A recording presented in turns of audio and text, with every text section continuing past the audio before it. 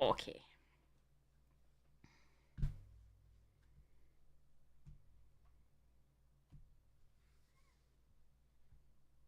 Claim. Yay.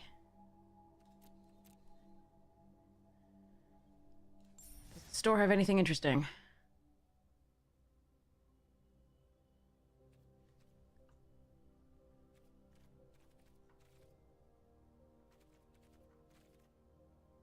Ooh, you get the, like, space lands. It's a pity that, Oh, and you also get the, whatever the hell these were. I forget what these were for.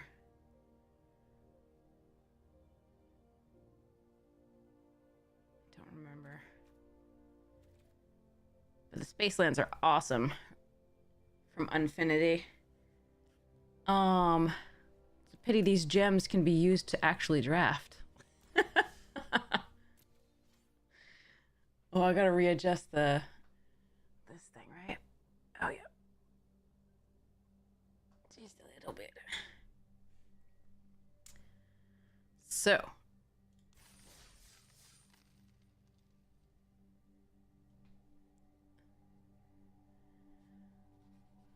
So we have Cube, and then we have the, like, rares and mythics to go. Terry Court of the day! Alright. Let's get to it. The rares and mythics from Markov, every time. Karlov Manor. And then we have the cube stuffs. I don't know how long I'm going to be able to go because I'm a mess. The box set unset? Okay. Interesting. Okay, I think we'll go for...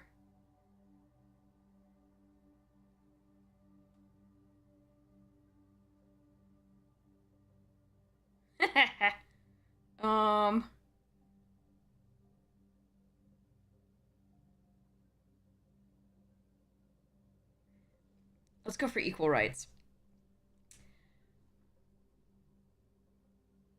While I'm still confused and uncertain, it's on a much higher plane, do you see?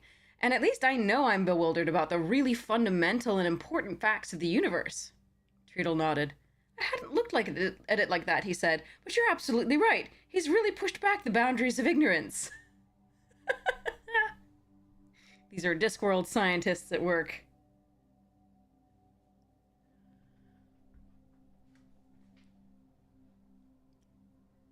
Oh, I see. They're the only ones that you don't love? Oh, got it. Well, let's get into some of the cubers before we hit the, rares and mythics, shall we? Hmm.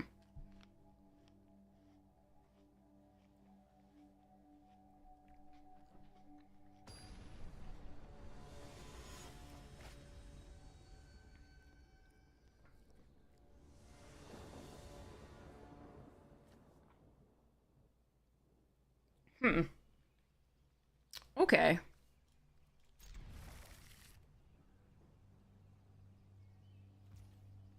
Should we try to scry into a swamp?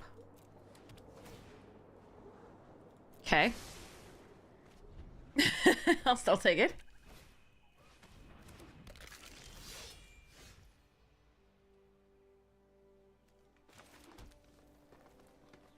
How much damage do I want to end up taking to that?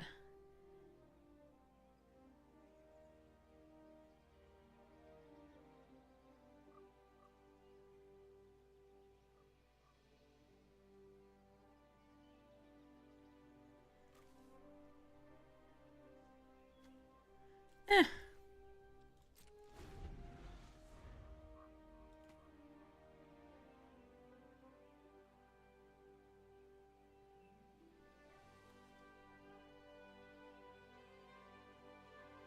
That one's cool too.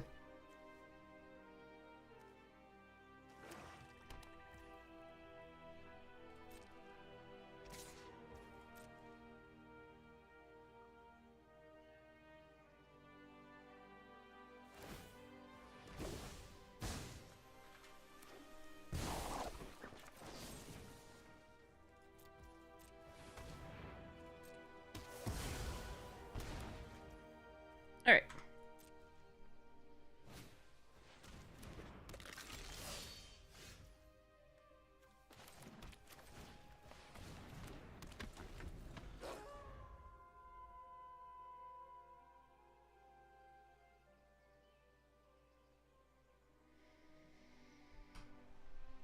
At least one of those seasons made the best one.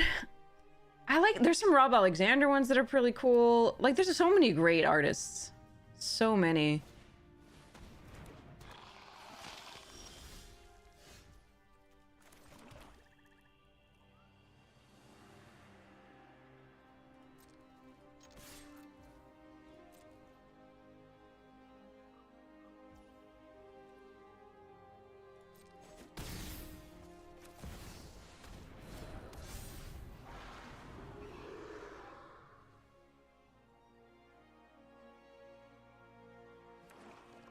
Yeah, there was also, like, Young Hao Han, I think.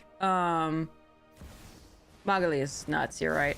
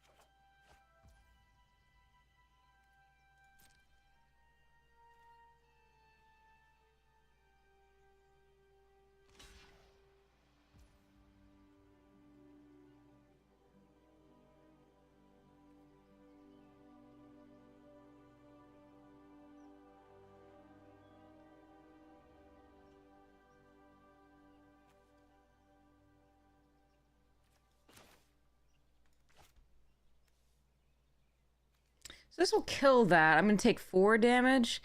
The den,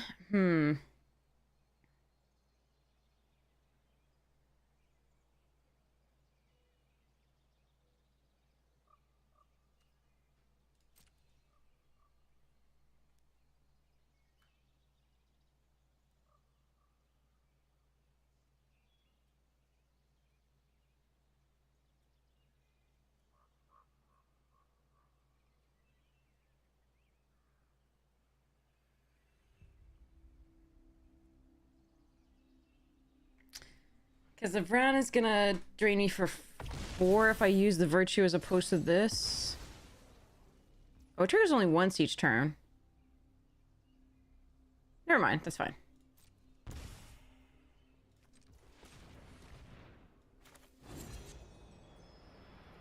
I just want to use Meat Hook here.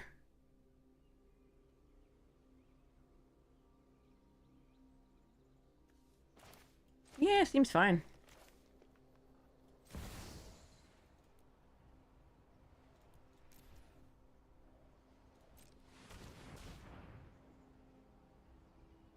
I mean, I could Lotus Cobra so it could block the den, but... So they can sacrifice the Falcon, the Vran to the Falcon Wrath, but then they're still not going to get the -2, the 2 life trigger because it's already triggered once.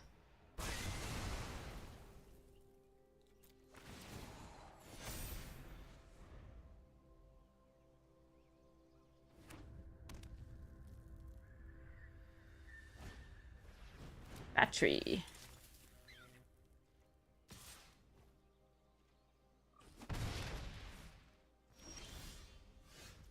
Ooh.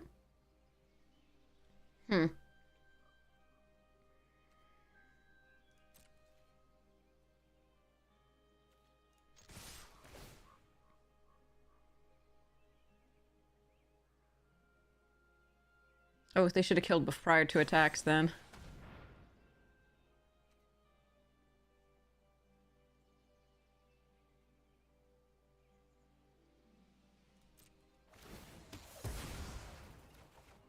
Right? It's when I attacked. Yeah, exactly.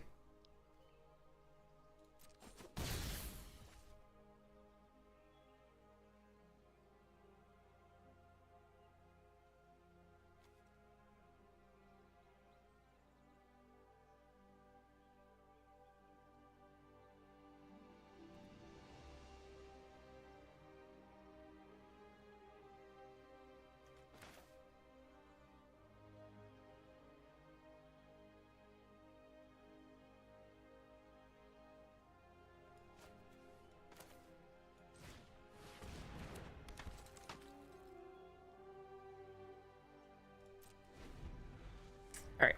I think I'm gonna Virtue. Probably the Den if they activate it.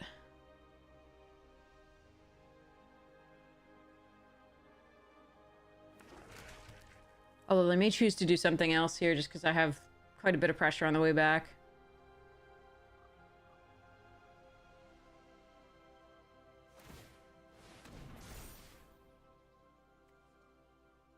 Oh, it's a sorcery. Good to know. Okay, fine. We'll just do the Gixes.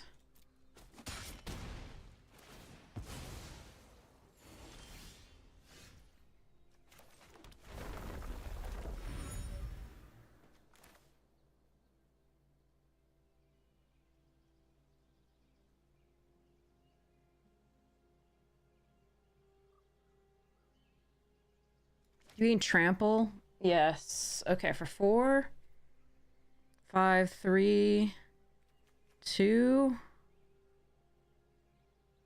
No, they just block there. Okay. All right. So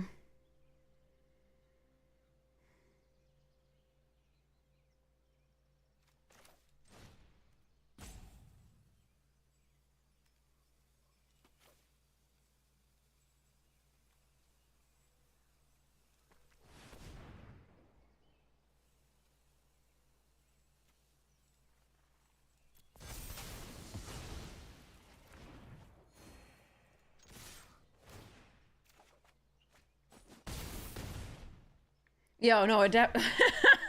Good players. I don't know who you're talking about there. Pat Lazadeku doesn't know how that works. I'm sorry.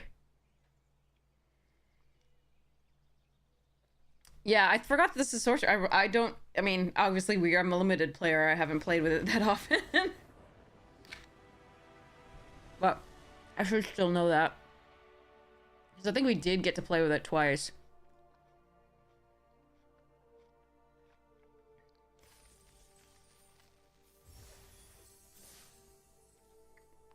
Okay, we're good. We're good. I'm tired, but we're fine. Everything's fine.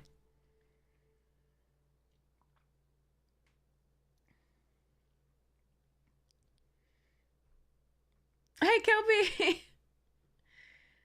Oh, my body's like, we need to nap. Well, we need to sleep, not nap, but yeah. I'll get there. I couldn't sleep, so I'm like, I'll go stream. It'll be fine. Not a bad opening hand. We can menagerie into Tireless.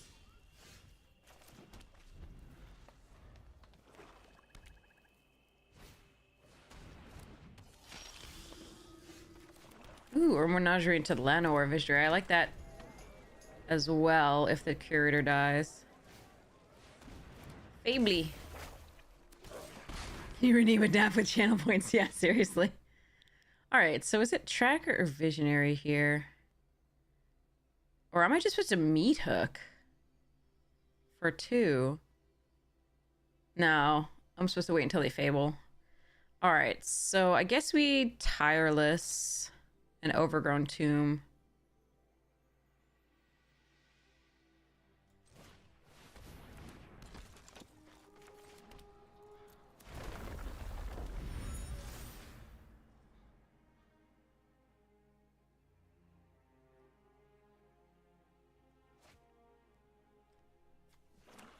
Okay.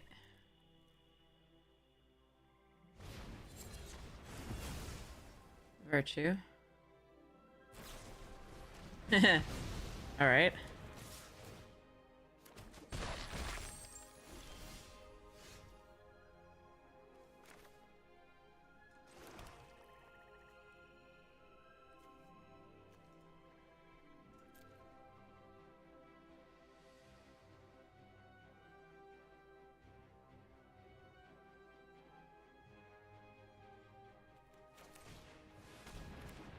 The simple joy of beating dino players. Alright, we need to hope nothing massive happens to us here, and it very well could. I'm gonna keep the Visionary in case I need that extra mana to be able to... Well, fuck.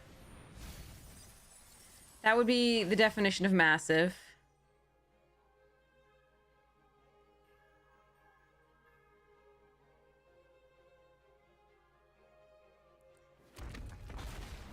Oh, jeez. Okay. I'm just... Yeah, enjoy yourself. Enjoy yourself. That was gross. No, I fucking didn't have fun in that match. Move away. Next! I was like, maybe they'll put out like a Terror of the Peaks and that'll be a little rough, but could probably take care of it in time.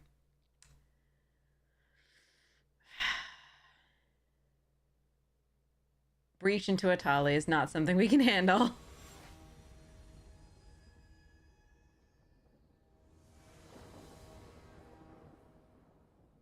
Yeah, okay, let's try this one.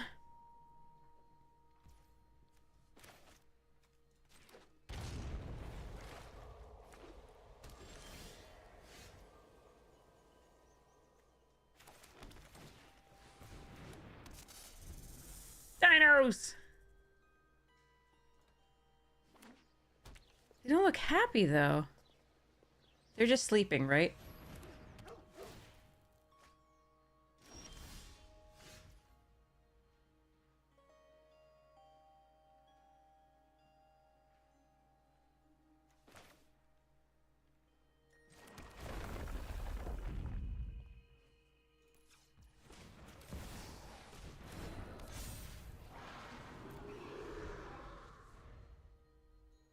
I'm assuming this gets exiled somehow, but I'm hoping not. All right.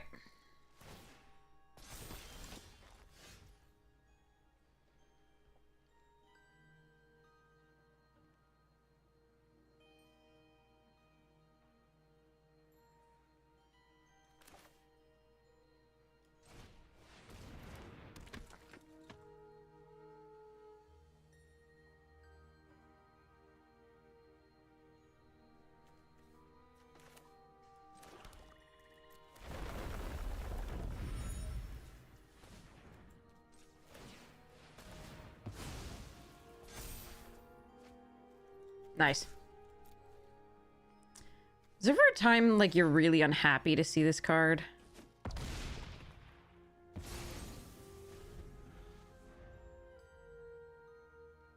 Probably not. I mean, unless the opponent's, like, pure control and doesn't have any creatures out. When opponent plays it, yo, I mean... Kelpie. Yeah.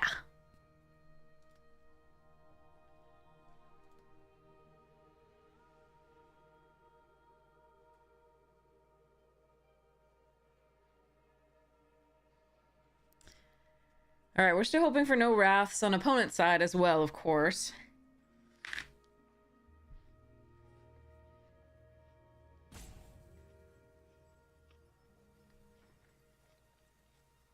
Yeah, these are all... I mean, these are cube cards.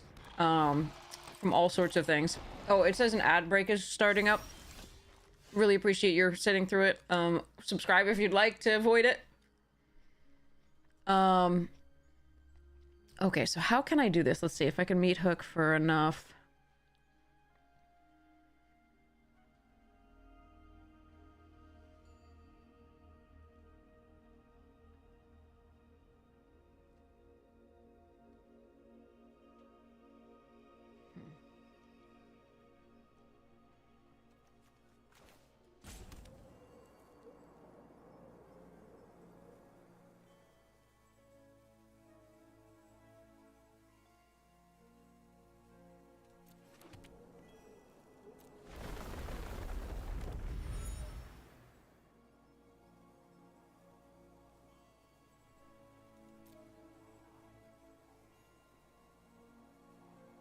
Cube is Phantom, yes.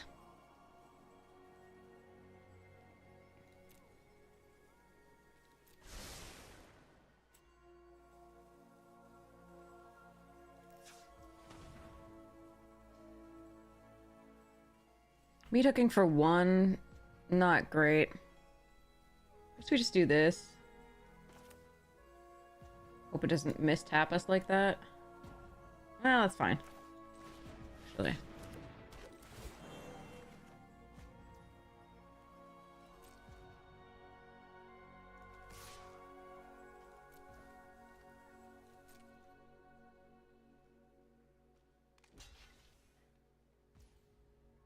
I actually don't think we want to play the werewolf in case they do have a wrath.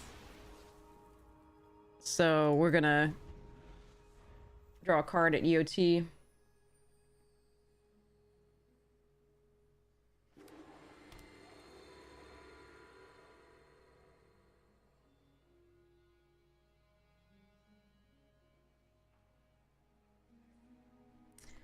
So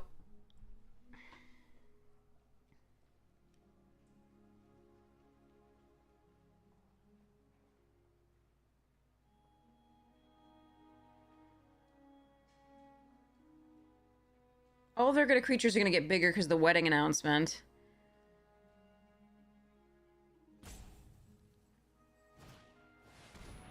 Okay.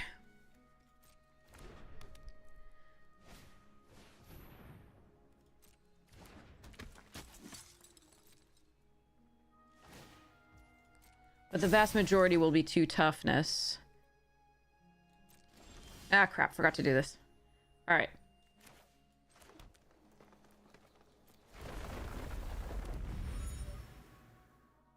Hmm.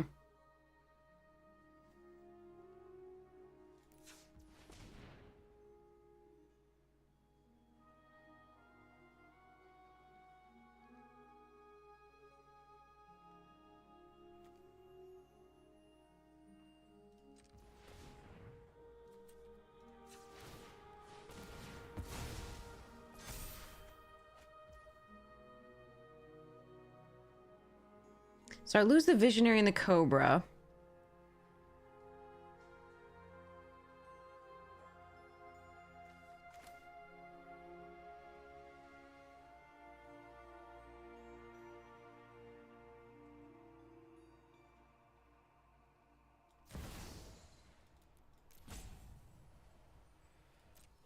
That's worth it.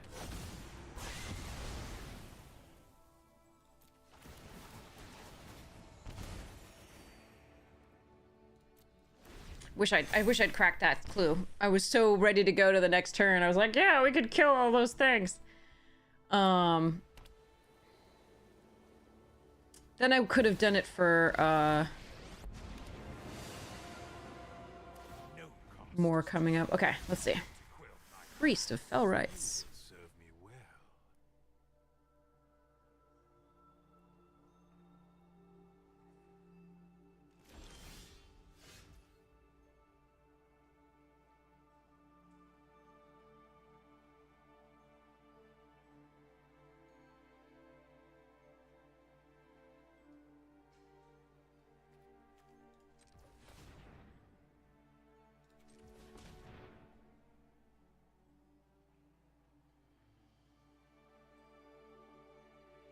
I wonder if I'm getting greedy here.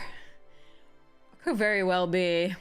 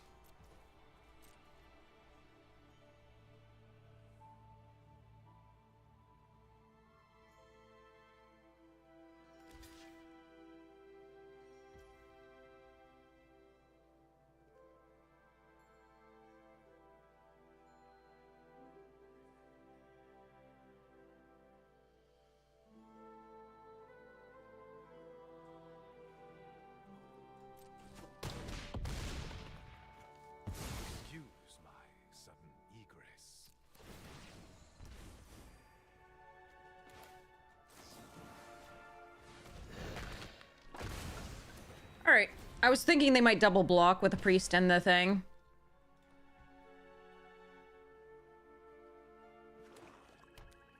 Them drawing 2 cards a turn is a little rough. Flesh Gorger. It's a slight problem.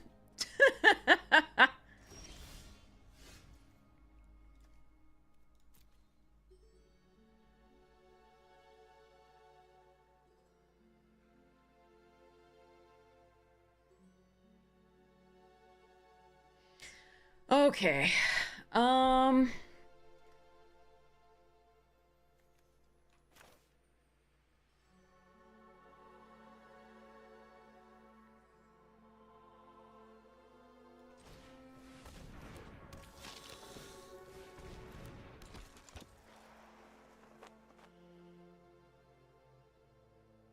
If I double block, what happens?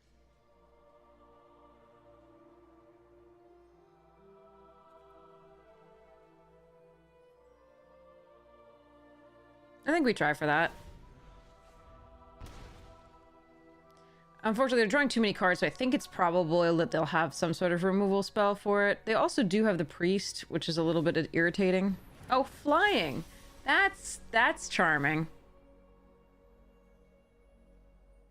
I was thinking we were doing so well after we did the meat hook, and then they're just sort of like follow it up with like multiple flyers and the Flesh Gorger and Seraph. Jesus. Okay, Rex Sage is a good one.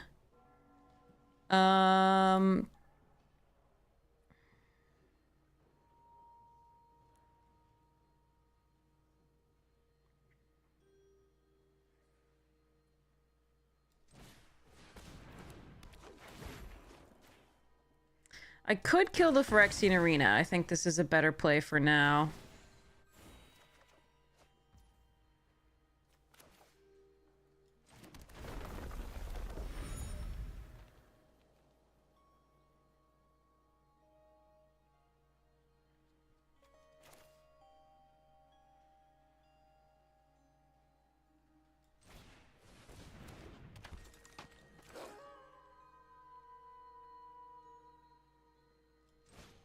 I'm gonna do this for the attack. Woe Strider's a decent one. So they can Priest back, hit me again for 8 in the air.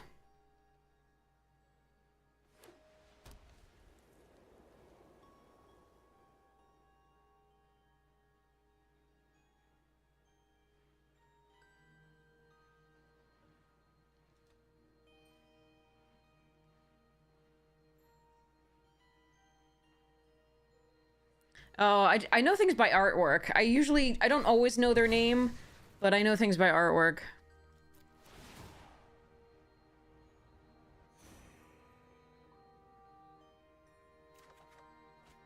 Ooh, that's a nice one.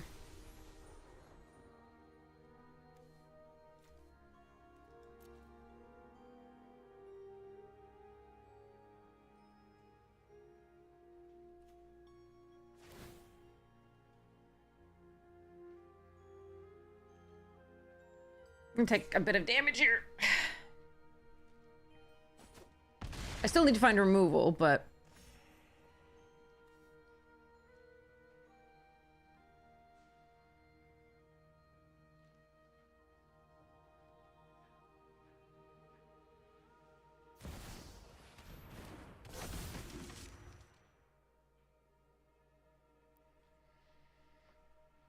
removing their graveyard is nice.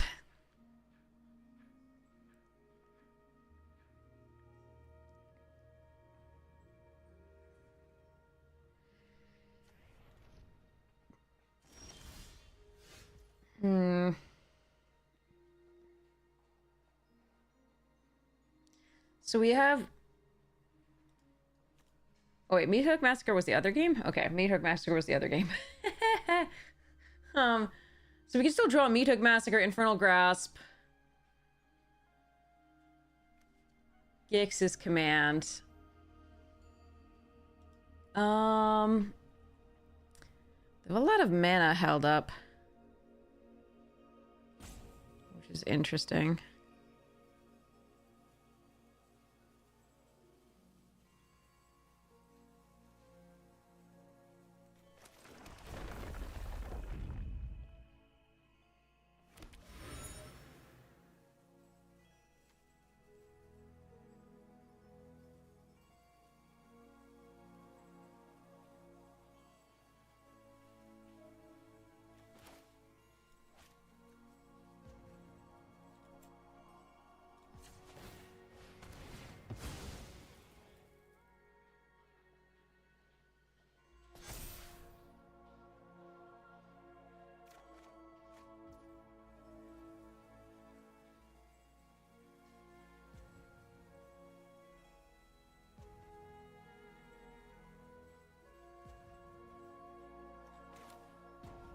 Alright, I've decided to have fun rather than play well. Here we go.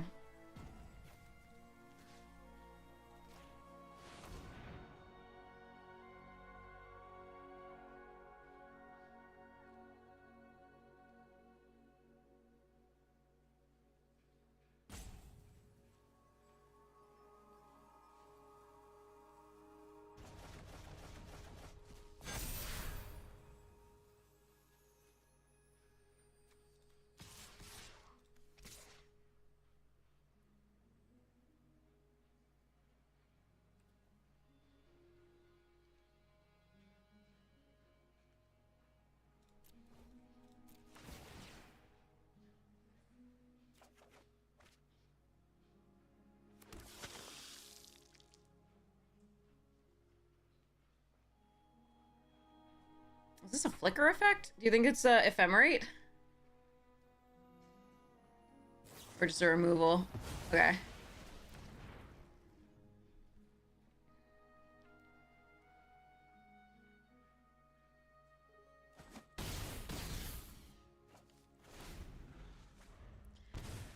Okay, so...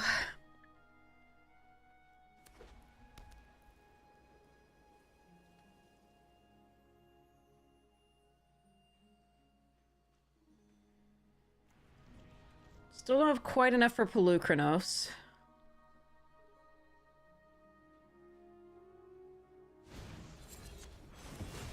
Wait, they have their own? That's annoying.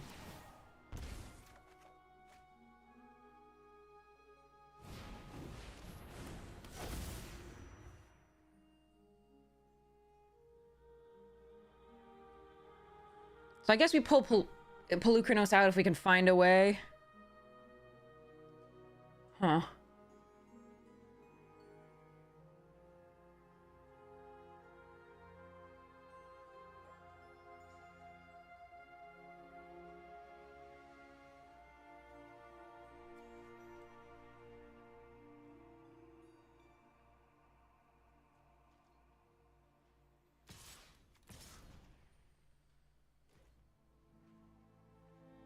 Oh, it's gonna allow me to block? Oh, I don't even know what this is gonna be. Oh, because they have the virtue, they're gonna do this. Okay.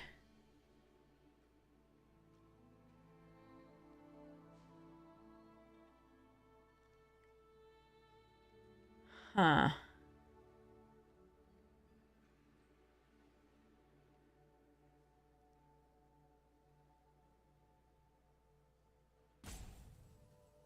So if I let the Rex Sage die, then they get to kill my meat hook.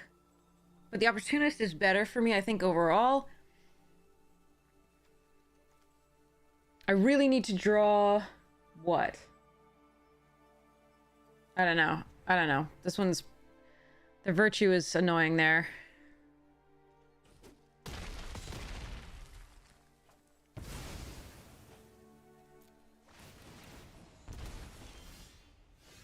Wow, that was a lot of land in a row.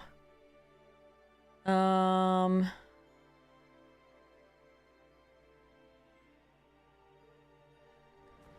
now I can Pelucranos.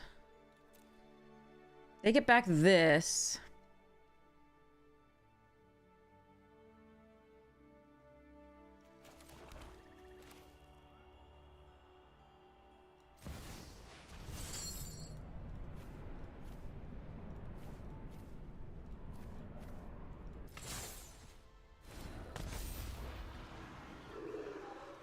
We fight steel?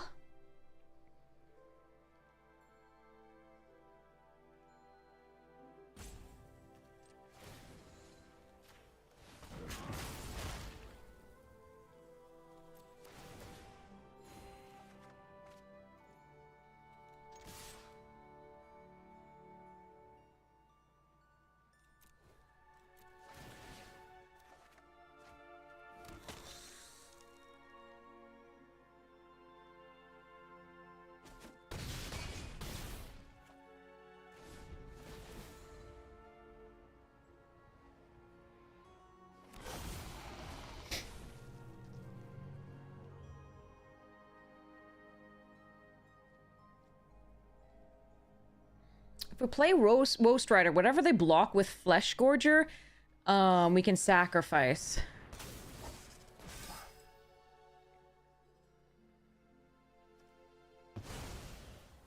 Okay, that's gonna enter with 6 still, I believe. When we kill it with Virtue. Or not.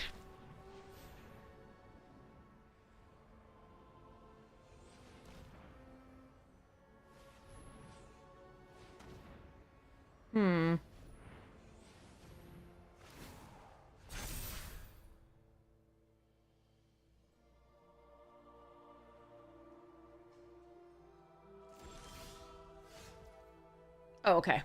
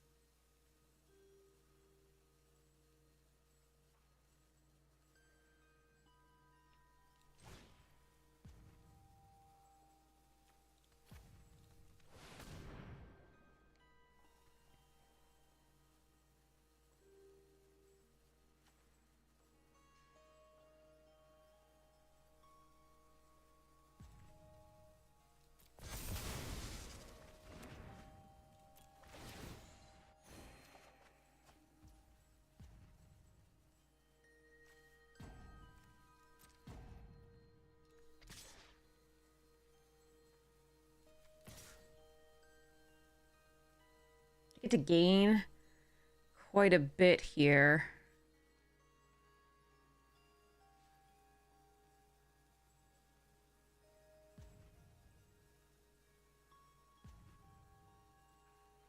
God, that's annoying. All right.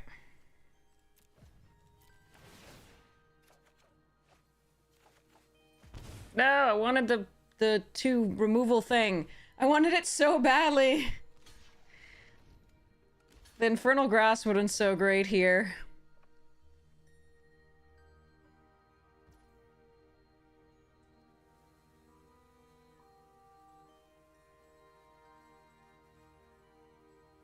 So I can pump this.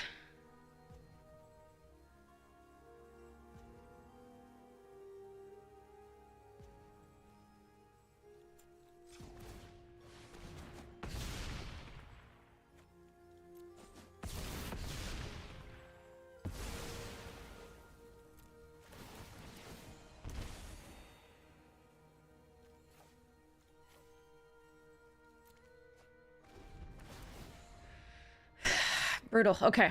The cool thing is our Virtue can kill the Werefox Bodyguard, and then we can fight something, depending on what they get back.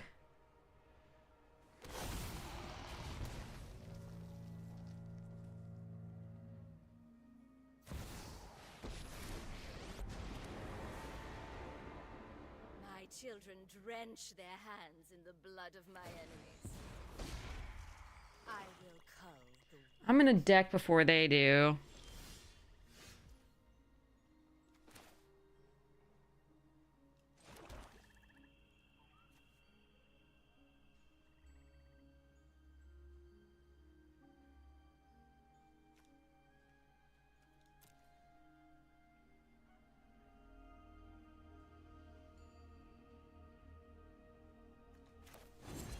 So they could sacrifice the Werefox in response to make me lose the virtue of persistence. All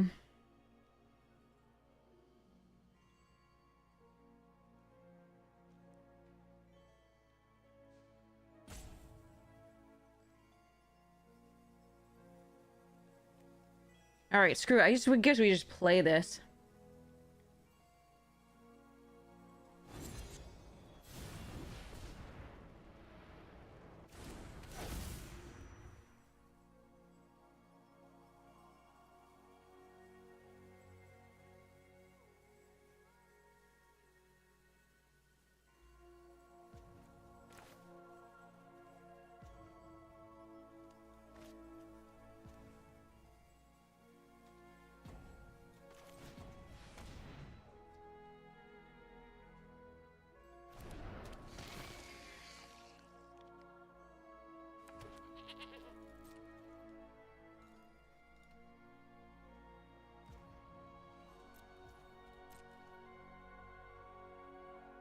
They gain so much life this game off the Flesh Gorger.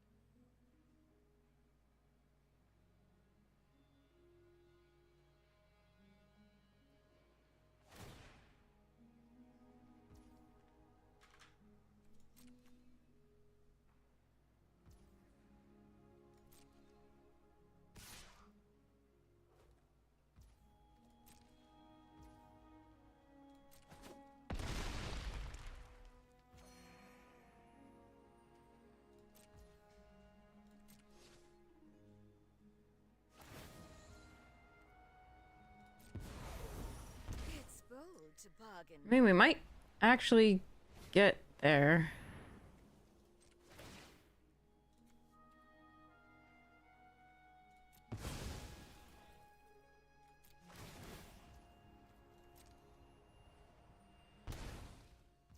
Oh, I should have...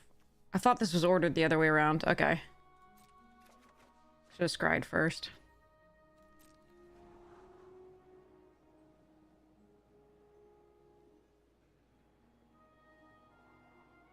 Hmm.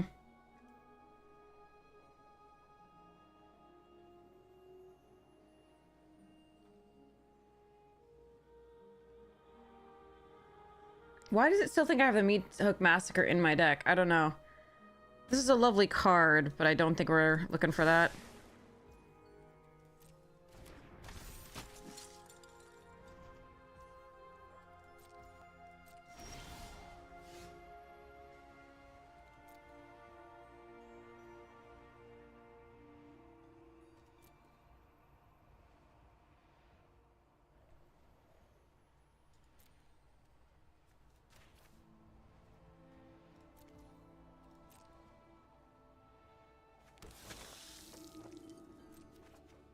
Oh, I think it's gonna be like the bottom card. Jeez.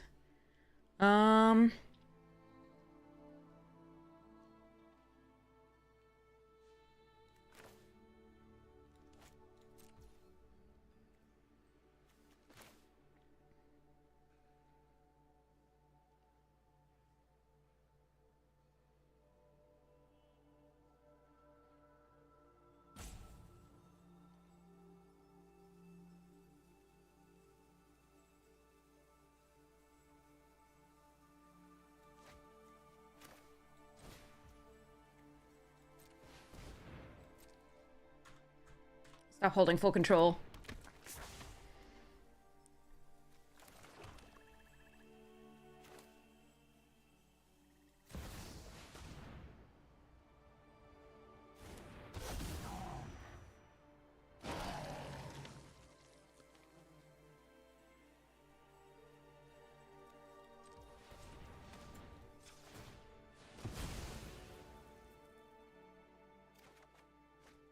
Damn it.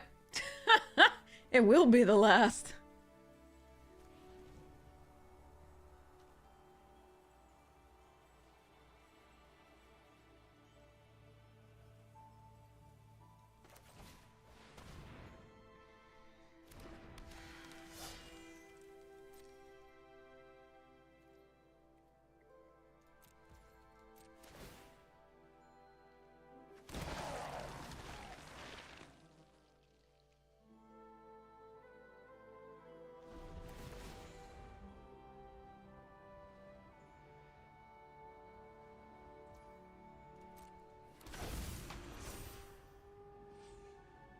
Yeah, there's nothing I can do about this. I should have probably taken that out of their graveyard rather than the Preacher for me, so that they couldn't have that. That would be, I think, the best line. Because the Steel Seraph and the Flesh Gorger kill me here, even despite sacrificing.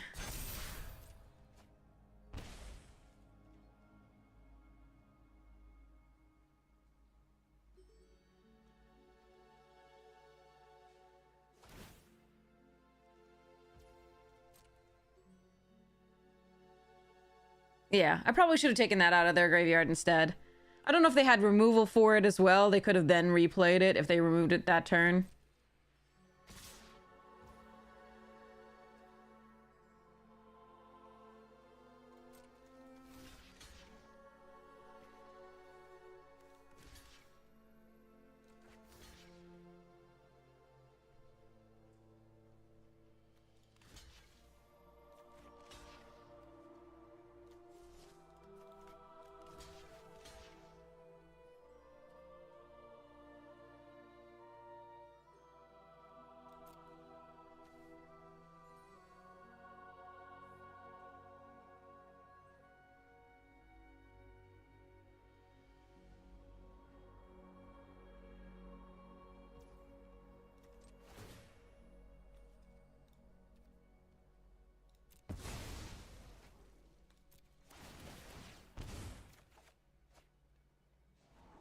No!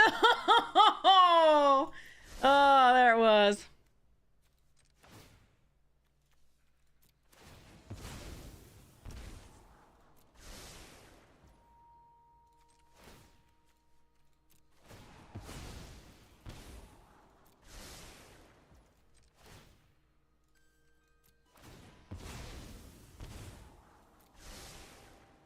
Yeah, I can't do enough here though, so we're just gonna do the things here. I just wanted to see. Oh, that was brutal. Okay. The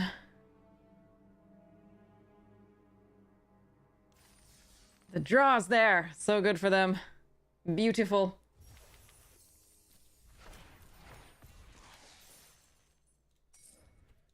All right. All right. Fine.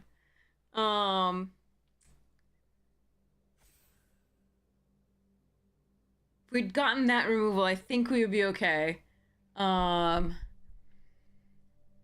if they didn't get the Virtue of Persistence when they did. Maybe I should have started fighting for the Virtue sooner, but I think we tried to draw into something to stop all that. The pump was a problem. Like, they drew exactly the cards that they needed exactly the time to stop me from doing what I wanted to do, because then they pumped everything with the Intrepid Adversary exactly the turn before I was going to actually use the Virtue for value. Oh well. Okay. Golos time? Is it Golos time? There's a Go for the Throat, a Nissa, a Thief. I think it's probably Golos. What do you think, chat? There's a Triome as well.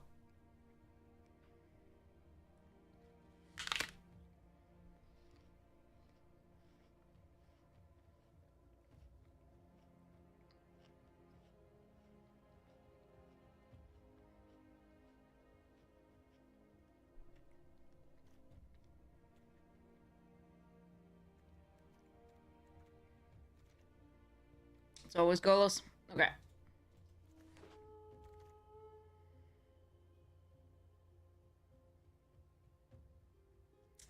So here I think we take the Jetmir's Garden. Blood Chief's Thirst, good. Chrome House Seed Shark, excellent.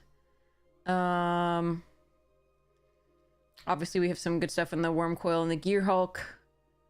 Ornithopter's fun. Just gonna take the Jetmir's.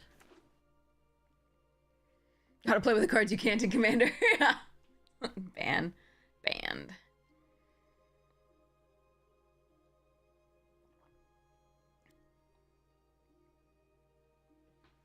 I never got to play with it in Commander. I was so excited when it came out for my my 5-color deck, my jank 5-color deck, and then it was banned before I could actually do it. All right.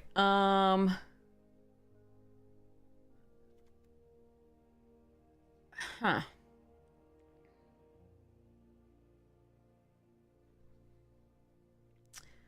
I like the Skitter. I like the Muldrifter. I like the Forge in this. I've liked this pretty well.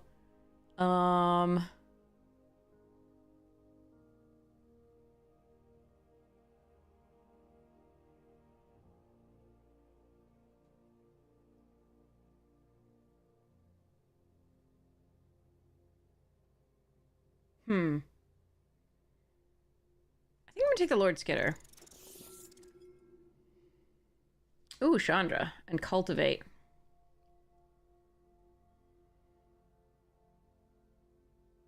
Kayaya. I think I'm supposed to take Cultivate.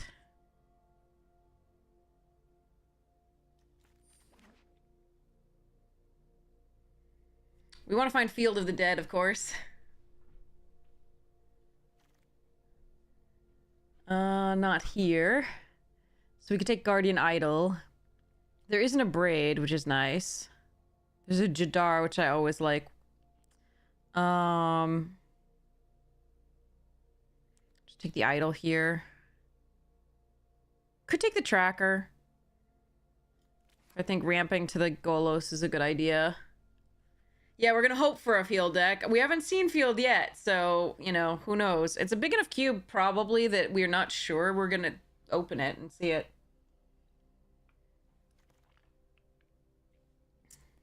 Terra Sunder's good. I don't mind counter spells, and there's also, like, these. I think we could just take the Flooded Strand because of the Jetmir's Garden.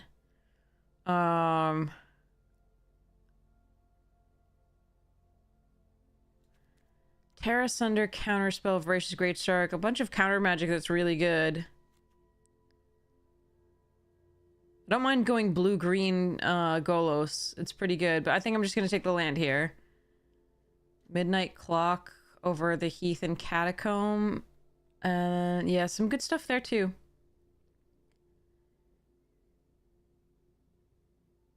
Could take Beast Caller. I think I'd rather the clock. Oh, there it is. Oh, man. That was the other time we really wanted that. Negate. Not a bad choice. I think we take the Reckoner.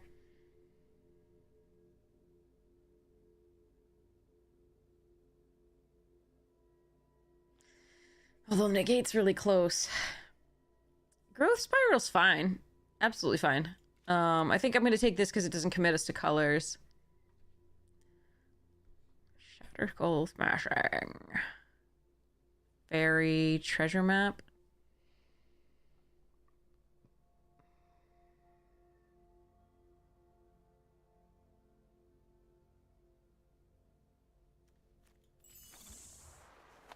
Whoa.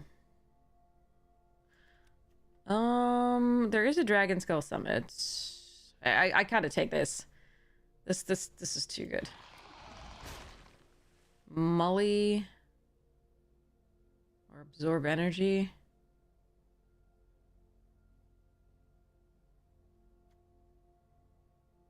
I'll try this. I haven't tried it out yet. Kaya, Inspiring Advantage. Just take a Harker here. We may end up in, like, the full Golos deck. It does look like blue is pretty open. Yeah, the blue is... There's too much counter magic in it. For it to be, like... there's too much counter magic and, like, good counter magic. And then, like, things that just get so much value before you kill them. It's not fun to play against.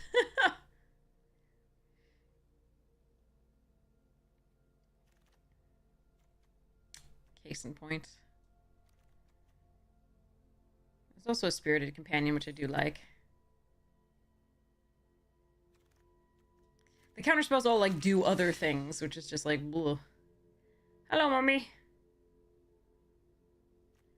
So, Psych Rift, Zagoth Triome, Key to the Archive. Ugh, I don't really want to pass things.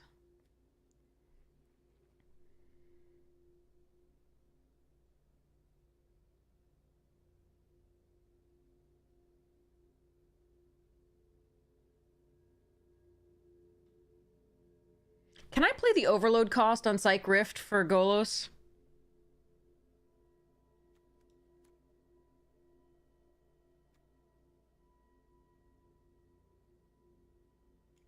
I'm gonna take the Triome here. Ooh, Sunfall. Captivating Crossroads. Baral's expertise, excellent.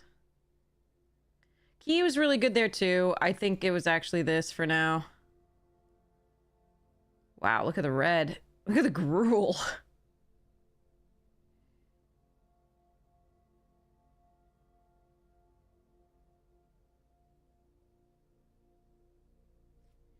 Hmm.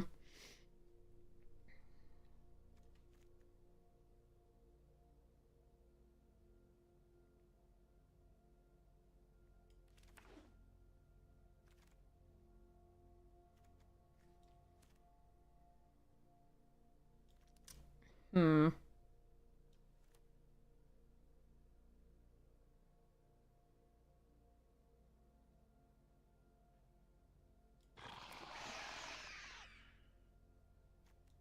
We did get it. Do I have to do it? I might have to do it. I want Elspeth, but we have the field. We have the field.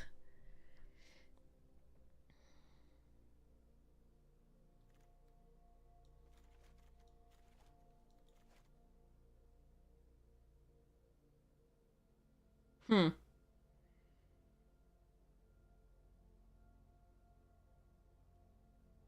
Count your first 6 spells today, Cube. Yeah, I mean, it depends on how it, like, yeah. It depends on whether the blue is backed up by wraths like this, which is just like...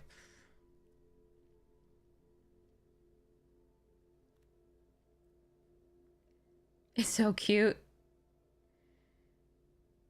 Not the Lord Skitter, the rat token.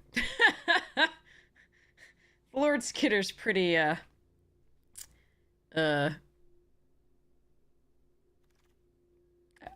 cray-cray.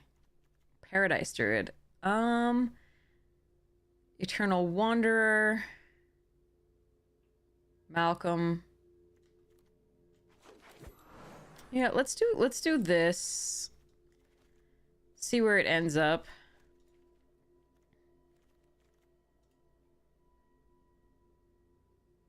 Coma would be a nice pickup.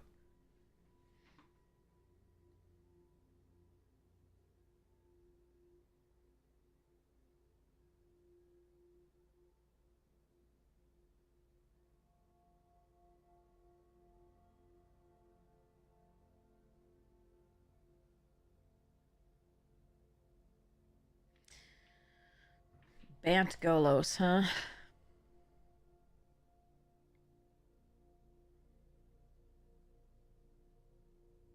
Am I slandering Lord Skitter? Probably.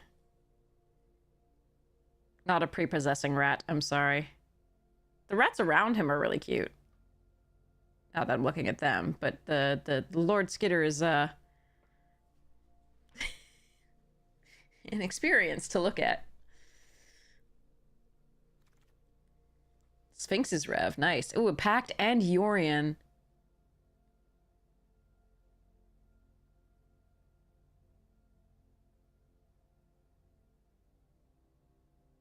Huh. I want to do Yorian.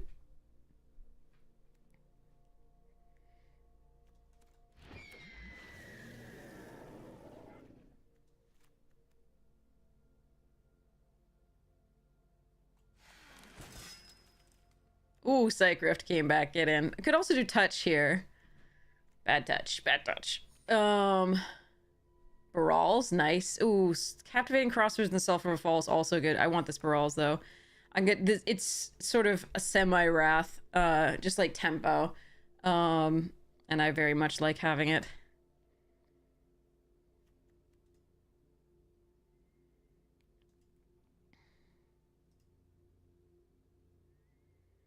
Field of the Dead. That's the Golos field dream. If we can get a few more land cards, that'd be cool. All right, let's take a Land and War Visionary over the Dauntless Bodyguard. I'm really sad to see that Helena Elena and the Magma Opus going so late, but there we are.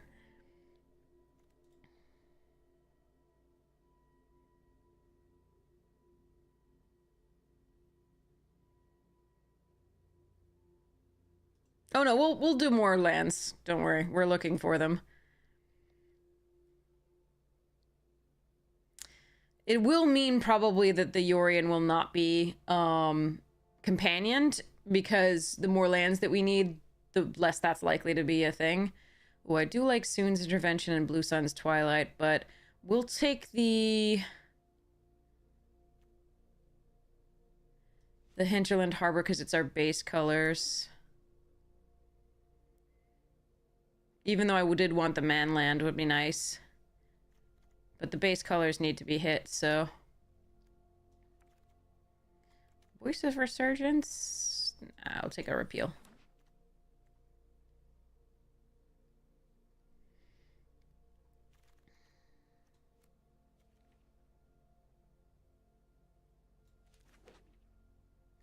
Not surprised the key did... Alright. Ooh, Timeless Reflector Mage and Uro. I think we're doing Uro. There's a Botanical Sanctum, of course. Fudge.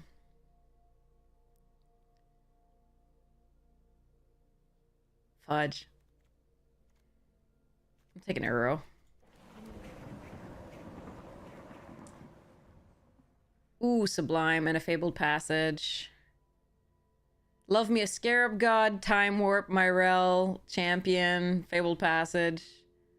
God, I wish I could have all the things. Cannot have all the things, I have learned. Okay, so that's a... it's triple white. We're not going to be doing that.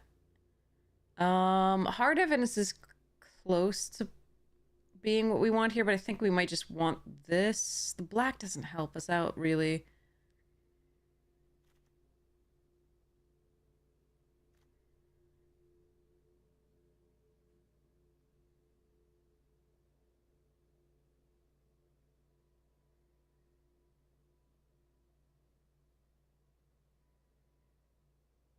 I think I'm gonna take this.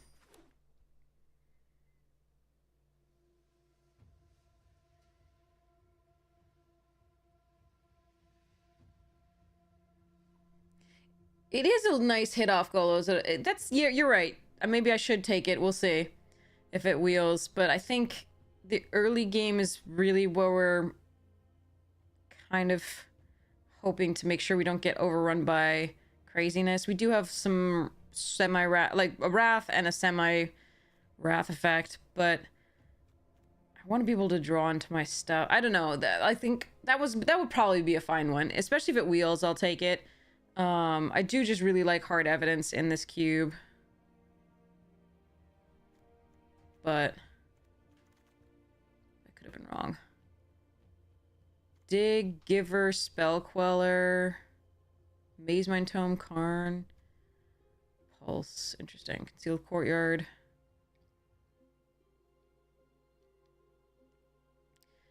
Dig is not a combo, obviously, with Uro, because both of them want to use the graveyard in other ways. Coma!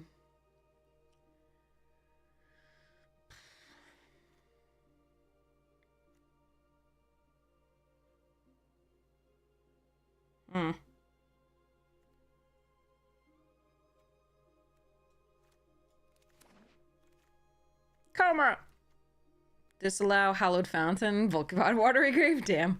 Okay. Ooh, Breeding Pool, Karuga, Tishana's Memory Deluge, Teferi, Steam Vents, nice. Okay.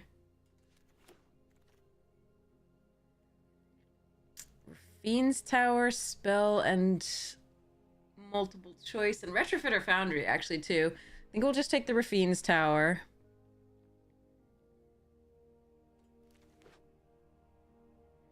One, two, three, four, 5, 6, 7, 8, 9, 10. Spara's nice.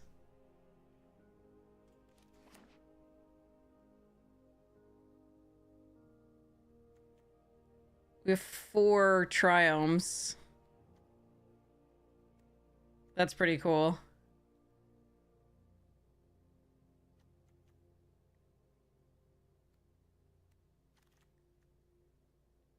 Okay. Reflector Mage is very good. I think I'm supposed to take this.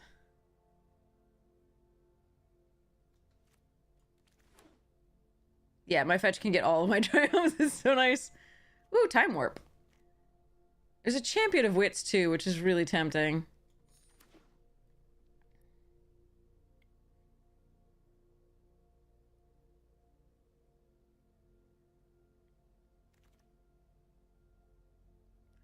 Do love me a morbid. I don't know that we're playing that in this deck though. But I don't think we're playing any of the rest of that either. So...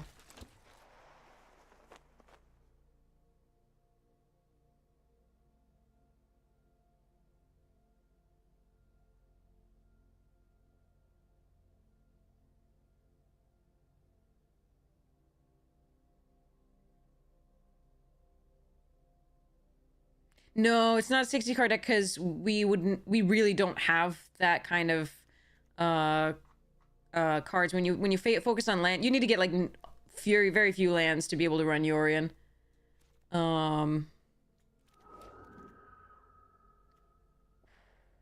Disallow. I love Rona too. I'm just gonna make sure that my mana is better. All right, that's a good one. This is a mess of a Golos deck, but that's what we're doing.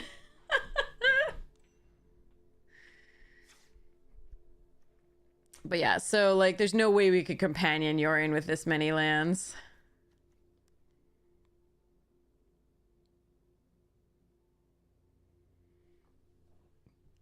Good morning. My night is great hanging out with chat so far. I tried to sleep, it didn't work. I'll try again soon. No, it won't be too bad. Hopefully.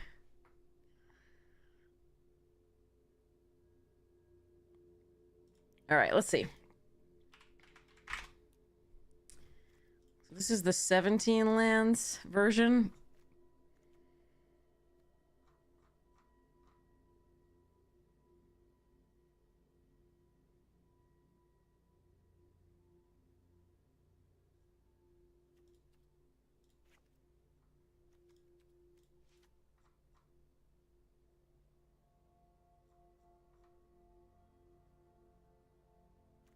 I might not want this concealed courtyard.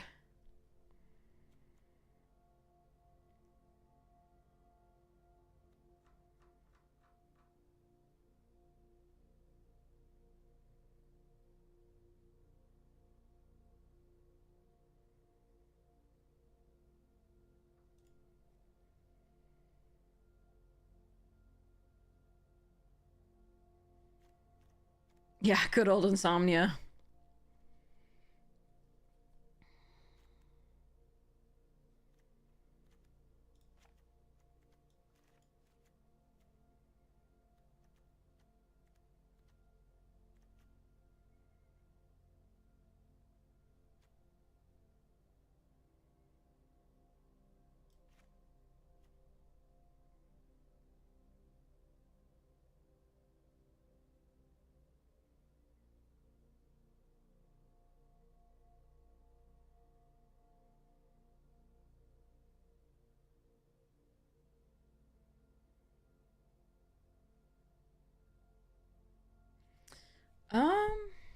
Hmm.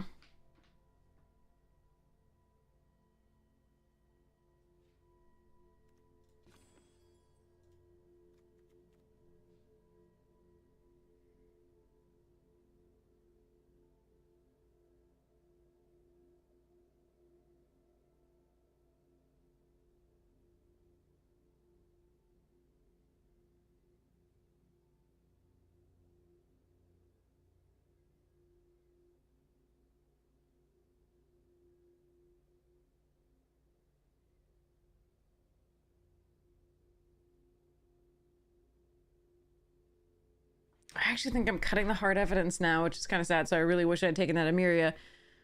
But I think that's one of my weakest spells.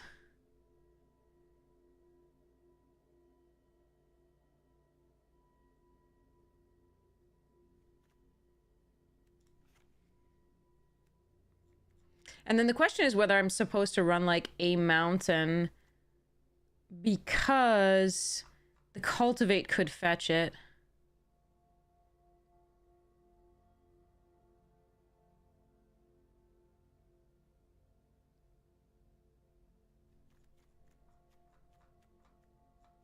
But we already have 3 red sources and 4 black that we're not using for anything. So, besides Golos.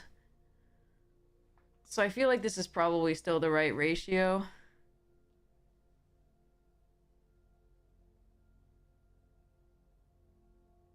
We might need more blue. I might need to cut the concealed courtyard and run 1 more blue source.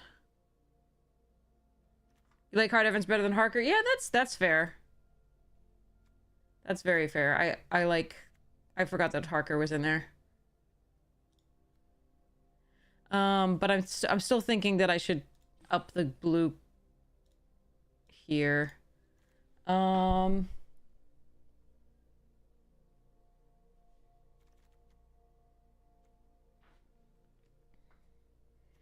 the courtyard is the worst of our lands to some degree.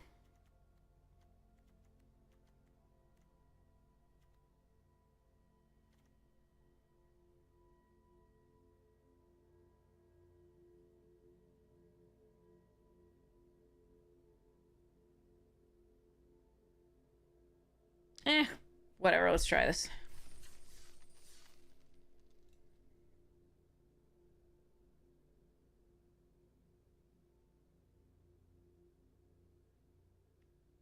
Laughs about it and scooters away.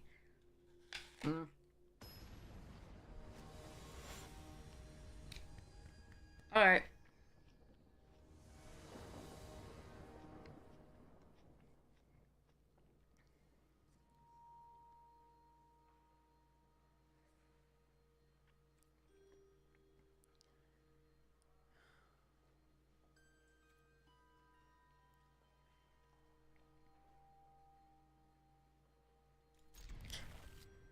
We're gonna try this.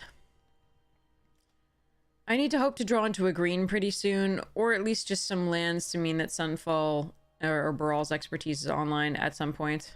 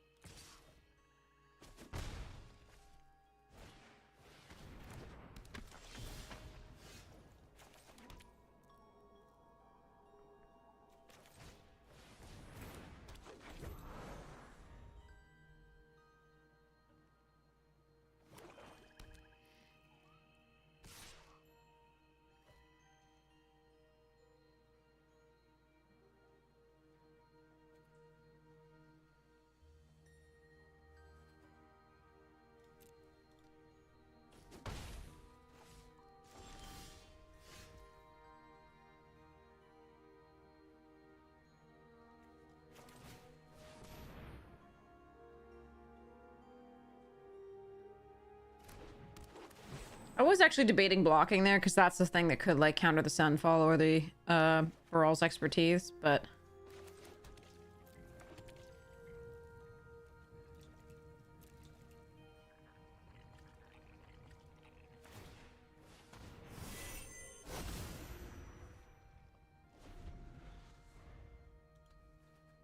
The agent is so annoying.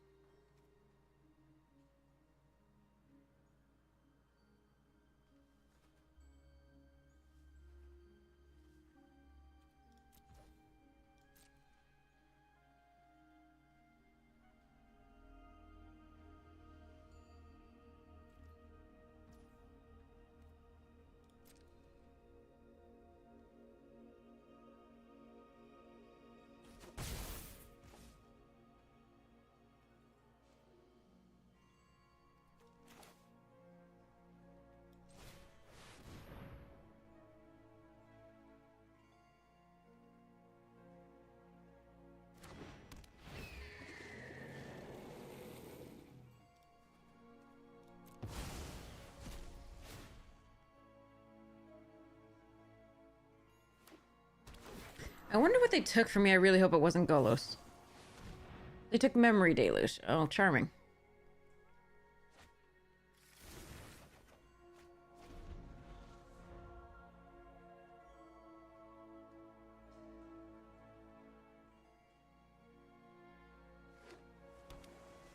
I'm hoping they put something out on the board here that doesn't really impact it that much, so that I can either, so that I can Psych Rift, basically. But the Malevolent Hermit they would have to tap out for this.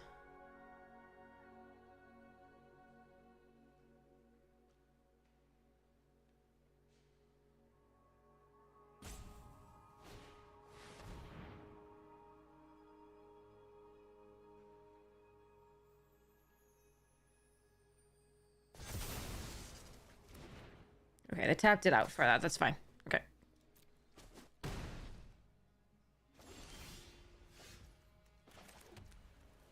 So Psych Rift is not unbelievable here. What I can do is Baral's expertise into the Bank Buster.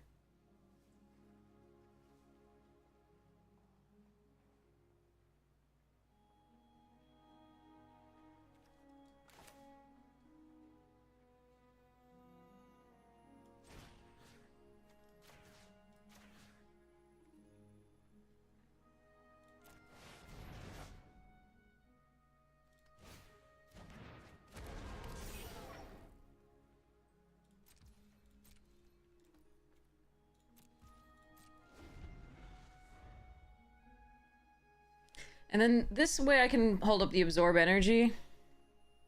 Or the draw off the Bank Buster.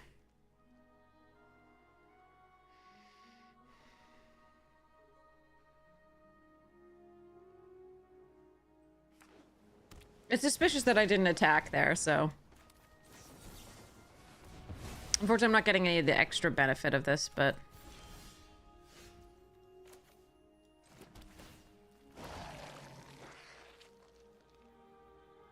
Do you want to attack for 4? I think we just draw a card.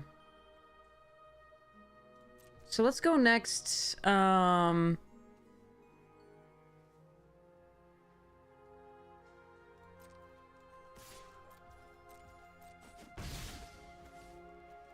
gonna do it now.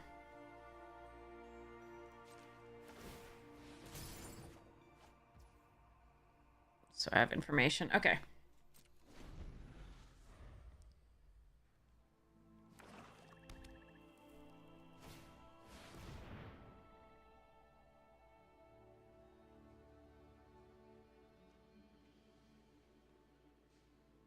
Okay.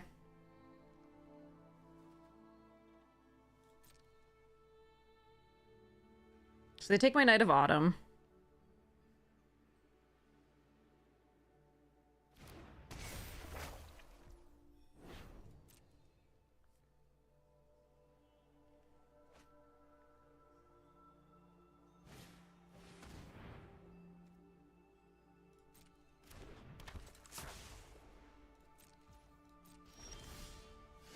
Hmm.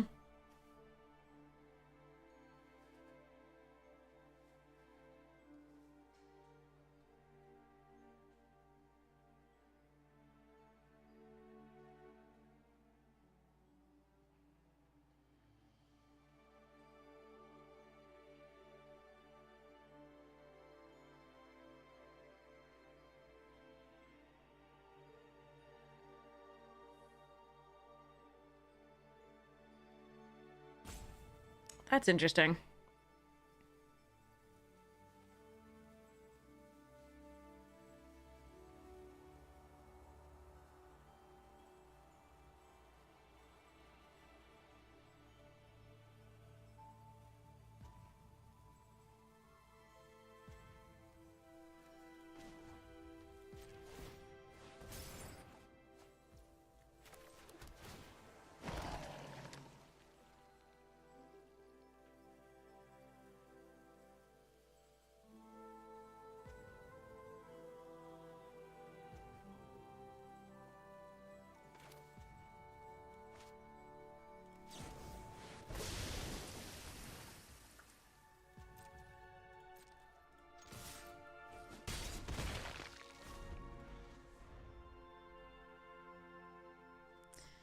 not a lot of value, but it's a sublime. Like, if I draw off this, I don't get to keep the sublime mana up in order to pay the additional 3 for the Malevolent Hermit. So I think I like this. The worry is they have a Wrath, but...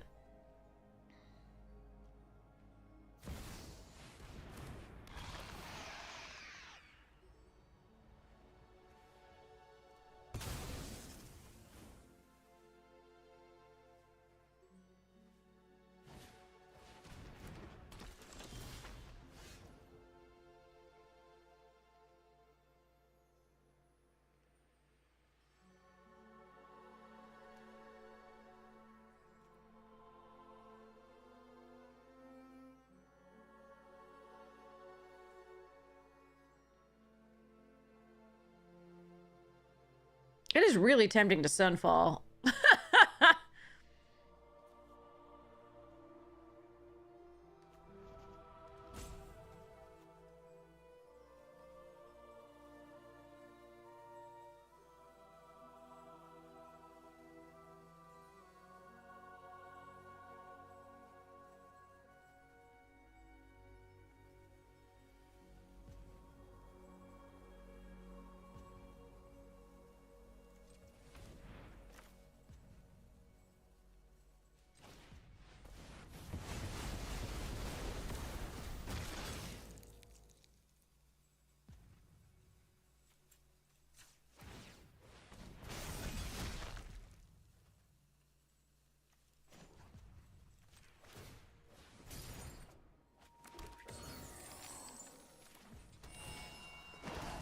So they're gonna get my Seed Shark. If they do the cruelty. Toxrill. Toxrill. Cute.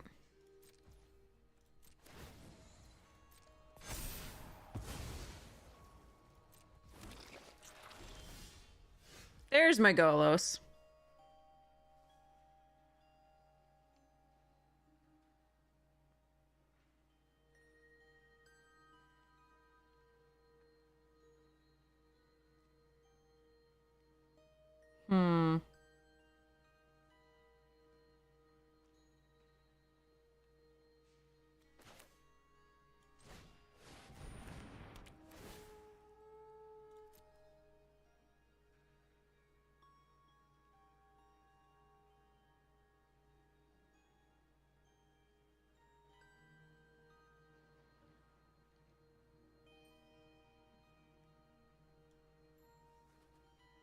Oddly, I need red and black still.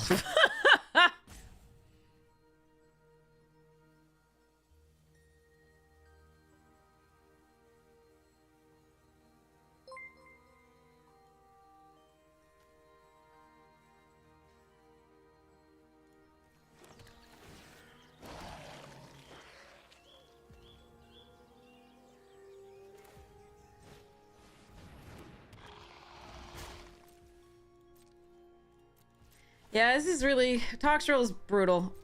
I could have held this up at any point, it would have been great. This was actually the biggest change in this game.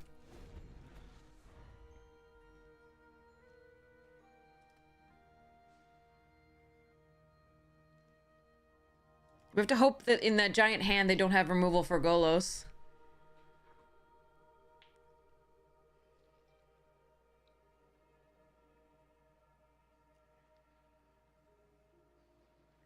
Warlock Shaw, yeah.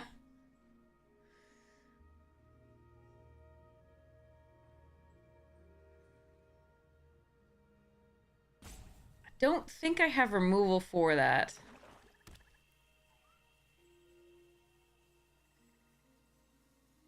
Yeah, we don't actually anymore. So I think if they have removal for Golos, we just move on to the next game and it'll be fine. Could midnight clock back the... Huh.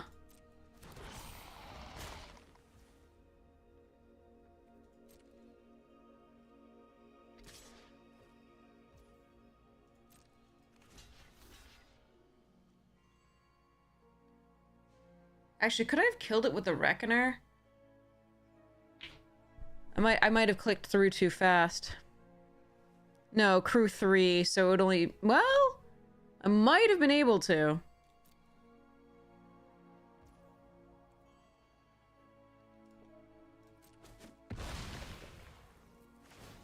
I would lose Golos, though.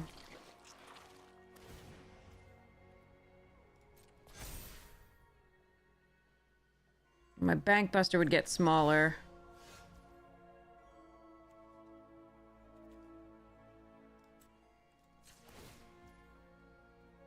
Let's just do it.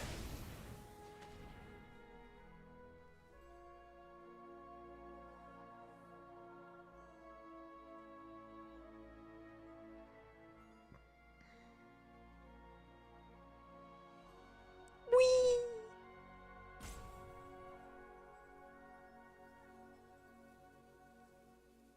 Can I have my Golos activation opponent, please?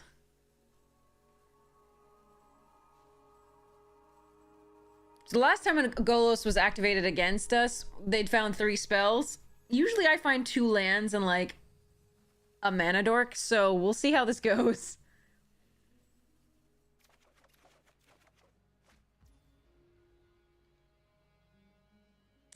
I mean, technically.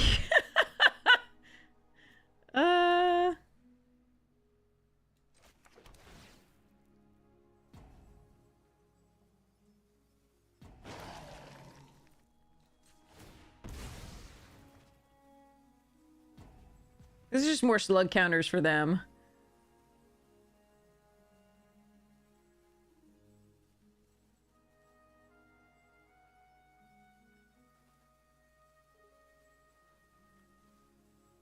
I could get more field by playing this out first. But since we didn't hit bounce for this, and I can't counter on the way back down, I think we're just conceding here.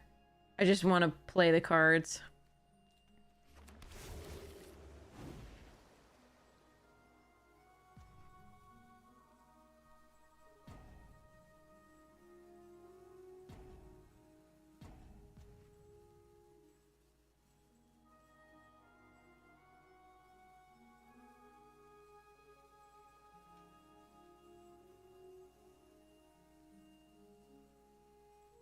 Can I play the cards? Jesus Christ, OP. I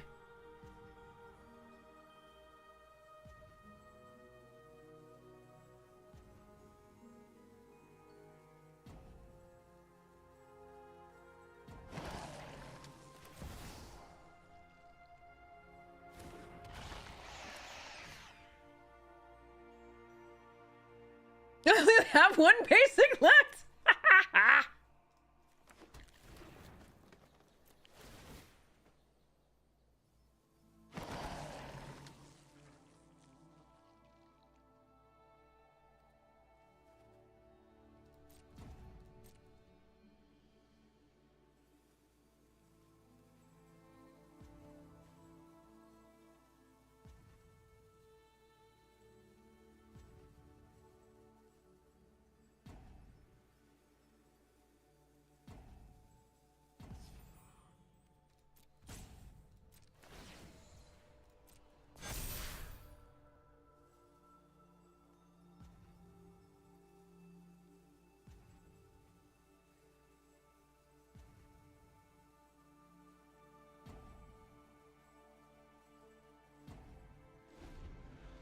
Even if I kill Toxtrol that one turn, they just get it back with the Cruelty of Gix, so...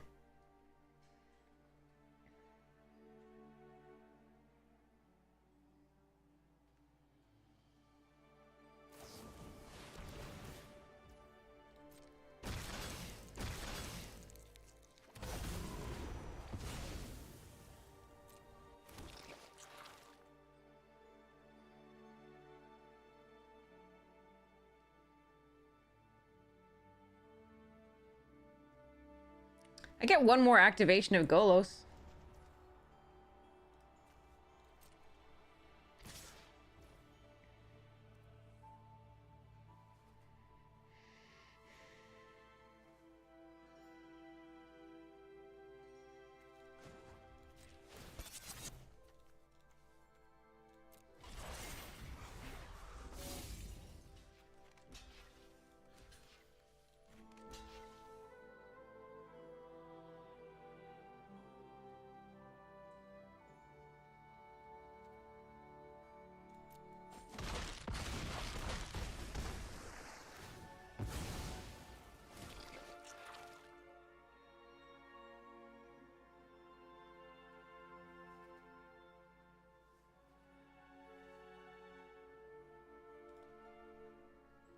Alright, let's see what we get.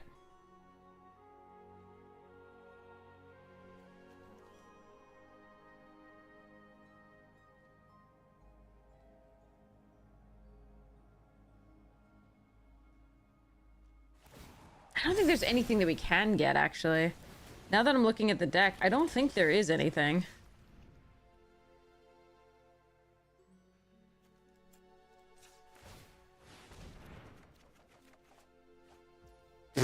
Time warp.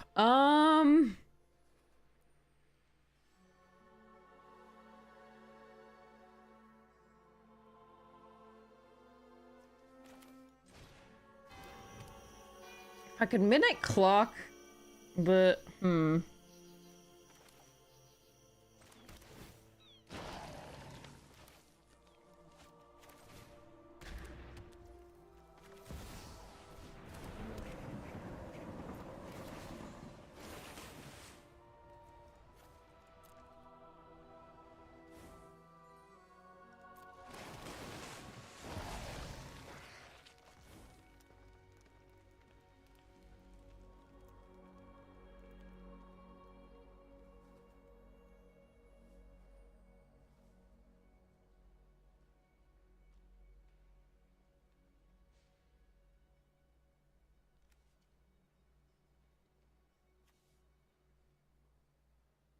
I think I have to save all the mana to try to get the midnight clock to go. It's not gonna be enough, though.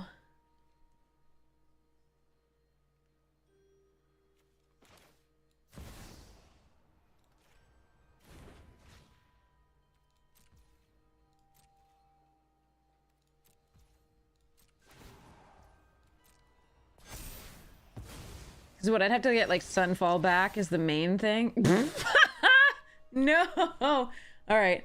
So 2...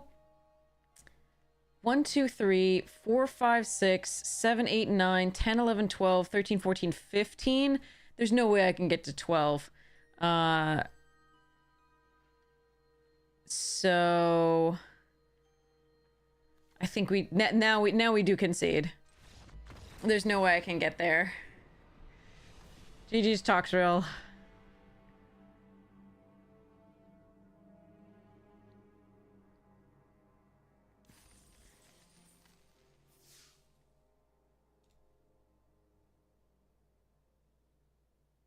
So yeah, the whole reason that game went as it is was because the Hermit is actually quite good against our deck, because all our spells, and then they can just counter unless we pay 3.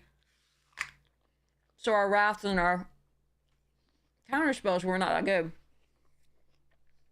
Unless they tapped out completely of blue.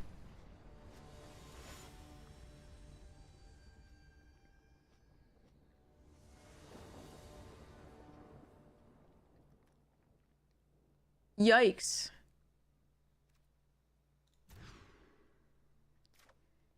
Oh well, guess we're not getting blue at all. No blue for us. All right, Coma, I love you, but this sucks.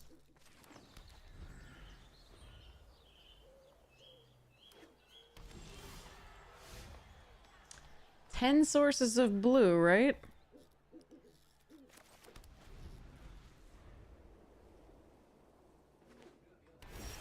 But none in 2 hands.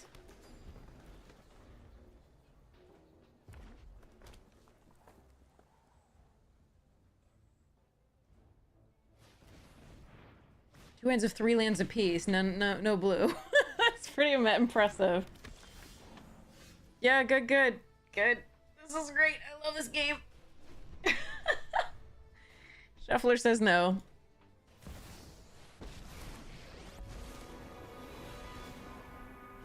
Oh, this is gonna hurt.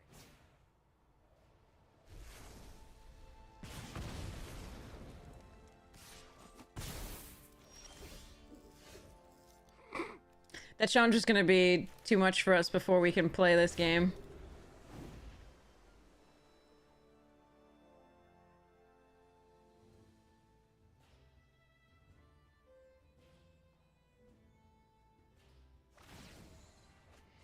Oh, Today's my lucky day.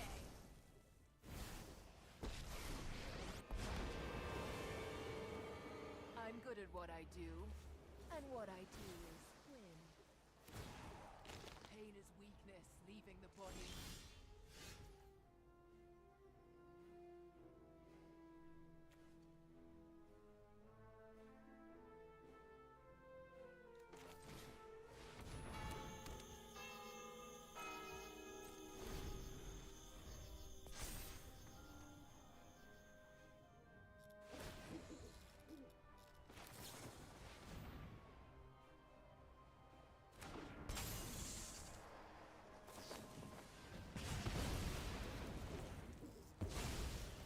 I wanted that taken out too.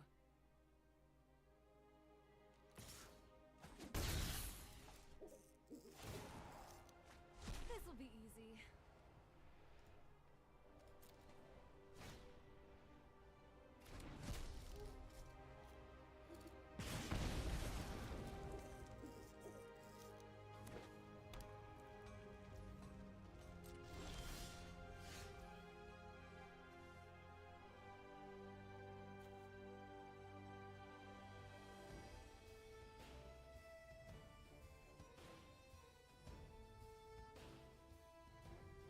Alright, I need to hope that I get a blue source so that I can psych rift the Chandra after this.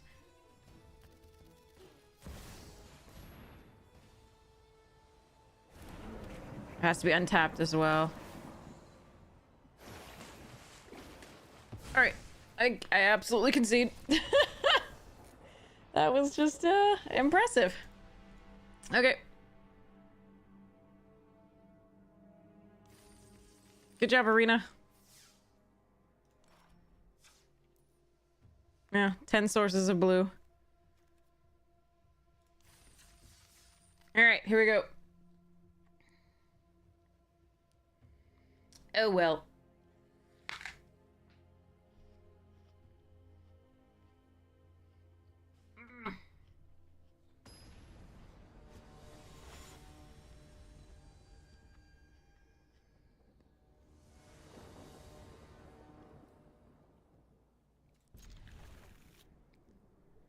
Okay, I do have 2 drops, so I am going to probably play the Triome here. Lutri. Rather than hard evidence.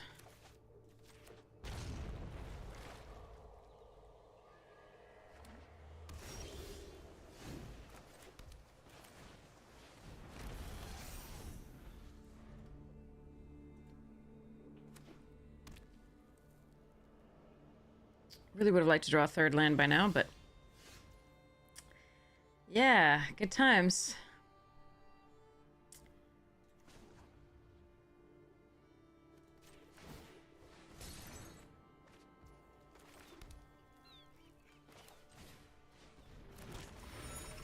Okay.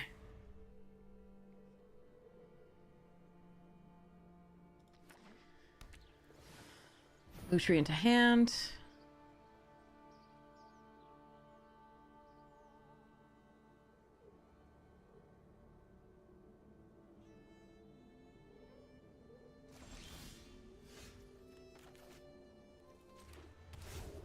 Okay, so I think what we do here is, I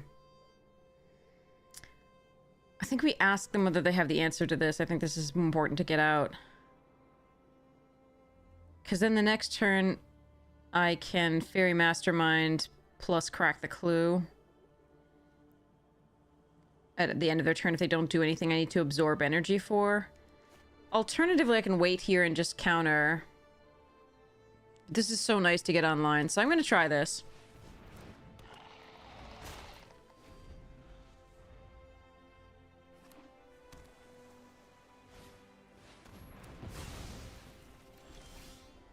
Of course.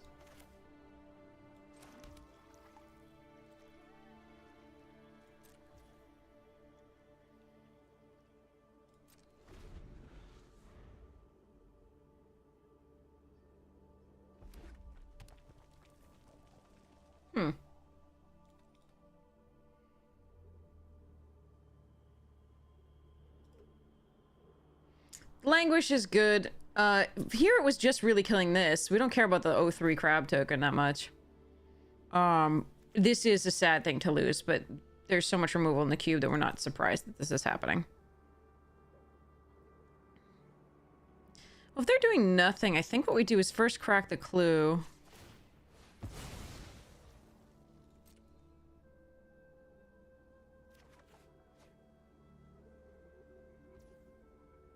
And then just draw a card.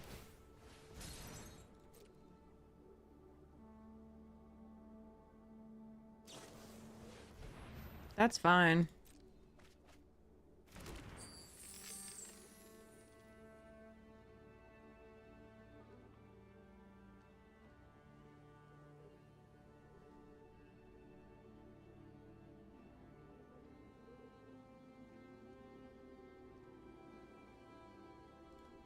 Can I have my card, though?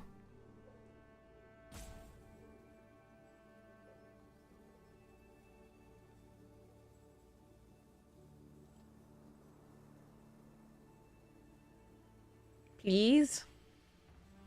You're gonna flash in Lutri? Like, I mean...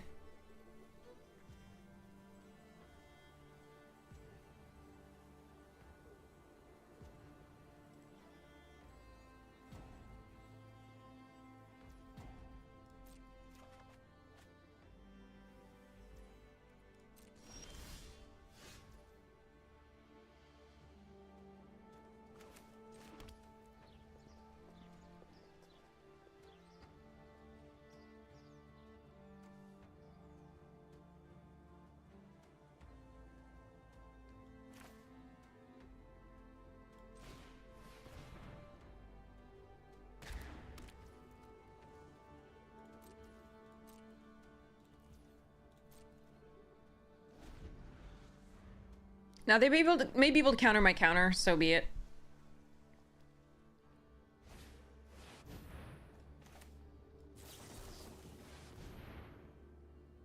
And that'll suck.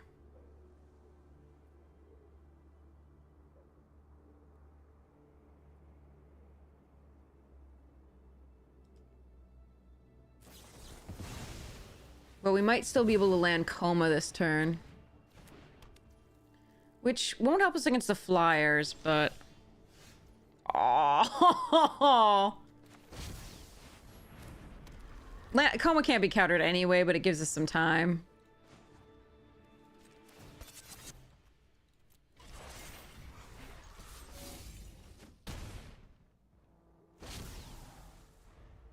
I mean, we can tap down the Flyers, but... Looks like they might have access to Wraths as well, though.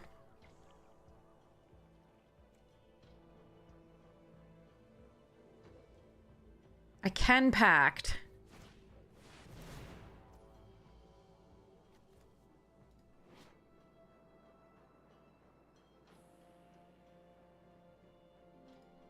Do I want to Pact? They still get the Shark.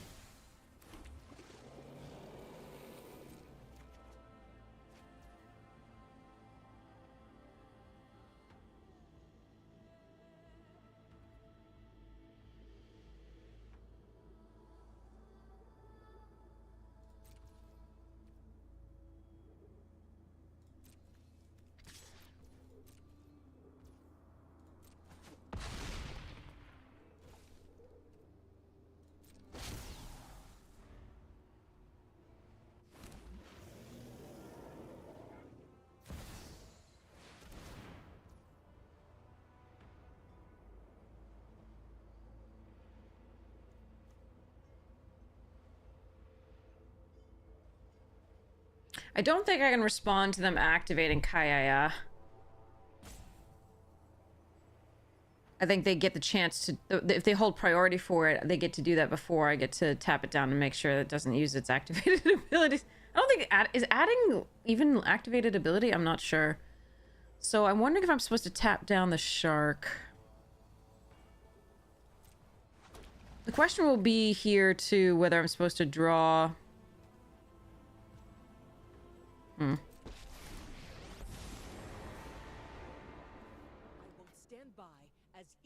Yeah, they're gonna have a chance to do that first. So we do this.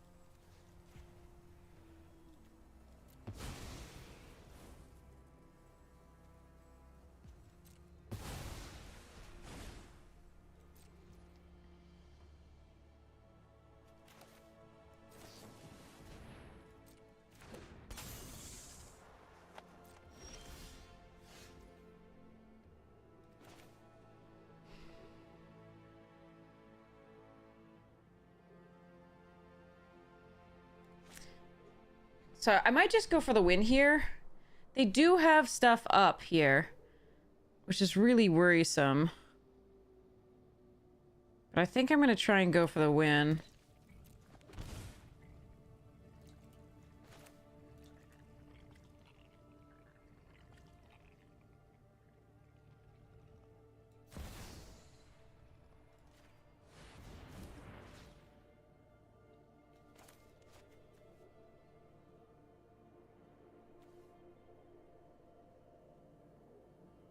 Five.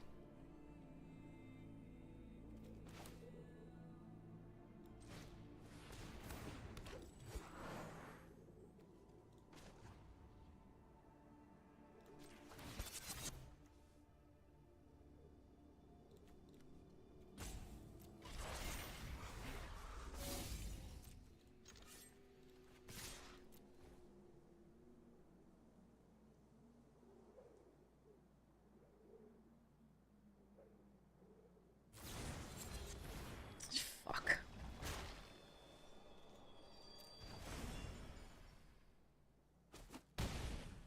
Wait, they're still dead.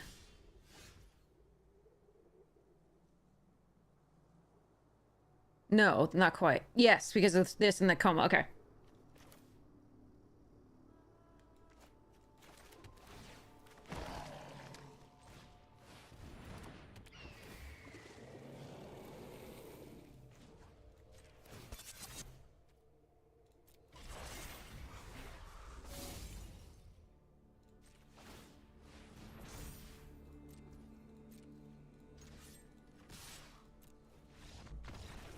Okay. Oh.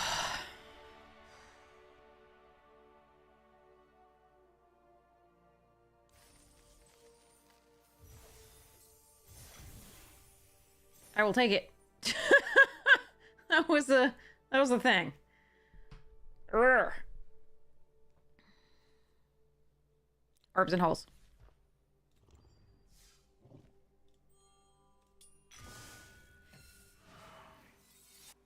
Orb in that hole. Claim.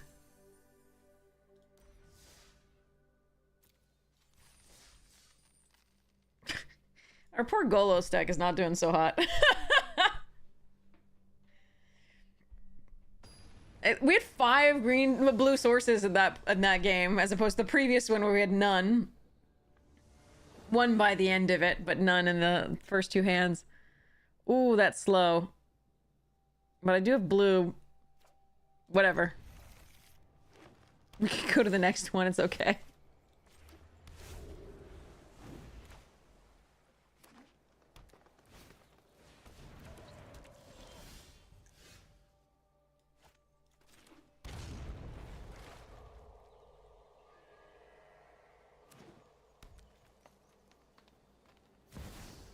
Ugh.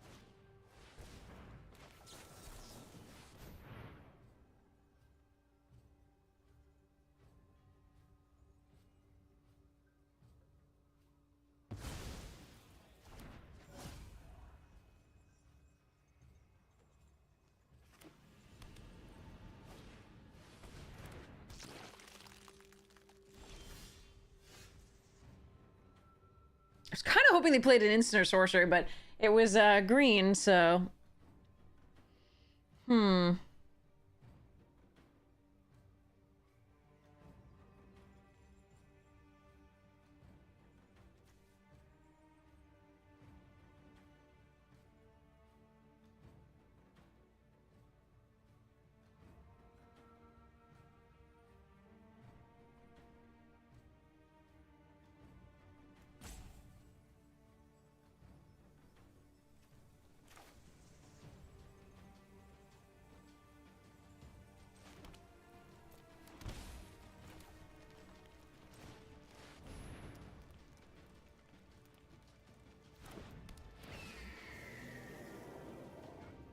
So I'm sure they have fight spell or something here where I'm probably just dead. Because I can't Baral's next turn without this being cheaper.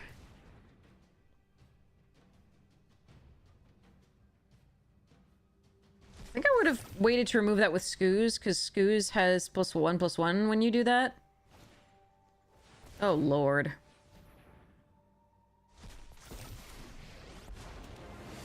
Shelter in my stewardship.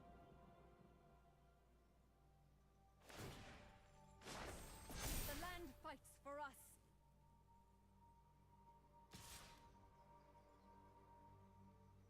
Well, their draw was too good.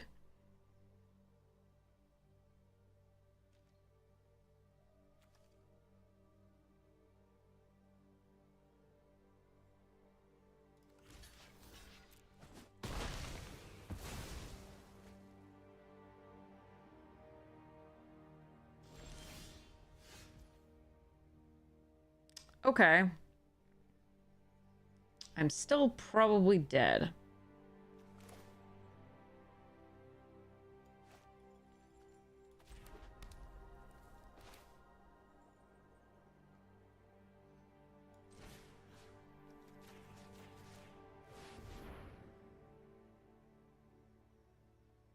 Is its mana value 4 or its actual... Yeah, okay.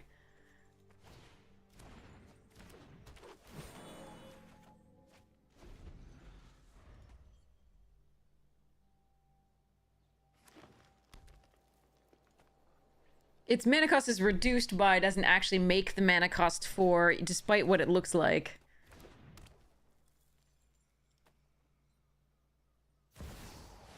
Oh, fucking hell. Their draw is just too good. Too good.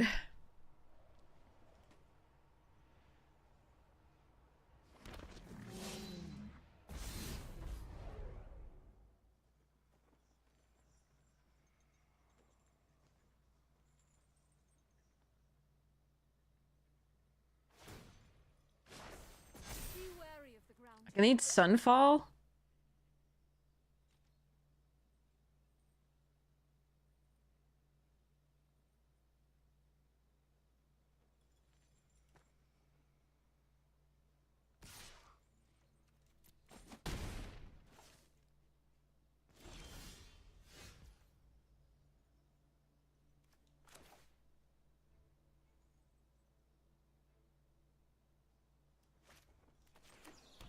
Ye oldie 5 mana, draw a card.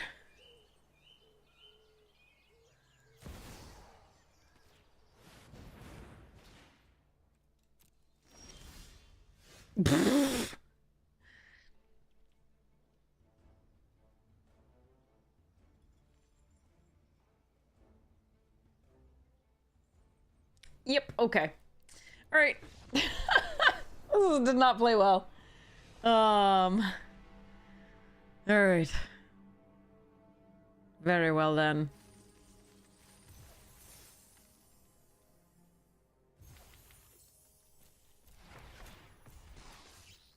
Okay. I don't know that I had those cards. That's cool. Some older ones there that I wasn't on the beta. I was on the beta for the other account. So I don't know that I have those cards. So it's nice to have them.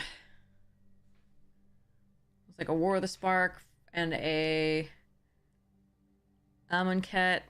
So, yeah. Nice.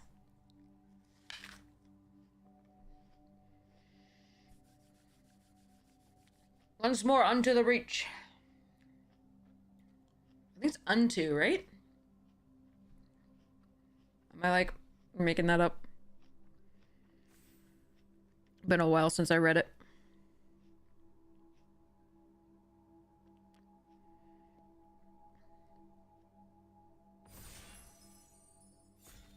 Yep.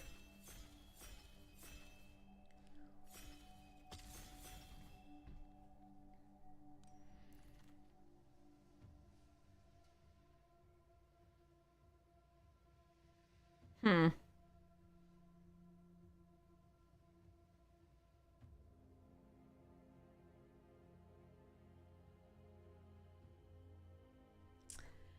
Uh...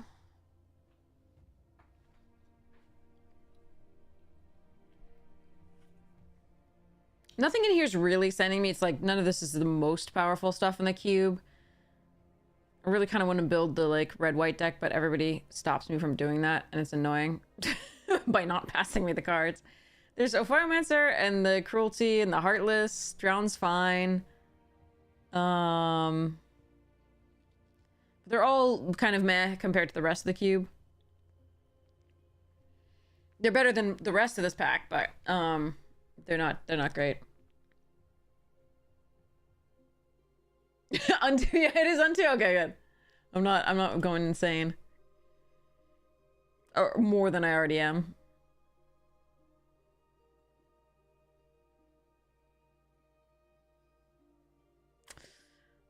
I'm just gonna take this.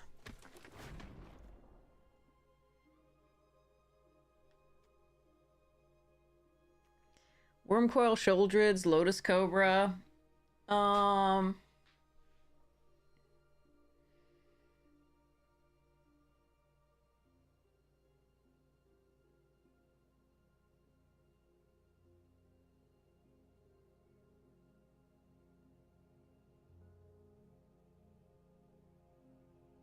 Could take Hellrider and just have some fun.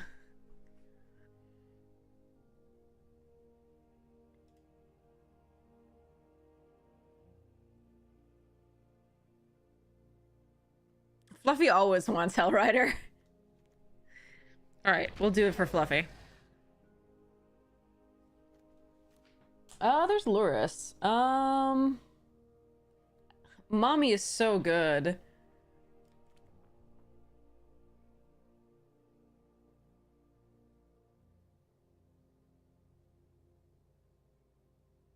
There's also Infernal Titty.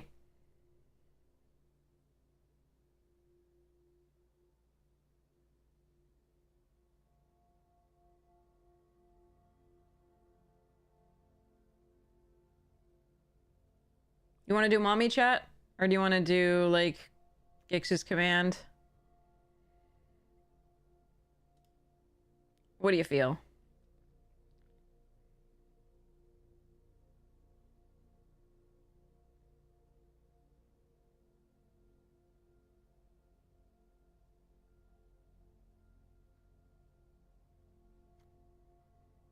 I want to try this. Ooh, Terror. And Falcon Wrath. Alright, let's take Terror.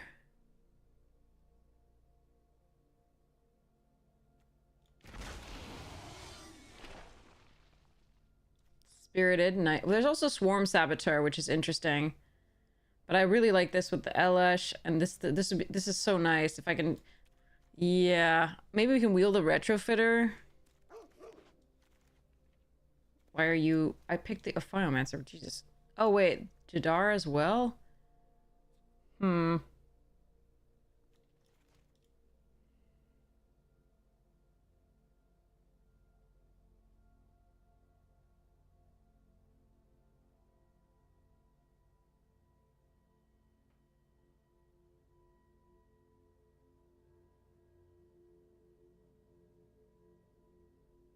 wondering if I just was in black-white here. Steelwig is fine. We could just take Helen. I really love Jadar if we're gonna go for the, like, black-red. Ah. I'm gonna take this. Kaya? Fudge. Yeah, I do think we're supposed to be in black, white. There's Lingering Souls, Kaya, Invasion. Fine. I'll have to, I mean, I do love Flames of the Firebrand, but let's just... Crap. Wanted to do the Hell Rider. I'm sorry, Fluffy. We tried. Ooh, Legion War Boss for the Hell Rider. I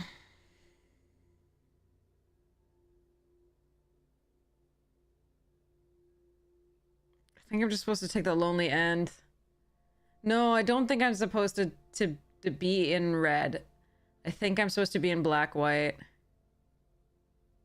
Given what we're seeing.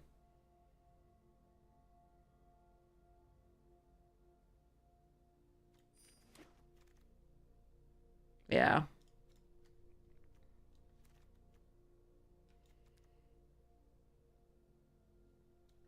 You should fear those born of darkness.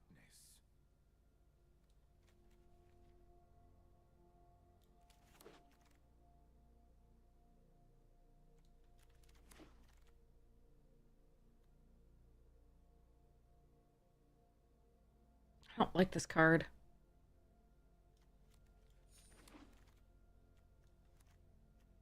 Is Priest better than Retrofitter Foundry here?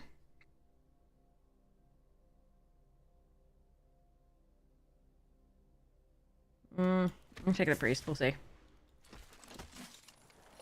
The other mommy came back. And we have Mommy Tribal get in.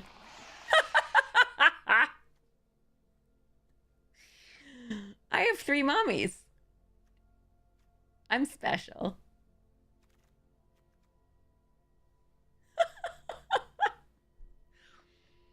Oh my god, in this pack.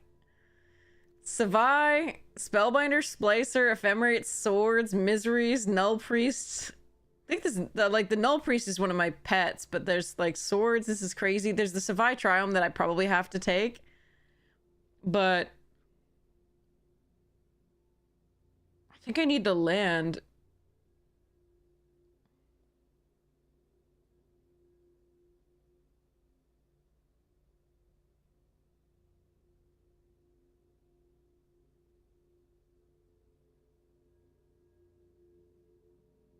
Crap.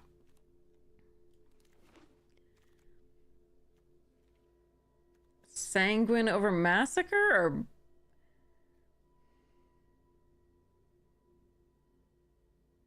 Yeah, I think so. I could take the Benelish Knight Counselor because of the Ranger. I don't know that I'm going to run the Ranger, though. There's a lot at 4 that I would rather run over that, even if we get another 1-drop. Why do you not think that Ophiomancer is 3? Preacher, Giver, Rankle, Oathsworn, all thing, and Cave, all things that I wouldn't be sad to see wheel. Murderous Rider, nice. Could get the Immortal Sun at some point, we'll see. Do have a couple planeswalkers. Ooh, ah! Alright, let's take this. Gix is really good, too. I love me a Skyclave. Oh well. Gonti? Yes, please. Ooh, Bitter Blossom. Ah! Oh! Bitter Blossom. With Elish. Yeah, I'm taking Gonti for this Elish.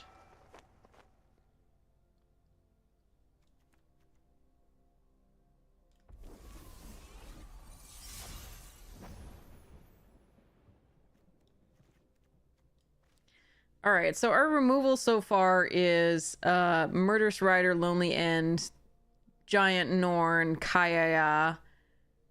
Probably killing this.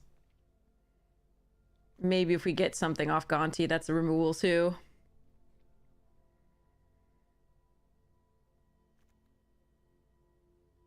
This is the least exciting mommy. This is a very exciting mommy, and this is a very exciting mommy. Sorry. Alright, Micaeus over Gutterbones and Approach. Get in here. Null Priest, nice. I really like that with these. Ephemerate's a fun one. But Null Priest is really great to be getting back some of the Norns if they kill them or mill them. No respect for my ladies. Okay, do I want that or do I want the rankle?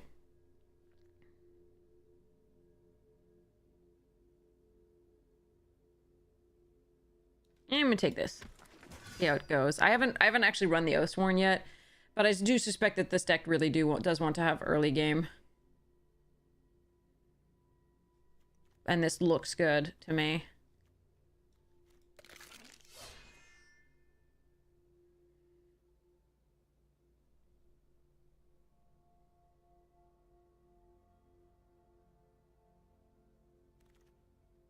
What? How is Agent of Treachery pick 14? There's no way that's correct.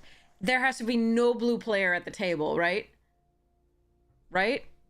Am I... What was that about?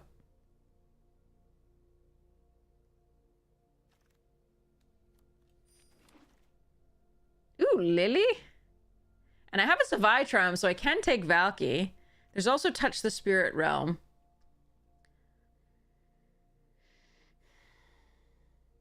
I think we take Touch or Valky.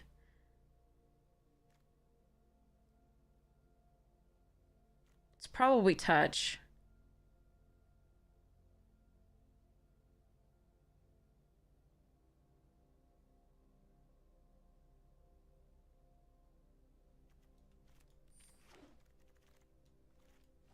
Ooh, Vraska's Contempt, and yeah, there's some good stuffs here.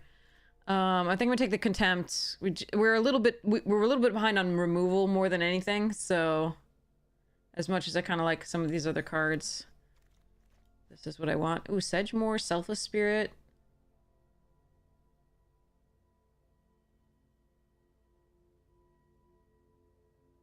It's more instant and sorcery. We actually don't have many of those. We have more planeswalkers and things like that, so like prowess would be better. So I think we take the Selfless Spirit here. Ziotaurus doesn't help us. Mindstone's interesting, but I think we're more aggressive than that. And treasure map. Ooh, Welcoming. Oh, there's the Rafine's Tower. Welcoming's another one of my pet cards, and there's a Pylon as well. Fudge.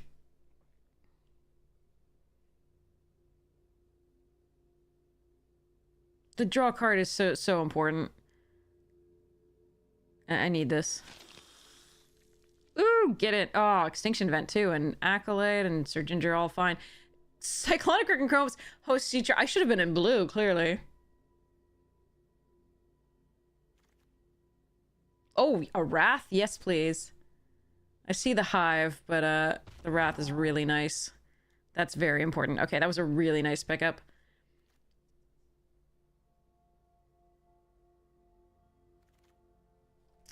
Priest of Forgotten Gods, Soon's Intervention, Monastery Mentor. That's prowess. That would actually be decent in this deck.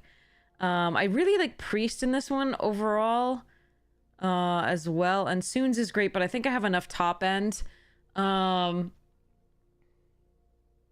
not really the token deck, but the Priest is still often very good. Yeah, I'm going to take the 2-drop. I'm going to cut the Cult for here. Ooh, Amiria's Cut Down, Ugin, Yogg's. Collective Effort is also good. Destroy target enchantment is interesting. You don't have a way to do that otherwise. Crap. Maybe we just take Cut Down here. I mean, actually, Yogg might have been the better pick. Alright, none of this is for us. We're just take the Rex Sage.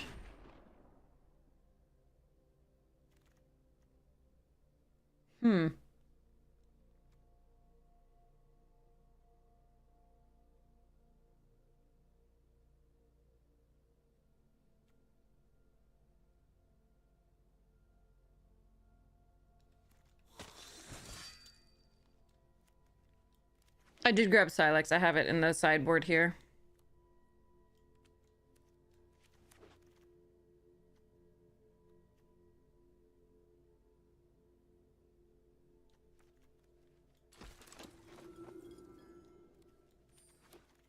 Well, somebody was taking the lands pretty highly. Okay, okay.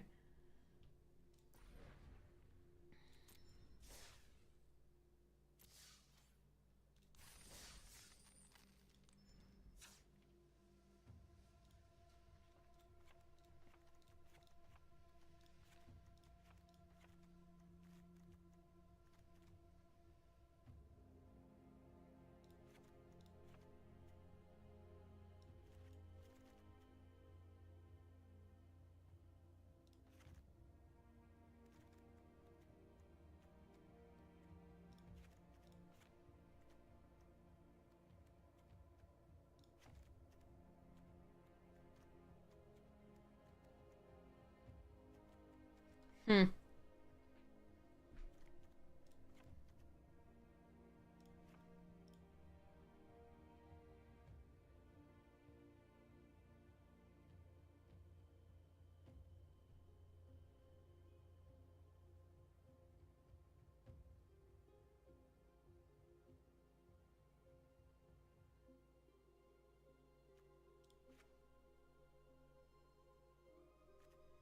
Okay.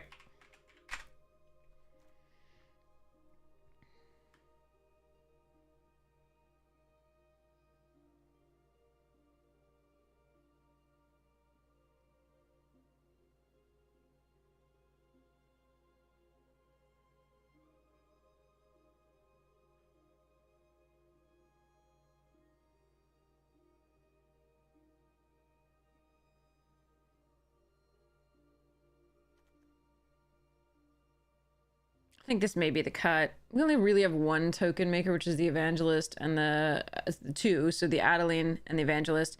This is not reliably going to do so. So I'm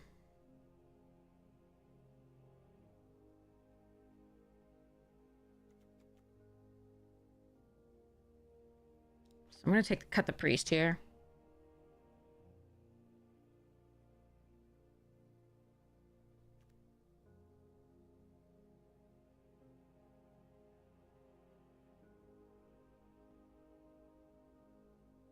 I think I'm supposed to let go of little mama. Sorry, I love you.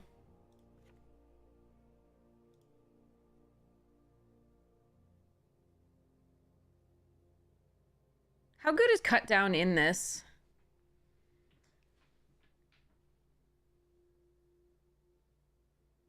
I think I might let that go.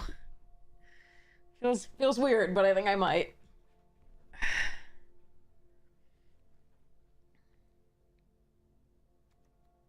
Oh wait, we have a Phiomancer making tokens. Maybe I need to put that thing back in. Gotta remember the cards that I took.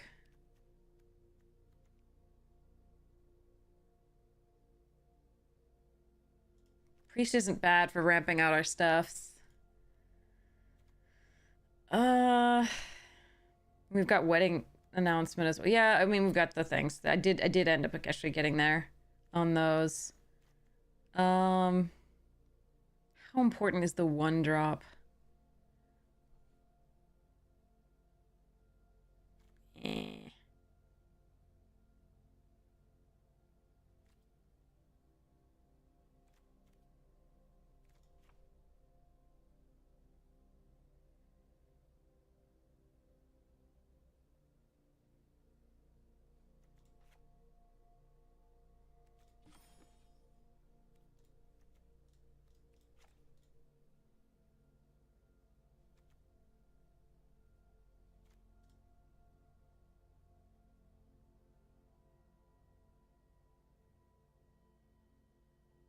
I wonder if I'm supposed to let Big Mama go too.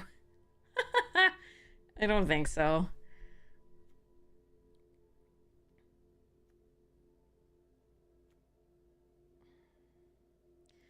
Double. Okay, so let's just run 42 cards because I'm so tired. Sorry. Let's do it. All right. I brought this on myself.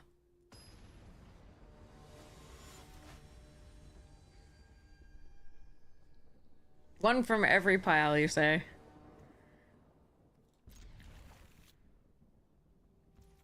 I only have two of the mamas in the deck, so that's going to be difficult to do.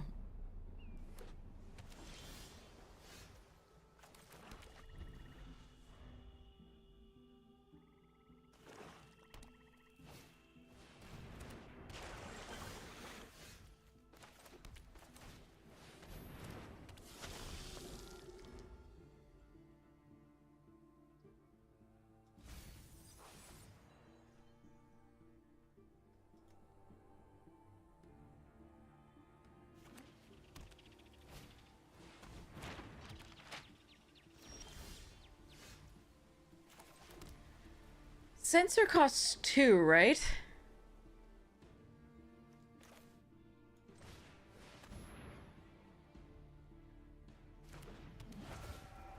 They're doing the scry here. Uh,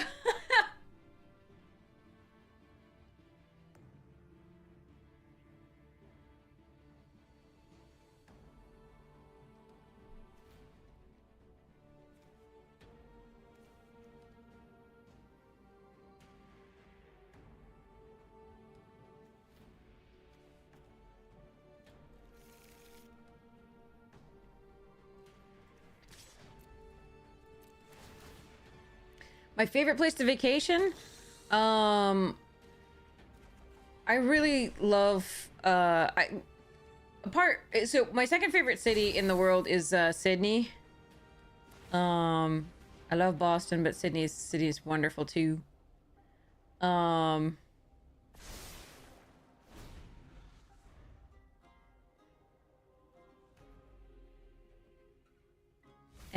I've been there once a long time ago. But I love seeing most of the world.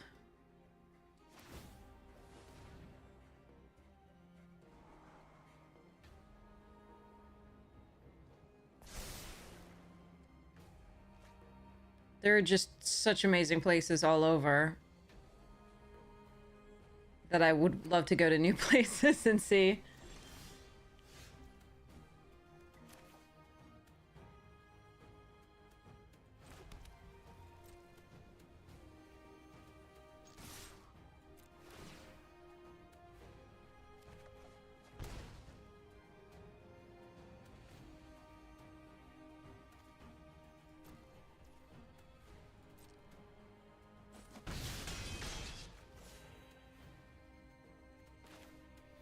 They may be able to counter this. I think that's okay.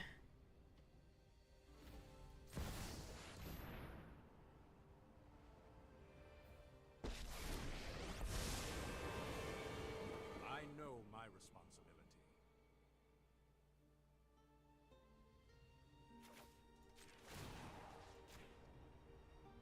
I'm actually gonna do this so they don't get the treasures. Looks like they have a very expensive deck.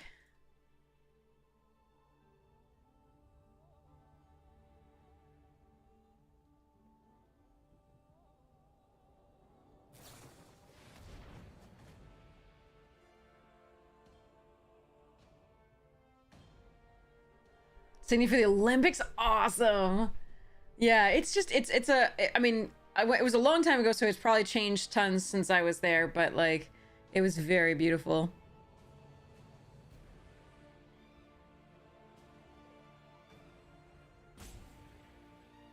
But I've loved every place that I've been, traveling all over the world. I've been to, obviously, Australia, just Sydney and Cairns, really. So there's so many other places in Australia that I'd love to see. I've been to France, Germany, England, Israel, Ecuador, Galapagos, British Virgin Islands, US Virgin Islands, Canada, Mexico. I've been very fortunate, but I've loved it all. They're all amazing. Grump Central, like, hey, Germany.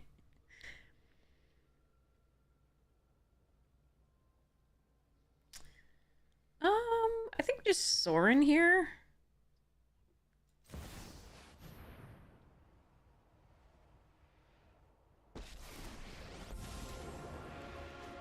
I did not start this fight, but I will finish it.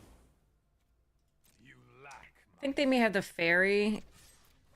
Possibly, I'm not sure.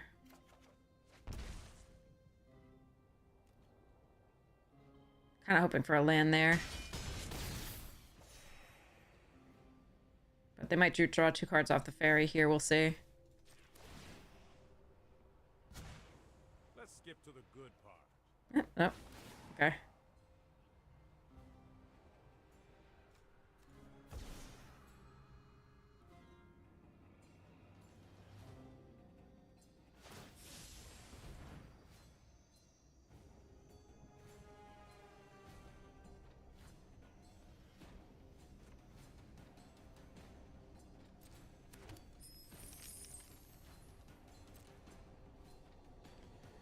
probably a board wipe somewhere in our future here. But I think we let the priest go. The Forgotten Gods one.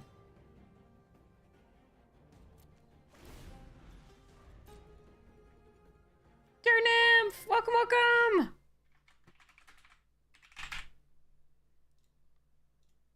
How are you doing? How was your stream? I hope it was lovely. I'm tired out of my mind because I tried to go to sleep and it just did not work. Yep, there's the Wrath. Okay. We still have 2 active planeswalkers currently.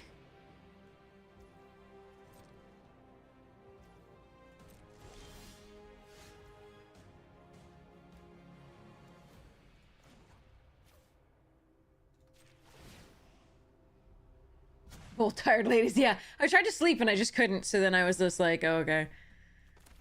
I will go play some Magic and have stream entertain me with their awesome selves.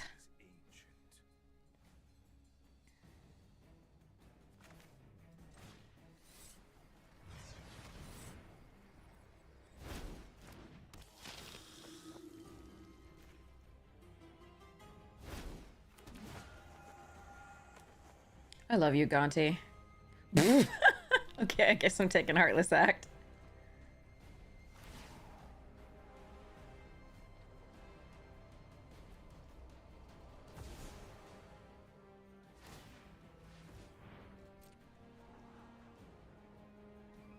I tried. I know. I was lying in bed and I was like, this is not working. Something must be done. You know when you're like beating yourself up and that's just making it even harder to sleep? You're like, God damn it, sleep.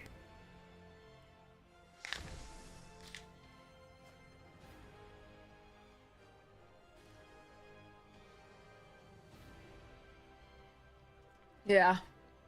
Who else is watching this in bed? I love you all so much. I thought that might be the case. So what we want to do here is owner's hand. So we want to Heartless Act. Oh, it's not. We want to do this. Yes. Remove 3 loyalty counters from Tef.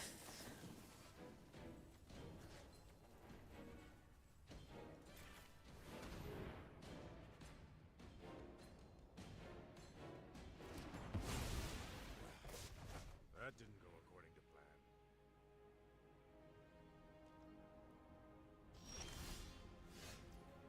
plan. Okay.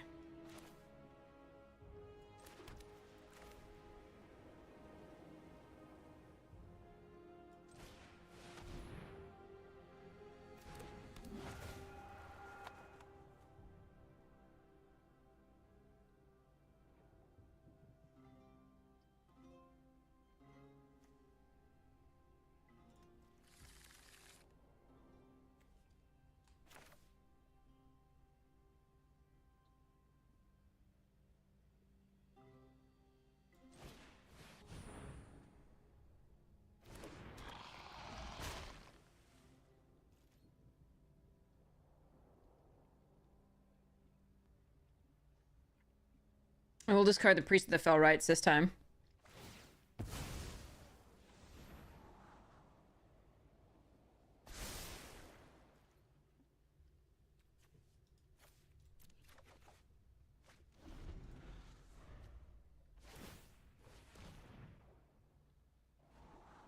Yeah, we are being crimey. Your deck's good, I'll play with it. Alright, they finally did get the mana off the treasure there.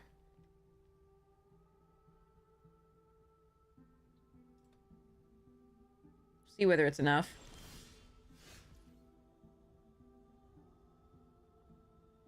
I'm tempted to go for the win and just haste this out and attack. That's probably wrong.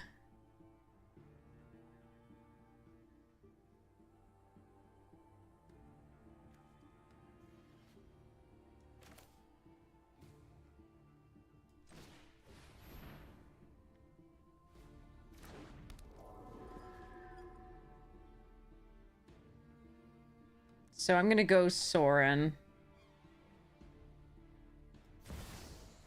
So at least I get to incubate.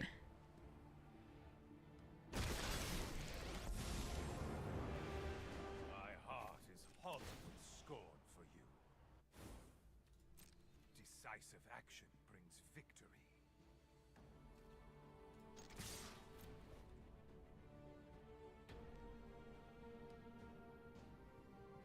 Could be a cycled Shark Typhoon.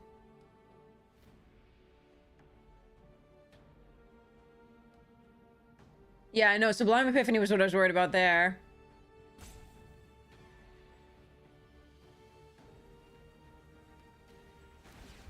There it is. Okay. That's fine.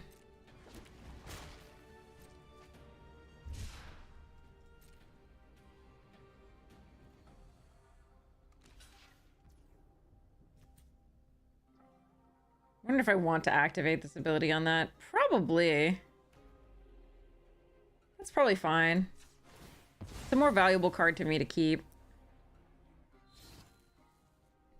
AOP!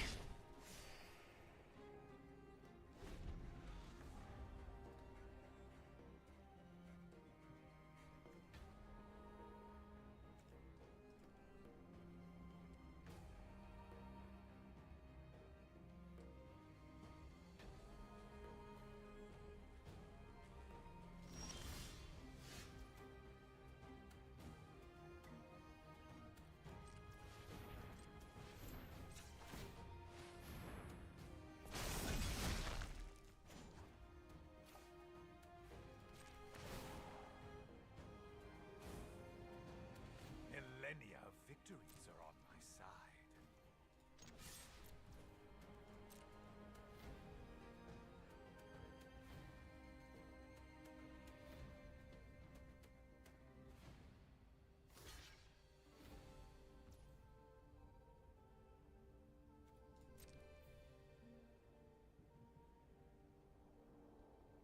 I could go for Heartless Act before then, but I probably just want to build out the board a little bit if they have stuffs here.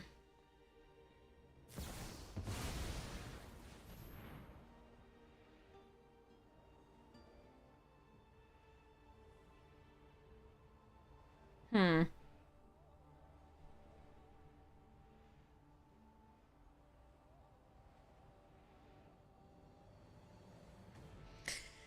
That's an interesting thing to do.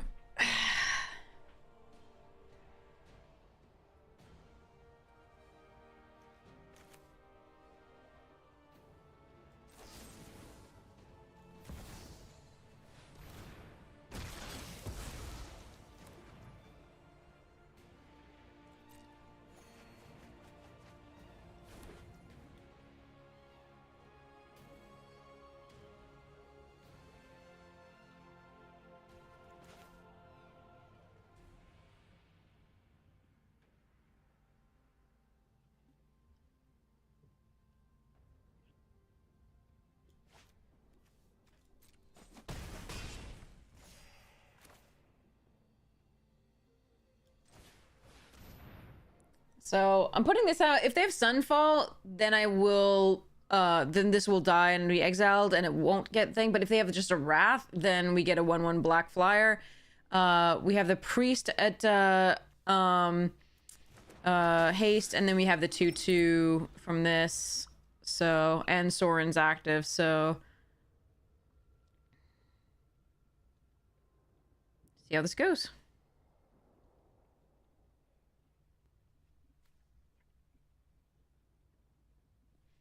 There are only 7 cards ahead of us now, despite being a Yorion deck with all our Gontis and their draws.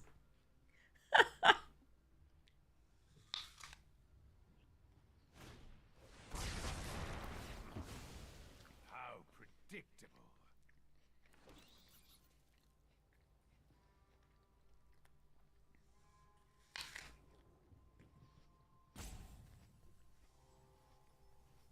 And now a meat hook or something? That'd be annoying. Chandra, okay. I need some kindling, and you look Yeah, the priest plus the 2/2 should get them here. These fireworks.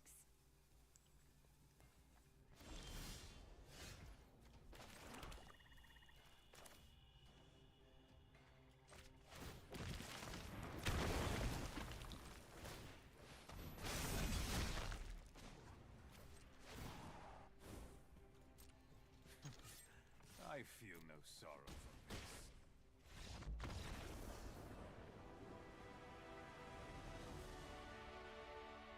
Even if they have a swords, at that point, we're okay. But we don't want to just attack with one in case they have swords.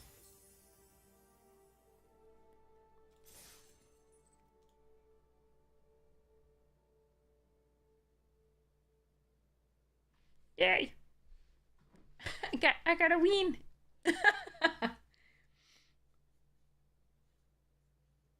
All right, so let's open this pack here that we didn't get to like go through all the last time. What is this? Key to the city? Yeah. Island, Weakstone Subjugation, Mishra's Juggles, Deadly Riposte, Gixian Skull Flare, Urza Powerstone Prodigy, Argivian Avenger, Reconstructed Thopter, Inspiring Statuary Alternate Art. Sorry, Retro Border. Pristine Talisman Retro Border. Argoth! Nice! I needed another one of those, I think. Sweet. A Horned Stoneseeker foil. Wow, and a Verdurous Gearhulk from the list? Nice! And originally from, Kaladesh. Or is that Aether Revolt? I never can tell. No, that's Kaladesh. Aether Revolt had more ornate stuffs. Okay. Keep this to Spirited Companion on 2. Hope to draw a land for the wedding announcement. No, I shall not be playing Micaeus for one.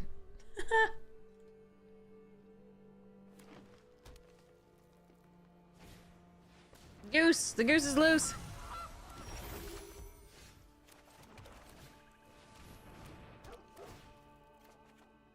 Nice. Second black source is really sweet here.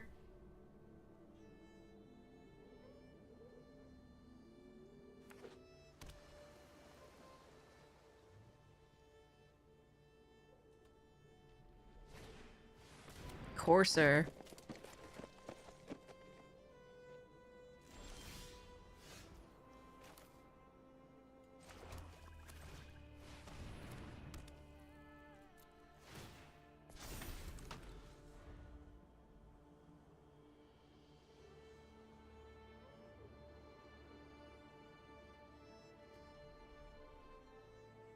May have trouble though. They have big butts here and a lot of value currently on the board, and I don't have removal.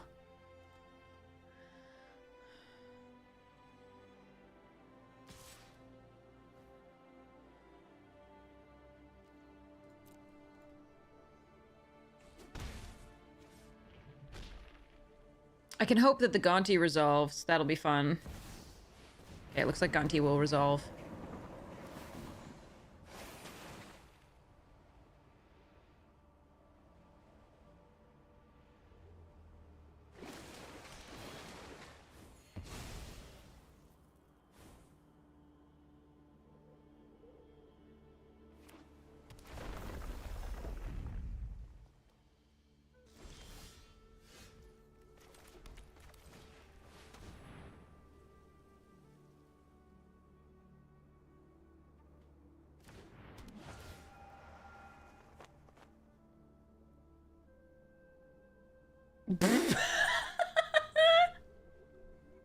Oh, I kind of want a Crater Hoof. Not gonna lie. I should take Lotus Cobra.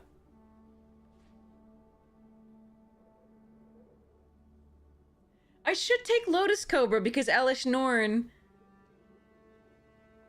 I want to be able to put out Elish Norn faster.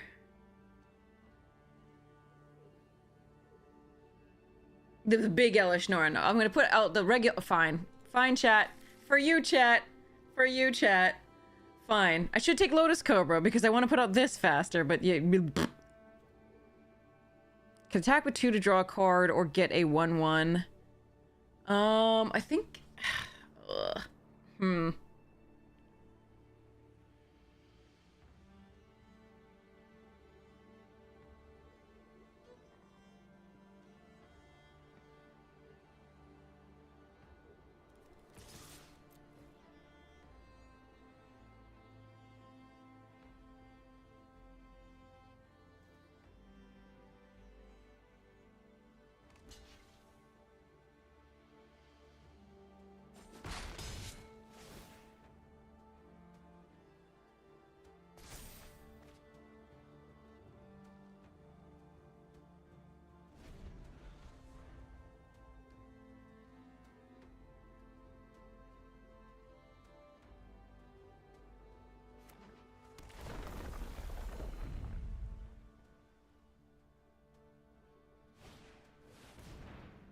Oh, they don't want the inscription? Okay.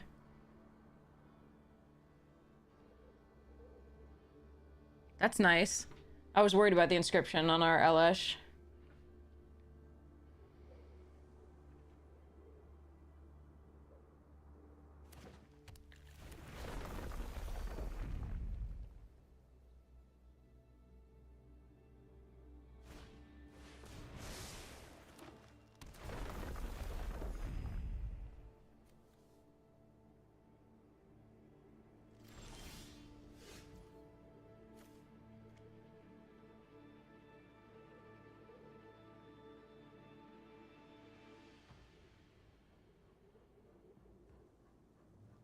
I really want to play this Alash, but I think I'm supposed to Welcoming Vampire and Lonely End the Gilded Goose.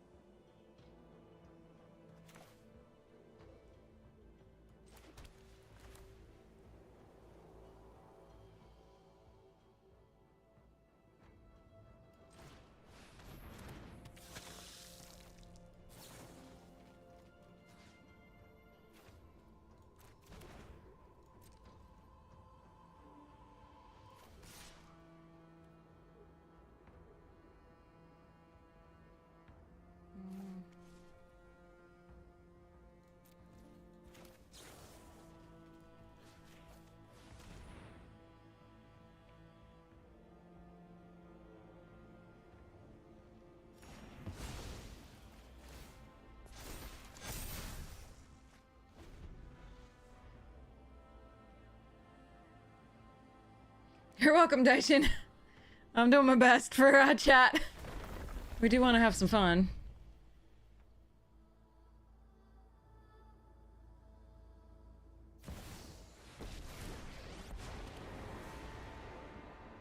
How this thing goes is up to you, pal.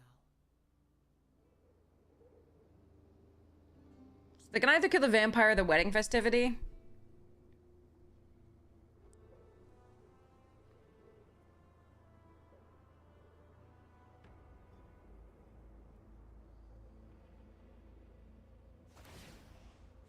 Draw and fire.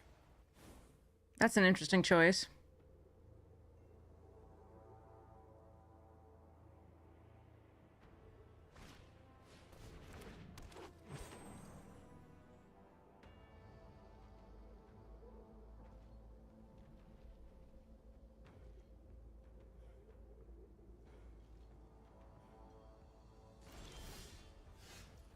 Okay, what do you take to activate 5? Okay.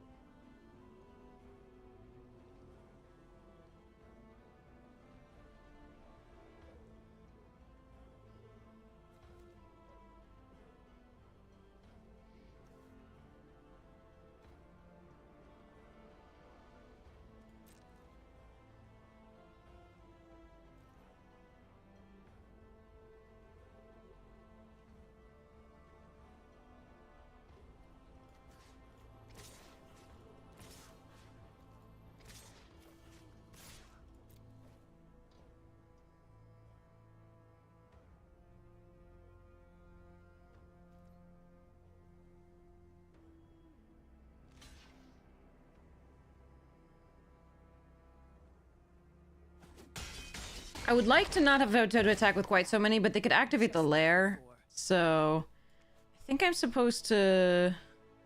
I want to do this because if I draw another land, I can return stuff from my graveyard. But...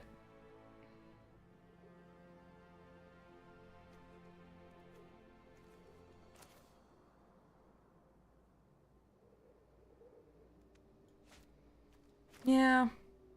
And it also stops this from happening, so I think this is the correct play.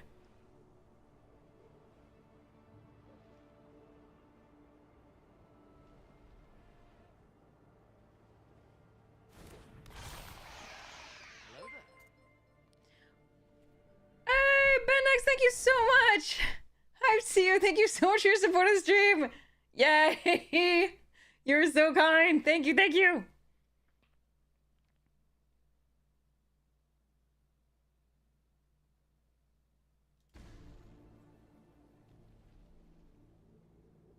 Great henge. Okay. They can probably attack us with the Lair of the Hydra for a lot of damage here, but that's okay. It's not gonna be enough for 21.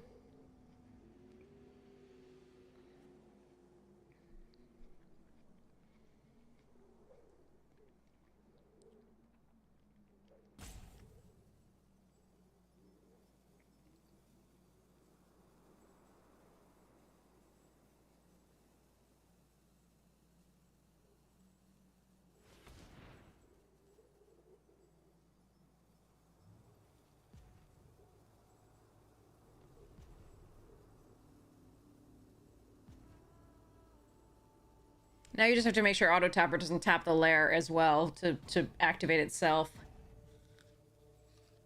Which is always fun.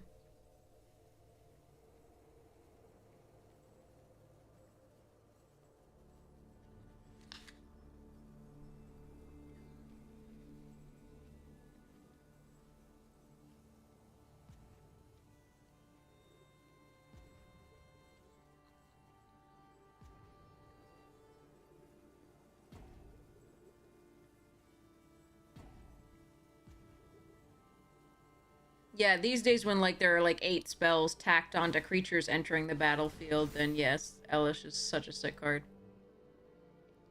This mummy. This mummy is also a sick card.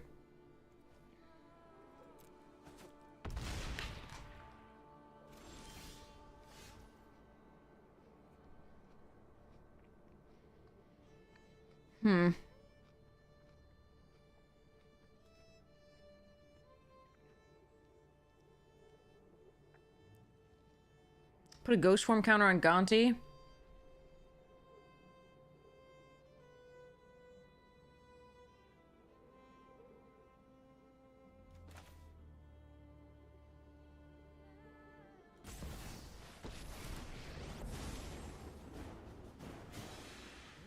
should be a nice break from Ravnica. Well, you're not lacking for spirit.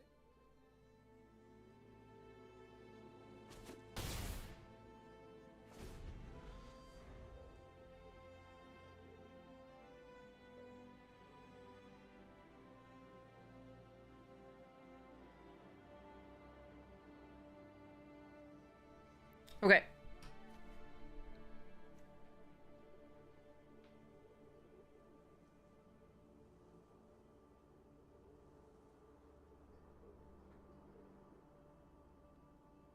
Non-land permanent, yeah. No, we can't get the Hydra with that or the Vine Stalk.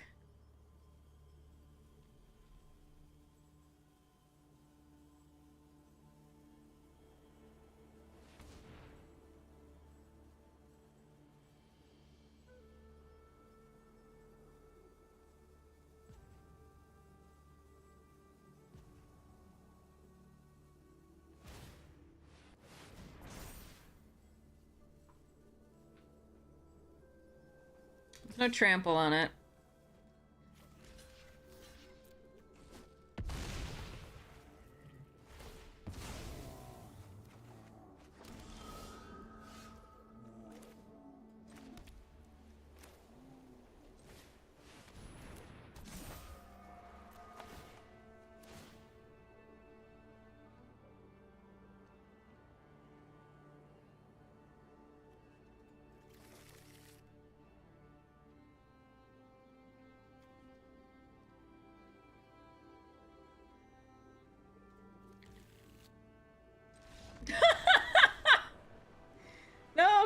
back! I hadn't second mommied you!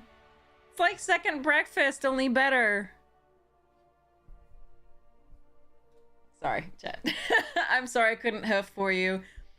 And for what it's worth, yes, as we all acknowledge, the Cobra was the right thing to take there, but couldn't quite get there.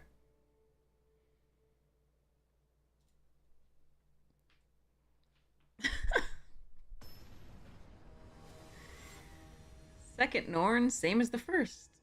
A little bit larger and a whole lot worse. Sorry.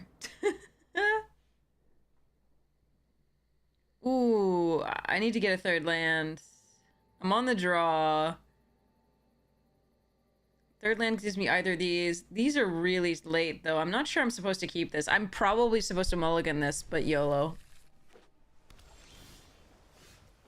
At least that's an interactive spell to play on, too.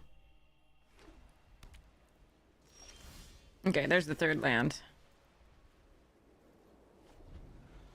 The blue-white control is not what I want to be playing with against with this deck. I am in no mood for this bullshit.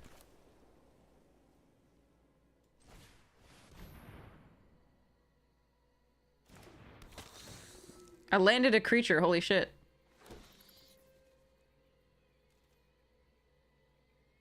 That is unexpected.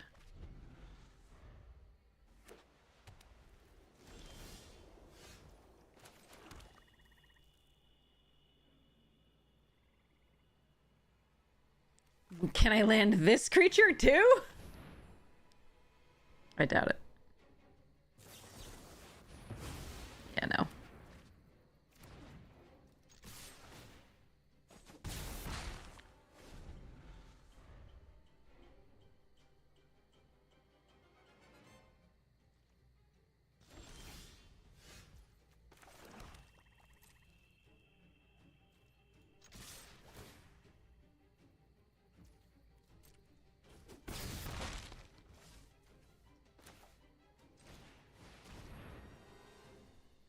I'm fine running this into counterspells. I'm not really fine running Kaya into one. They may have a Wrath by this point, but if they use the Wrath, then hopefully I get to Kaya.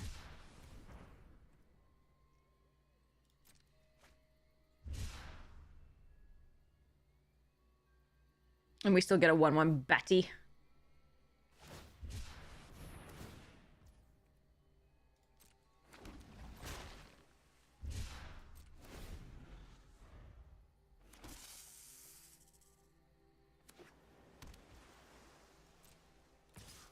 Yep, Wrath. Okay.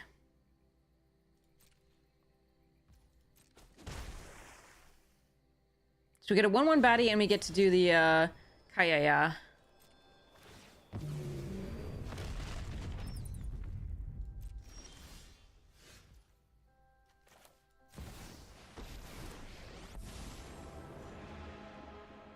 won't stand by as innocent people are slaughtered.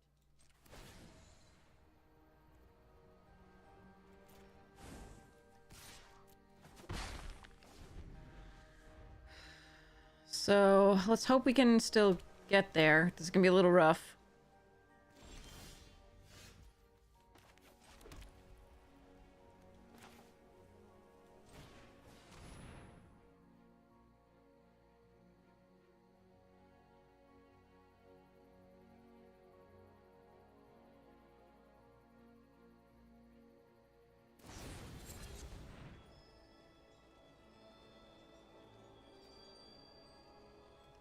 Brazen Borrower is very irritating there.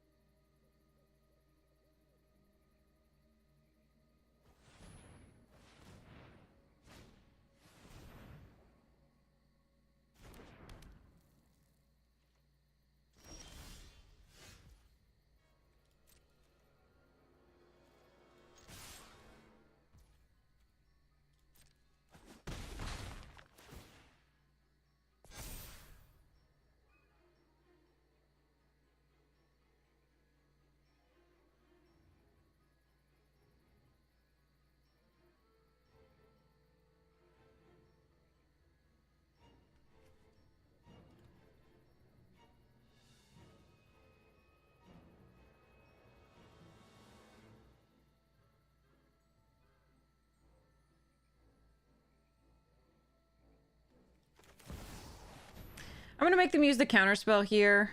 I'm gonna hope that they don't have more later for the Elesh.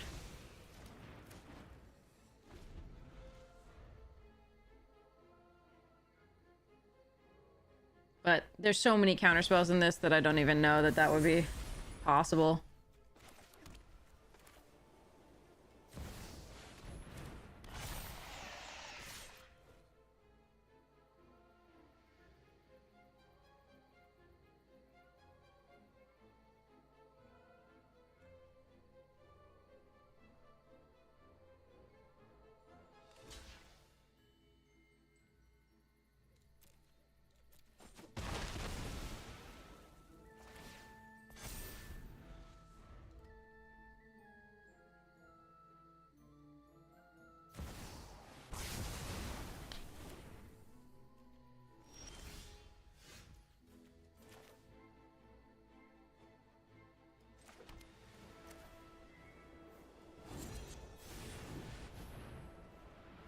Fucking hate this.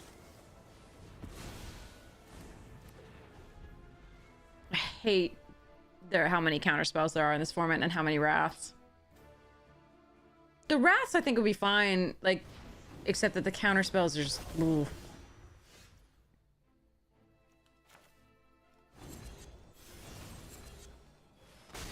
No, wait. Okay, that's. I was hoping to be able to play both of those out, but there's no way.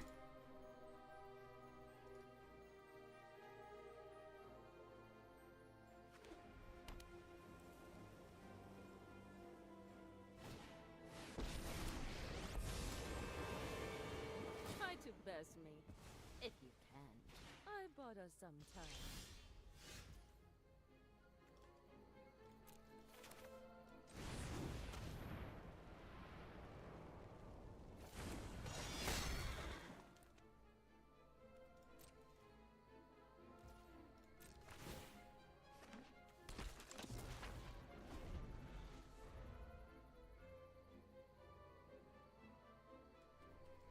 Really, I think I needed to draw something there. Oh.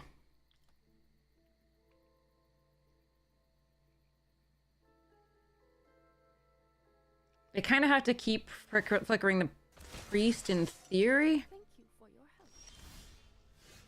Hmm.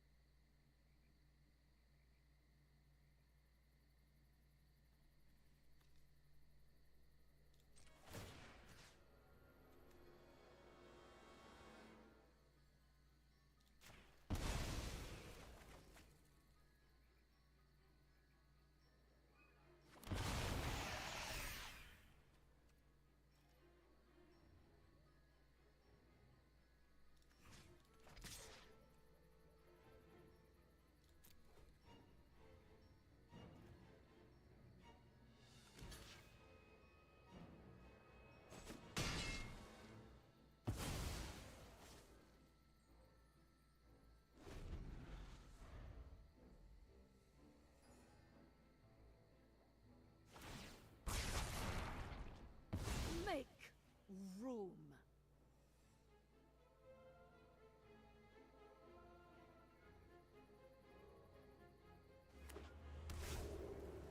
They could have cycled that, so they do have something to do.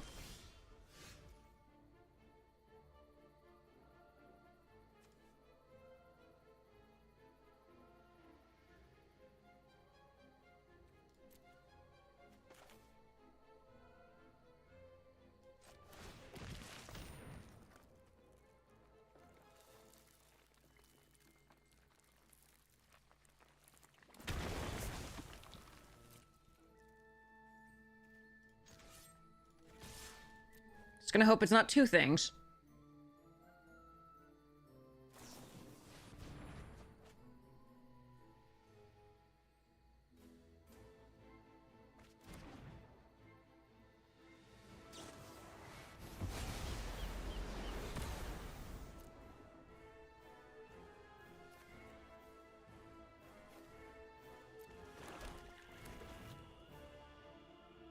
Micaeus is so bad against the Eternal Wanderer. This is so shitty.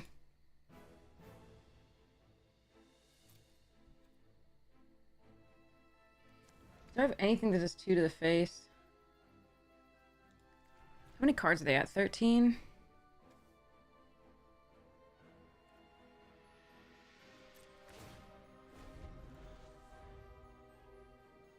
That was brutal.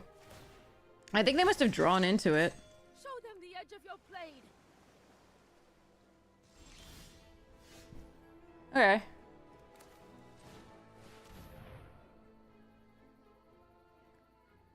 Oh, not again. Jesus fuck.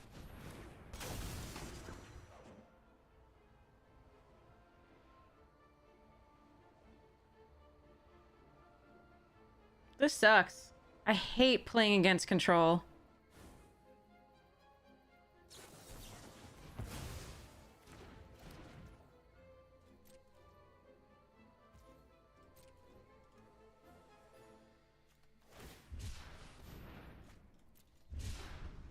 OP is fun at parties, yeah. Hate this. I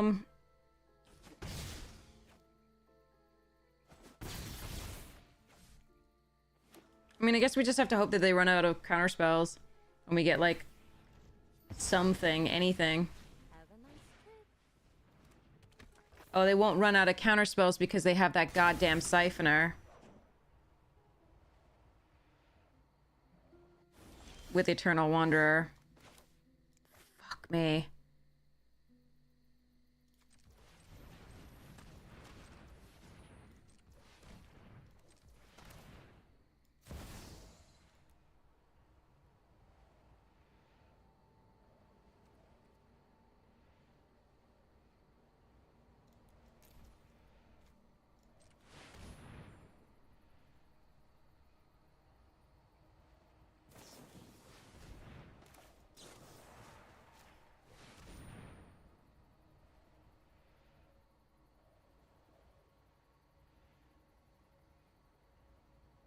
Are you serious?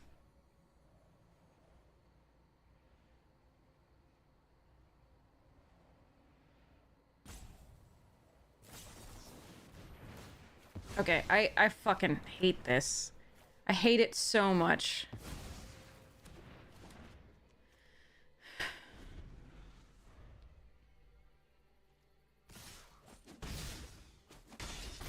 This isn't just blue, this is also this card, and this the fucking alchemy bullshit. I bought us some time.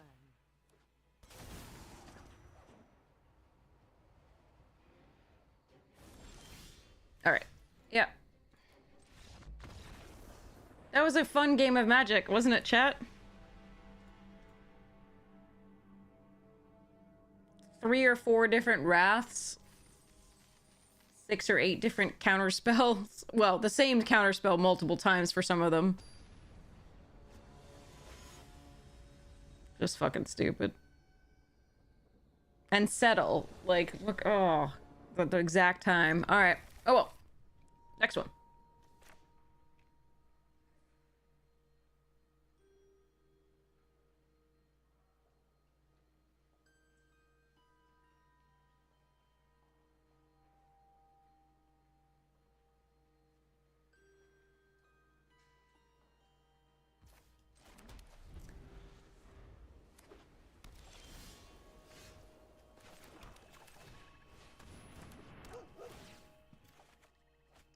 Alright, lands are good.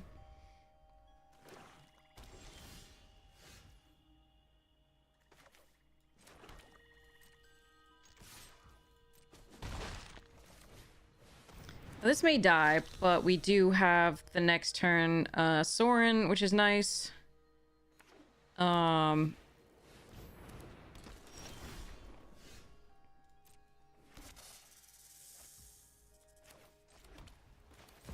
And since it didn't die, we're super happy. Strife makes monsters of us all. Sometimes violence is the only way. Okay.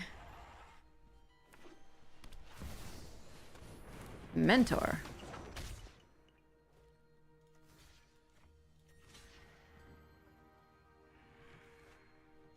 So yeah, you can do one to Soren, that's fine. Waste your stamina. Okay, so we Kayaya.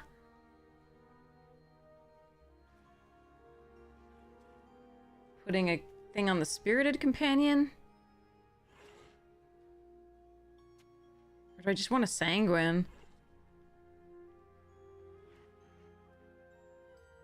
And plus. I think we Sanguine and plus. I might want to save this to, like, cycle, though. You could also get rid of the Mentor. Or even the Ophiomancer.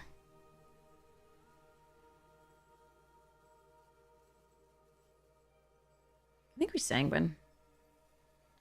What do I have that's 1 mana? Not much. Okay.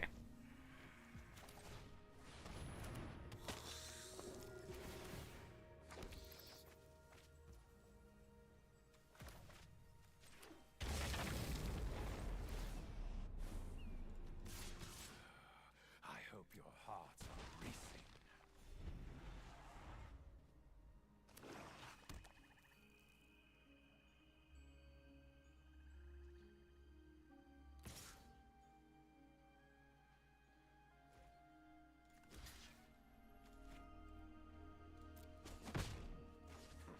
I have survived worse than you. Yoggles!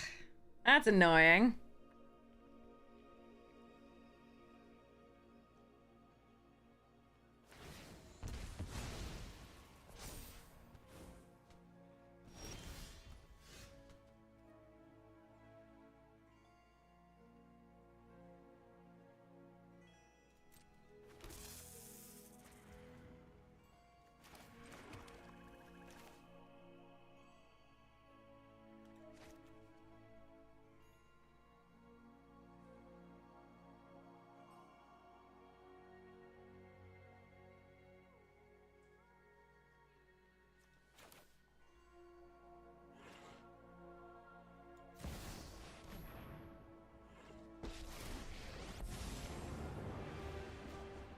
Death is an enemy. And so am I.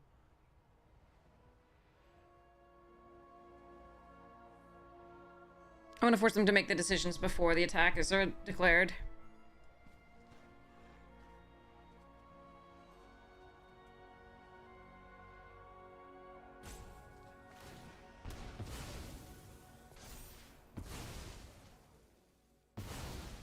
Not the Evangelist? Really? That seems wrong.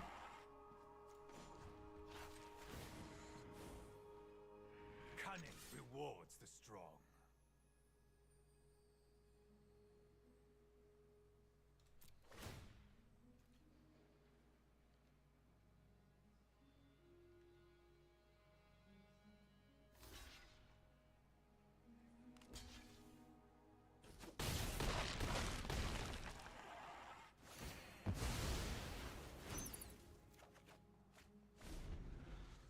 Hmm.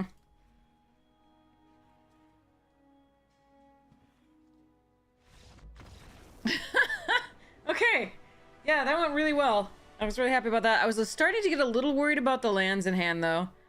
So maybe I should still probably, despite the, like, value of getting this into play tapped, I should have just played out of Plains, because we might have wanted the cycling there. I wasn't thinking very carefully there.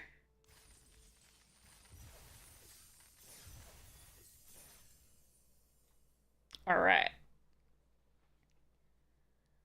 As long as we don't run into any more of those shenanigans,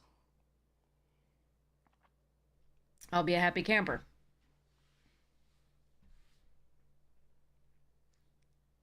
Shenanies. That's a really good last pack from that box there. What is it? We're not. No black source, but I do have Kellen. I'm on the play. I've got these. If I can find a third land.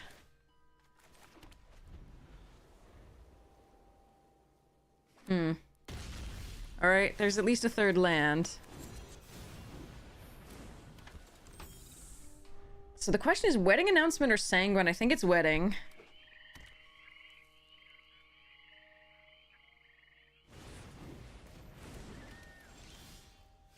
That's a lot of planes. Okay. It might be sanguine so we could draw next turn automatically. But let's attack first to see what we get off Traveler.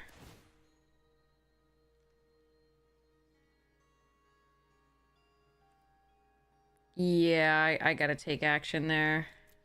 Sad.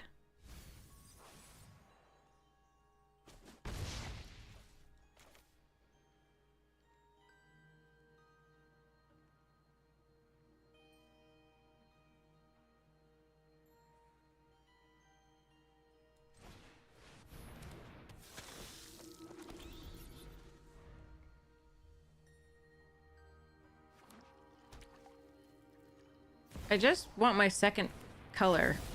I'm not really asking a lot. Thank you.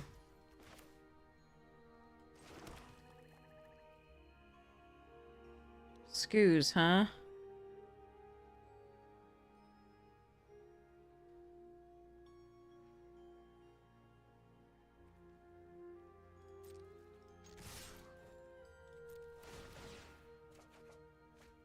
Adeline, okay.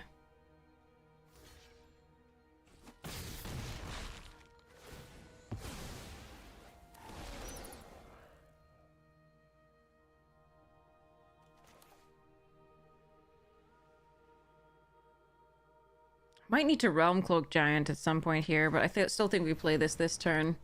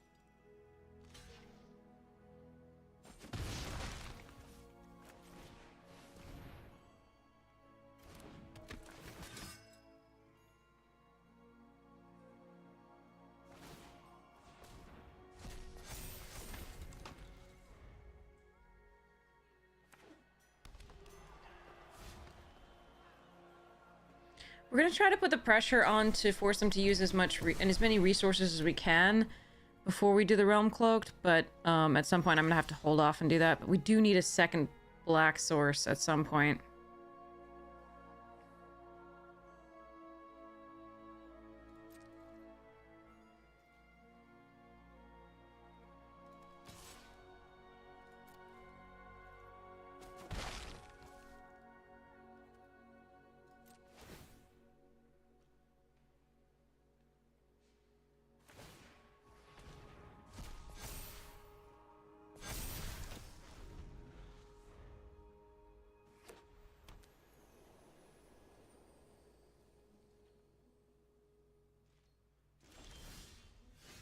Jesus.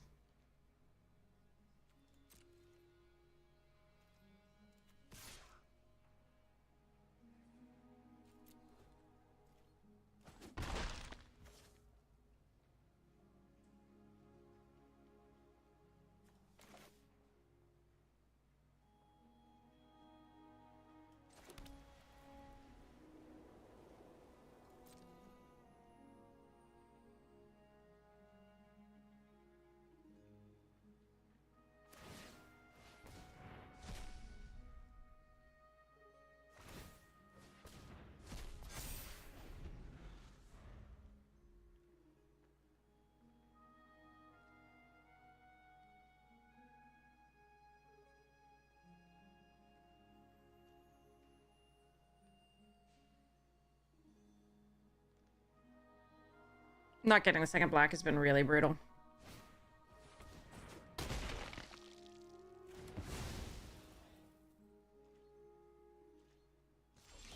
There we are. This may be countered.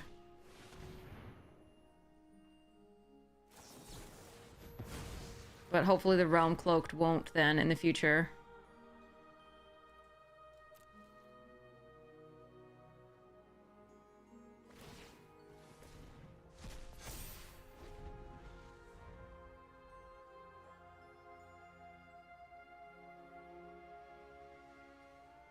We just have to hope that they commit to the board with something other than...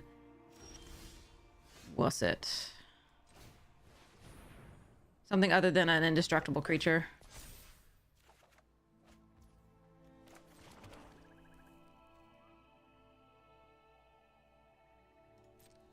So we'll Vrask is at their EOT. Most likely.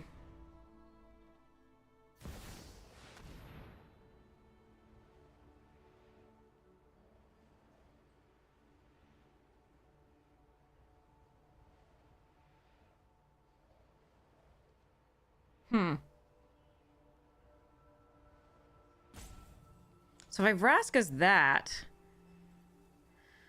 Can I get in for anything if I draw a removal spell?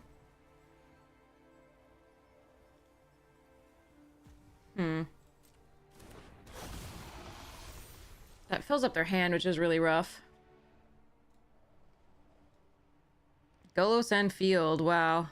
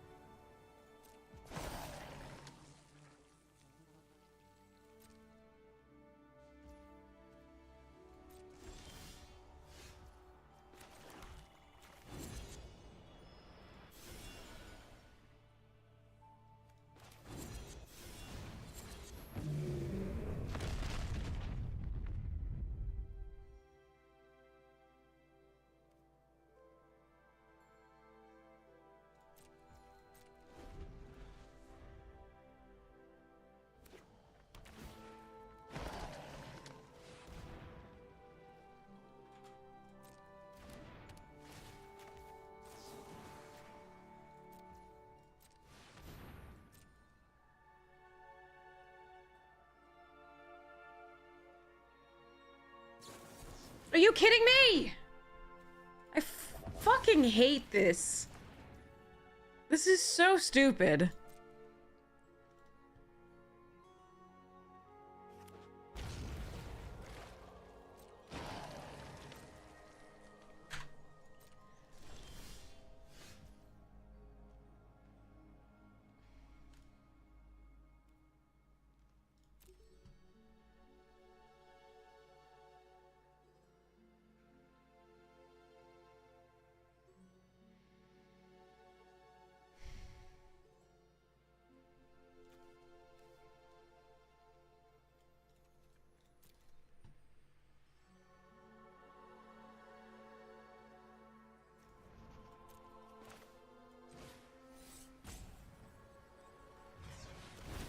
I need to hit Murderous Rider off the puppy here.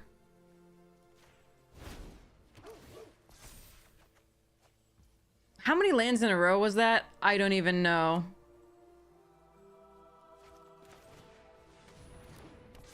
But we've lost now because we can't kill Golos because they had a negate somehow in hand.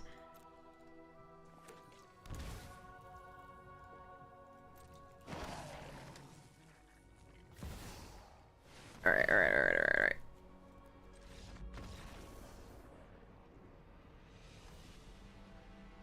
That pissed me off. That game was so miserable.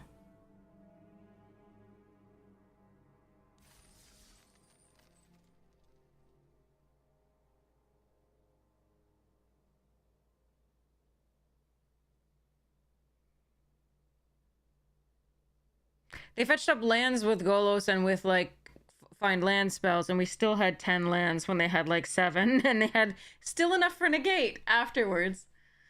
Unbelievable. Grr.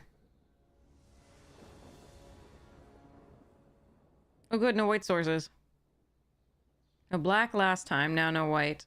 This one I can't keep though, because we don't have anything to do.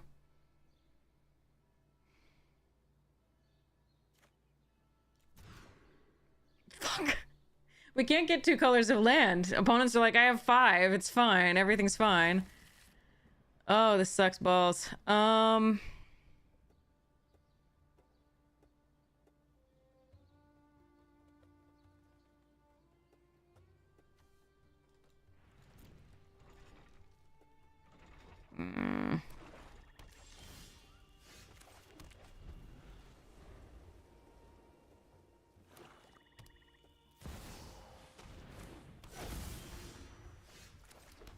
Alright, that was a fine draw here. I just need to hit black sources. I don't understand. I really don't.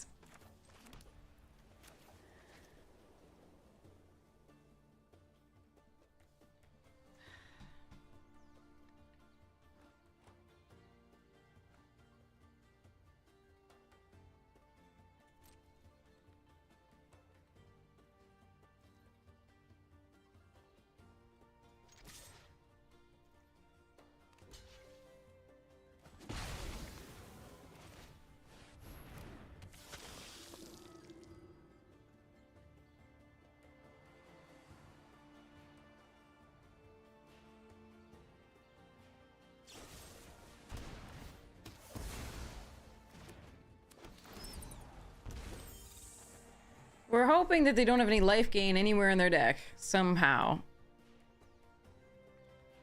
Because we're going to try and be trading with the Bitter Blossom stuff and hope that it actually, like, kills them. But I can't play my deck without 2 colors, and Arena has been stubbornly giving me only the 1 for the most part.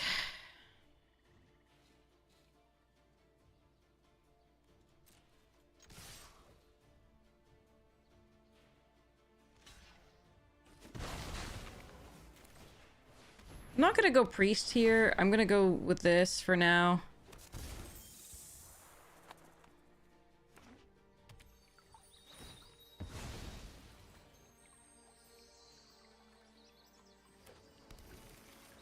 Oh god, blue.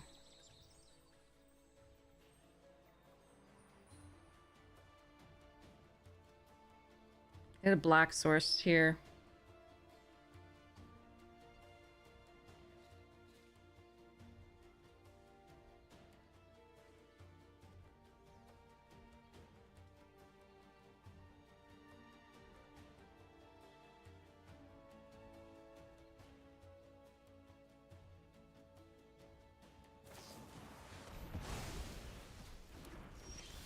Oh, thank goodness.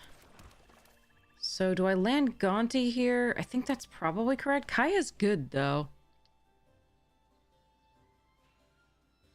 I think I gotta land this before Kaya. Huh. Meat Hook's really good, but so is Mastermind here. I think it's Meat Hook.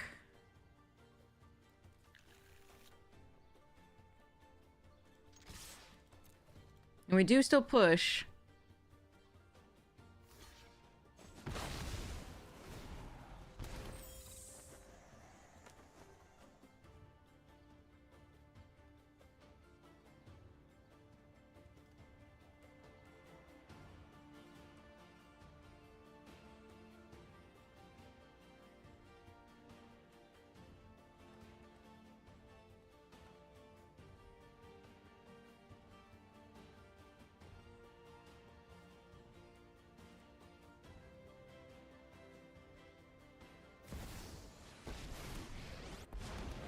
Okay.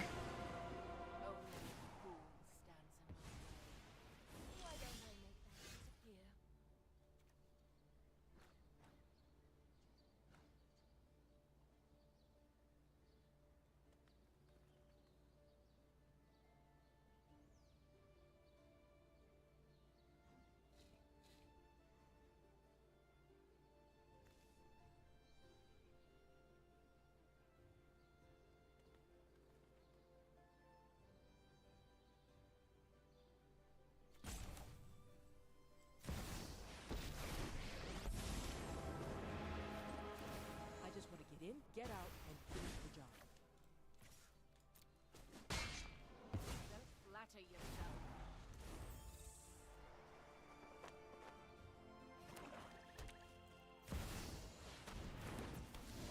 Ah, that's annoying.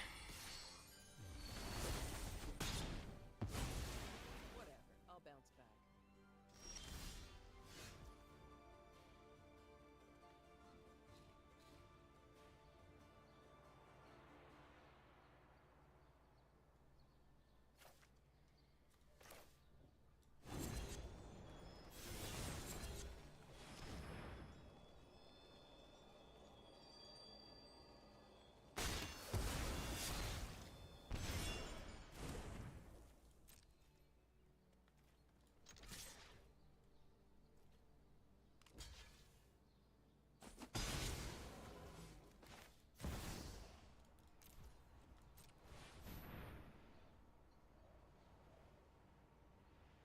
Am I gonna get force spiked or sensors or something? Let's see. Acolyte.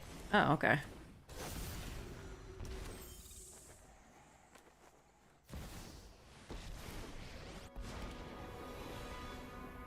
You should leave before I make you disappear. My old skills still have their uses.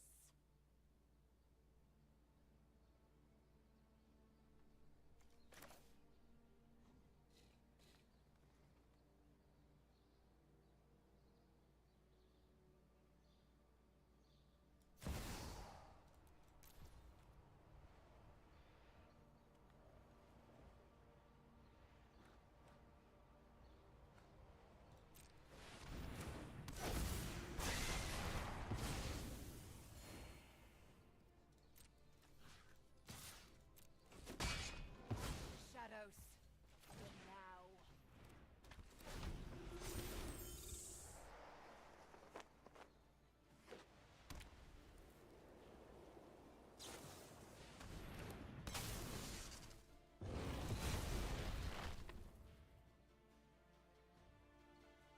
Okay.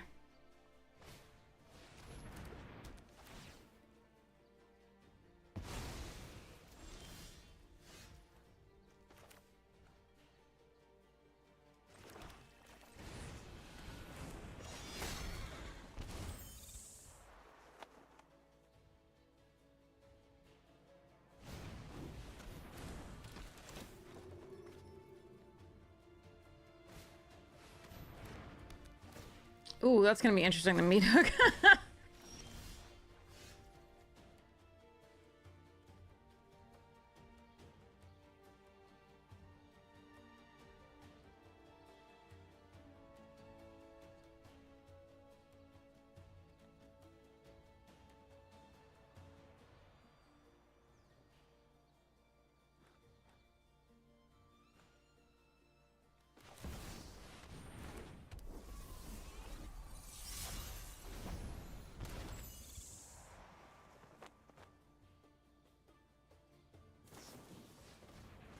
Huh, a brainstorm? I don't think I saw that coming.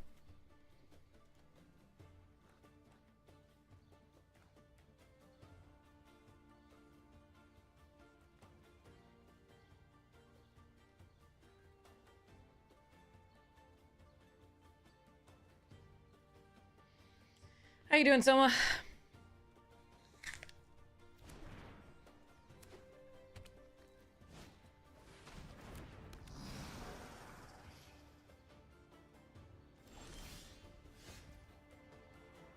Well, that's a nice one.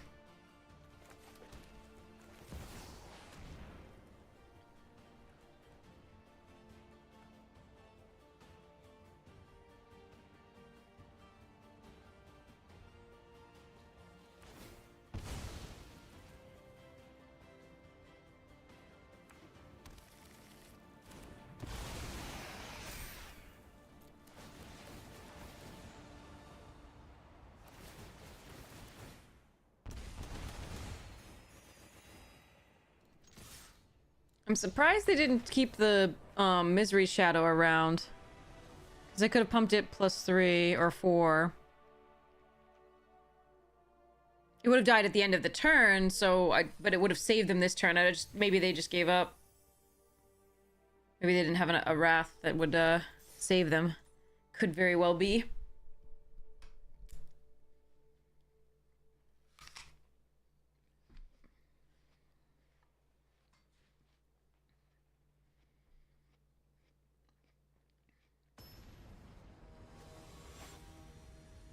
I think I agree that the blue-white is pretty cray-cray. If you get the pieces. I have 2 colors! Oh my god!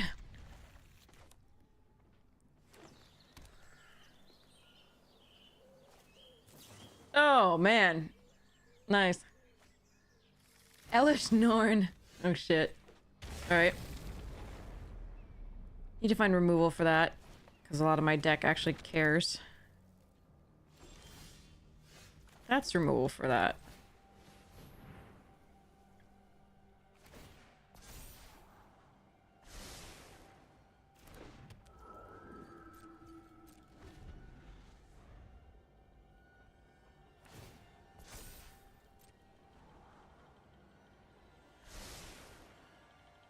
We keep topping. That's scary for me.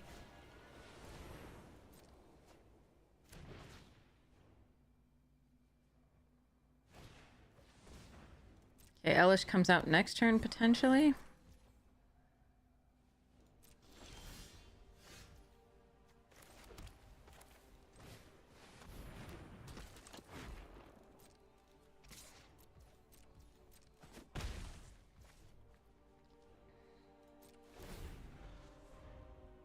We have the Realm Cloaked, so that works. We can sack the Spirit to protect our creatures and then Realm Cloaked. We just have to hope they don't get too much value off it beforehand.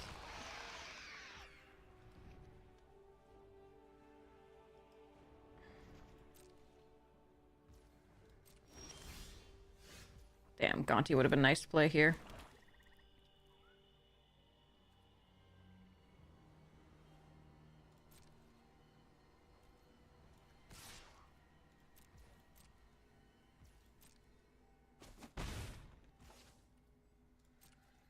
We also have Kaea.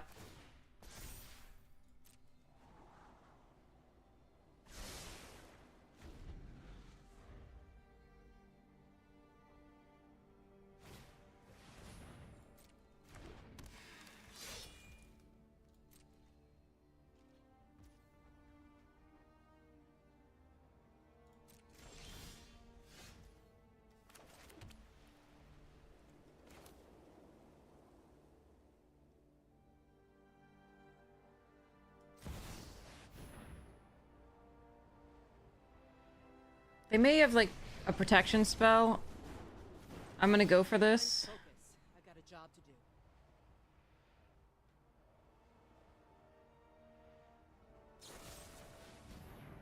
That's fine.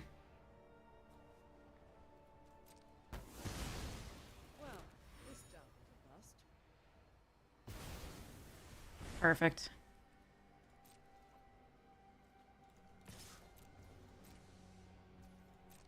Then we can Elish of our own and then Gonti after that. Should be fun.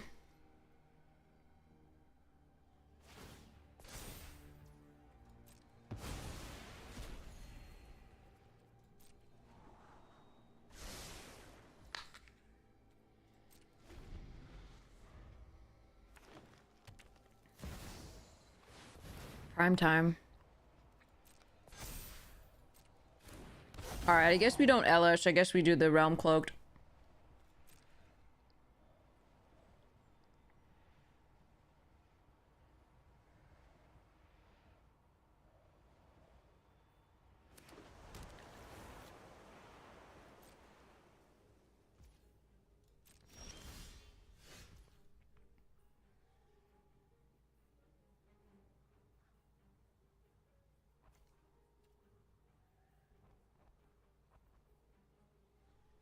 It's a giant. It's a fucking giant. Alright, I gotta make sure that I don't do stupid things. So... we're gonna Murderous Rider it.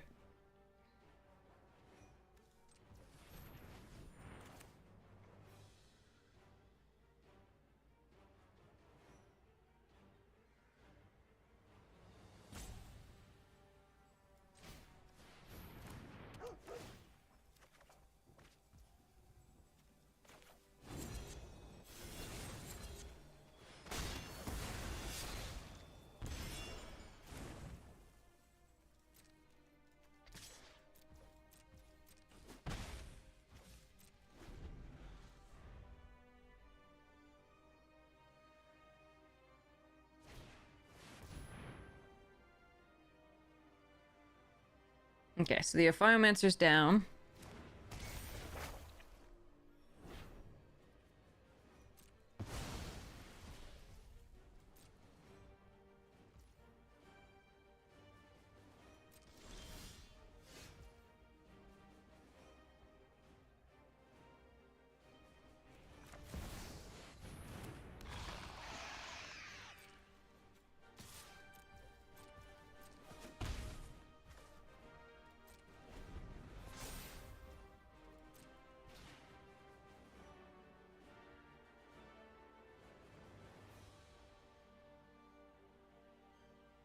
We can get back to prime time on the third thing here.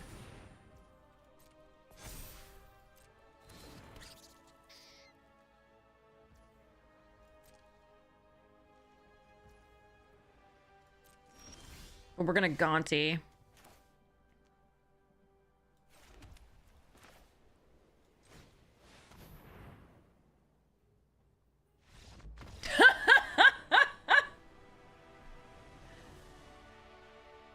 Oh, the podcast is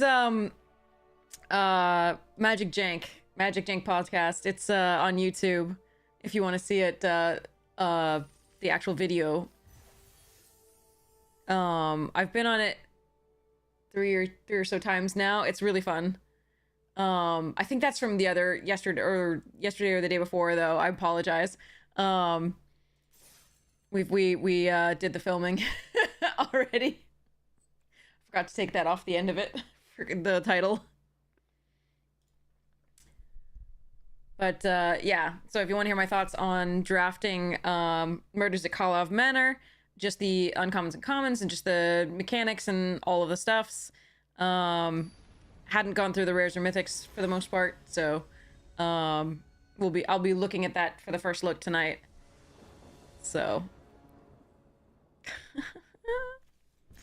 I'm still keeping it. It's still, Arena doesn't want to give me the last one. We had 2 colors of land, but we got the Spirited, we got the Kellen. Hopefully I can find black. I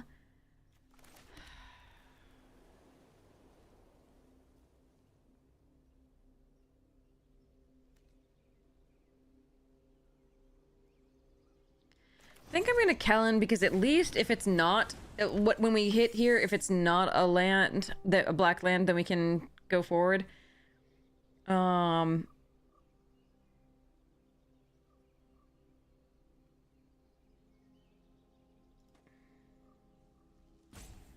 then next, so because we go in, we can put whatever it is on in the graveyard if we don't like it. And this is better attacker. Might give us value. Interesting choice. Okay.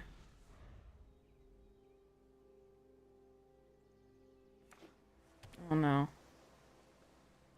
God, it's just like such a sinking feeling in your heart where you're just like, fuck, I hate the counter spells in this.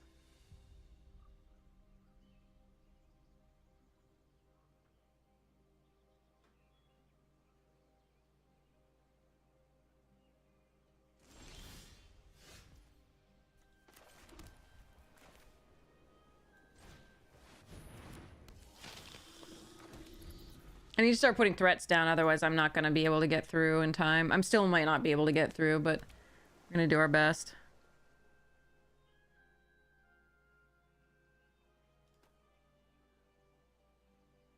That one makes sense because they may just be like, okay, that's going to do enough damage and get enough value that I just need to get that off the board, and I've got counter spells for everything that follows or bounce or whatever.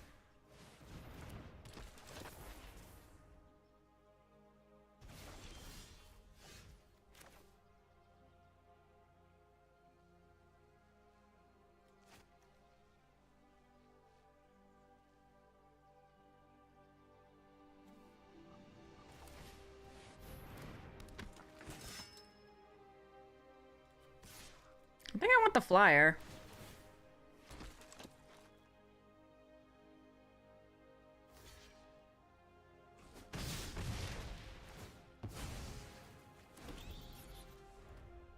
I know, not a single black source.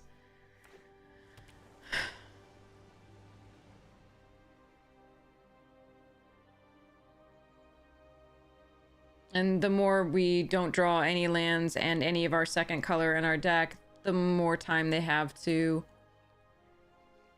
accumulate a number of counter spells that we just can't deal with. Like, they might be considering getting rid of Adeline here, which means that I'd love to be able to punish them, but we don't have the, we don't have the mana to do so.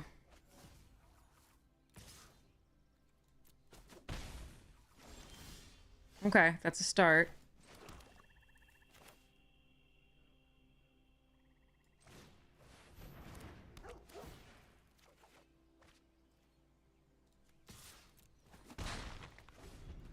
But now they've got a board state that they can just sit back behind counterspells with, and so this just sucks for us.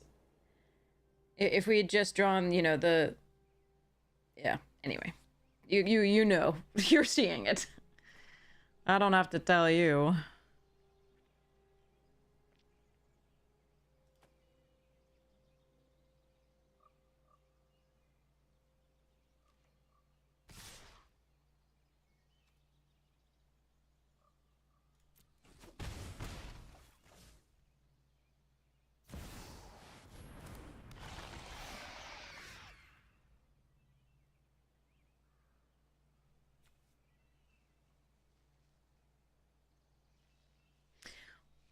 Question. What happens if I Elish Norn as well?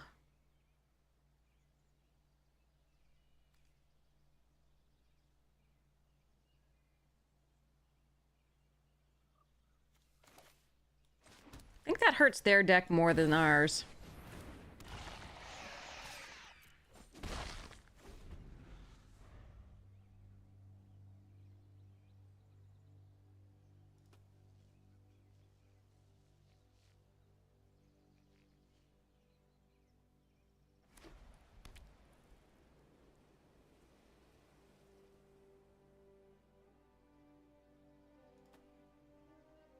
I beg to differ. My art is freaking spectacular.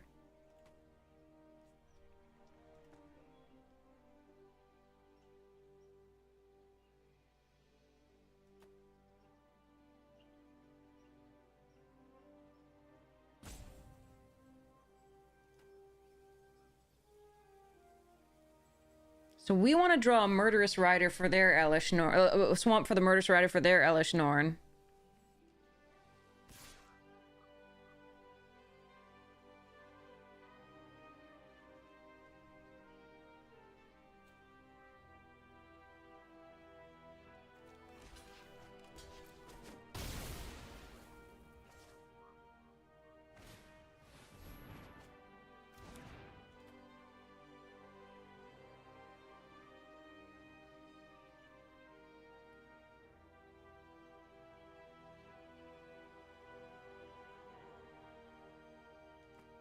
But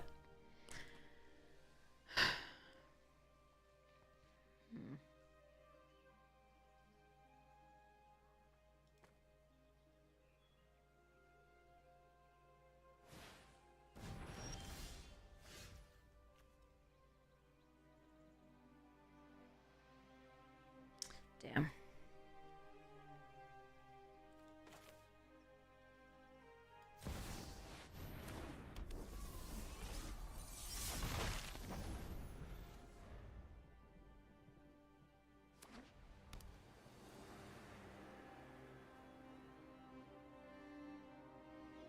Just one swamp in all of this, and we would have been fine.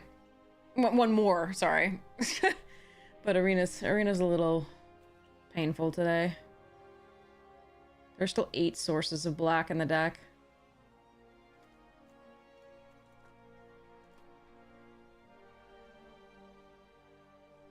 Alright.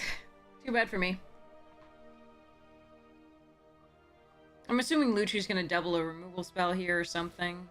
Oh wait, Lutri... There's no ETBs. Huh.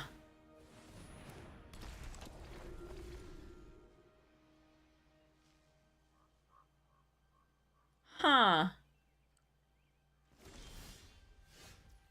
Lutri can't double it. Are you an instant? You're an instant. Okay. No, these aren't the flip Norns. These are pretty cool.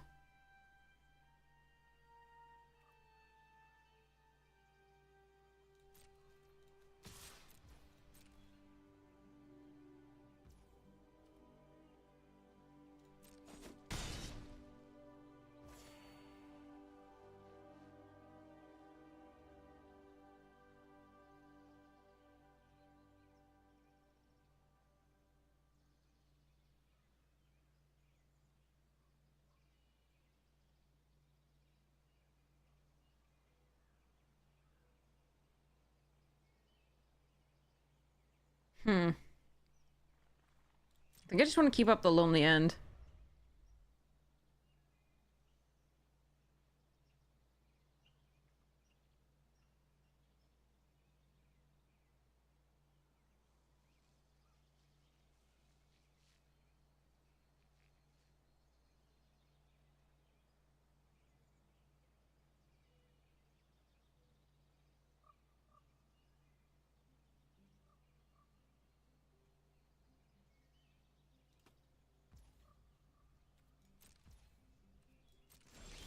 Finally!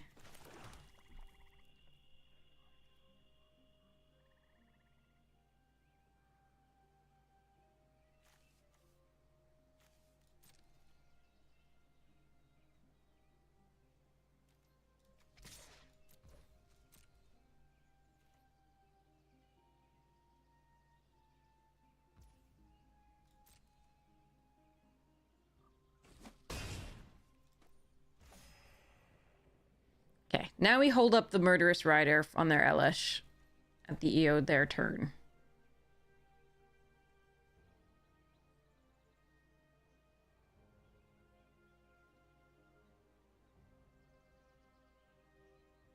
Could be Shark Typhoon, could be Thing.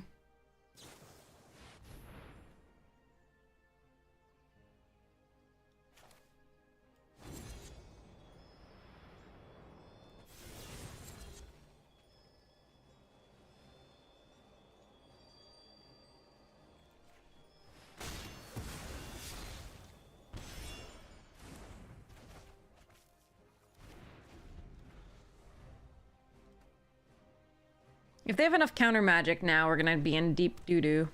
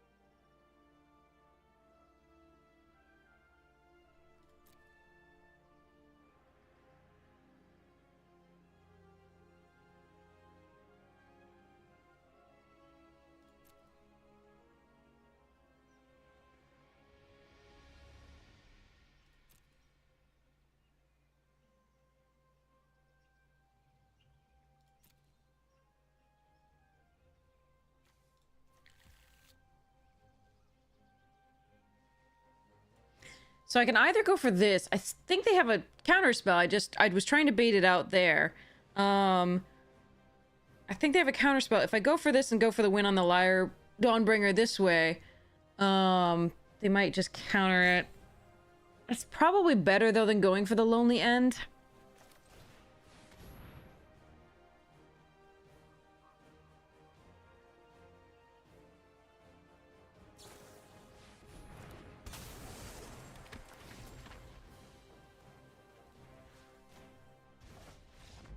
Oh, okay.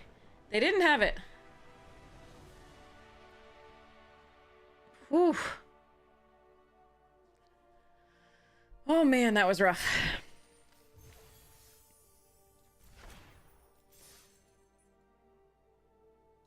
Brutal. Okay. Ugh. Why are the decks making us fight so hard? This is so mean.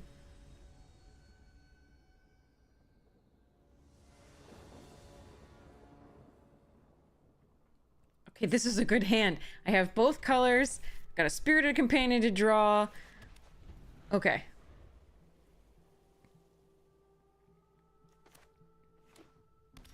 Oh boy.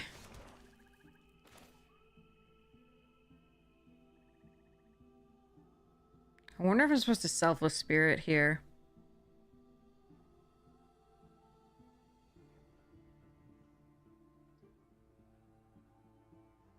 I think I am.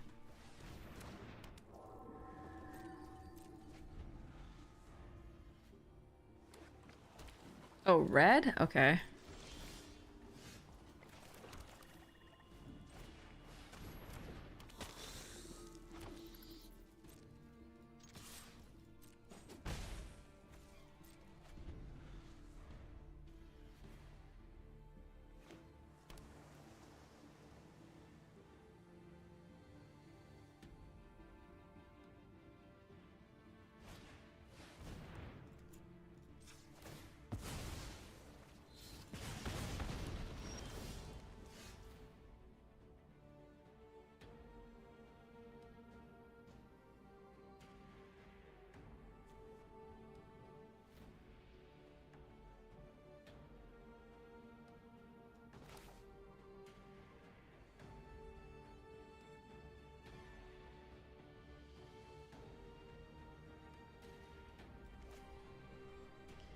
Playing the Spirited is only better than the Ephromancer here if I draw exactly a Plains.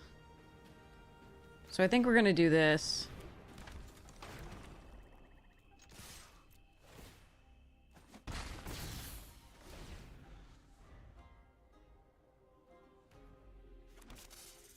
Is it morning if we haven't slept yet?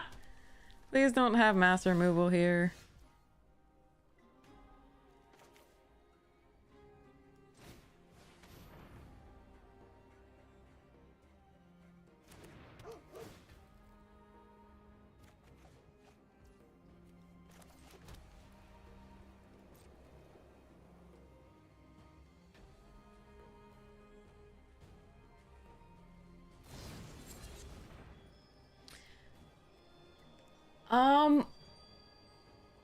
So I can kill it myself and make sure that that goes to the graveyard, but this kills it anyway. So I think we just let that resolve so we can play the priest out next turn.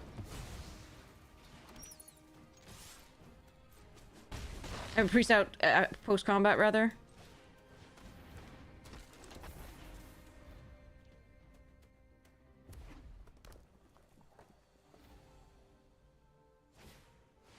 Fuck. Yeah, this is why there's so many wraths. This is not terribly fun, not gonna lie. What would I get back? Spirit?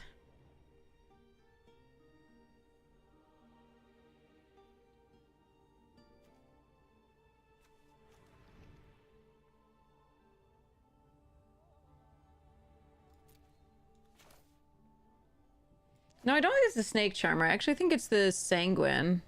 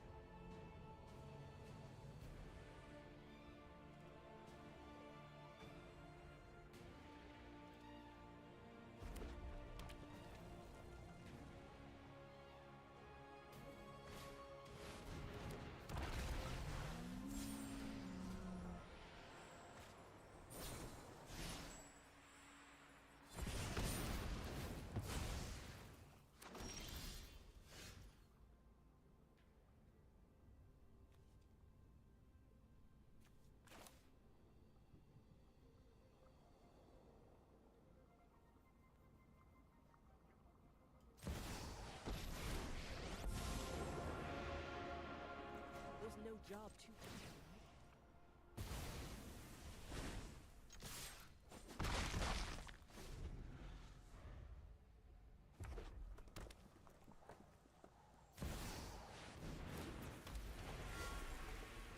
Annoying.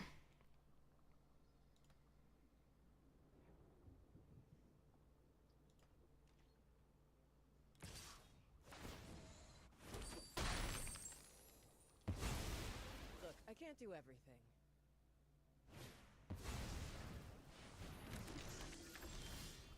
Oh, I needed to draw something there. Well, hopefully wedding announcement does let me draw. I don't think we're supposed to be letting the gold span live. Oof. That's too bad.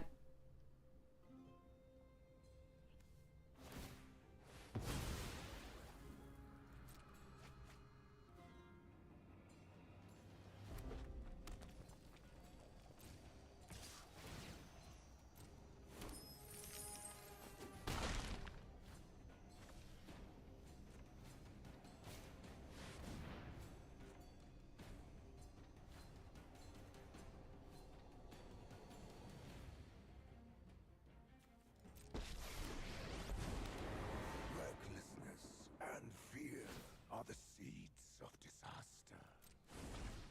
Ether itself serves me.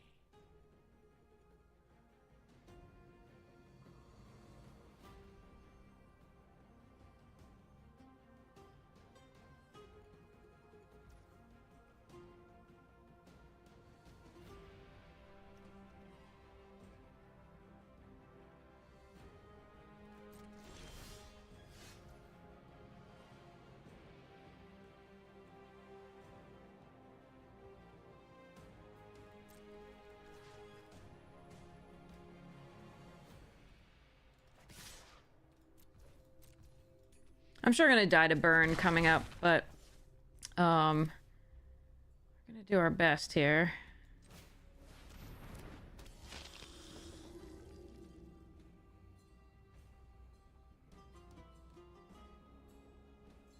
Can I draw? I can draw Vraskas.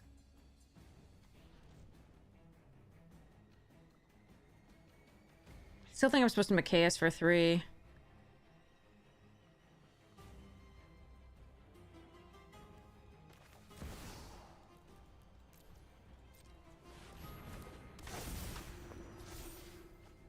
Oof.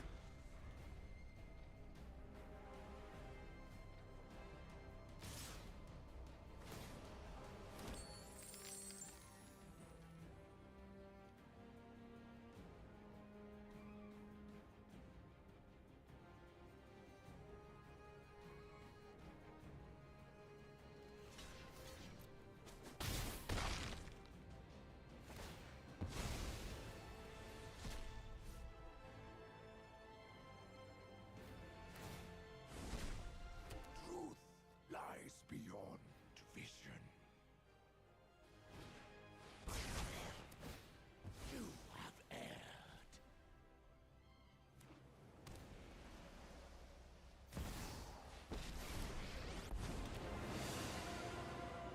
Our actions determine the course.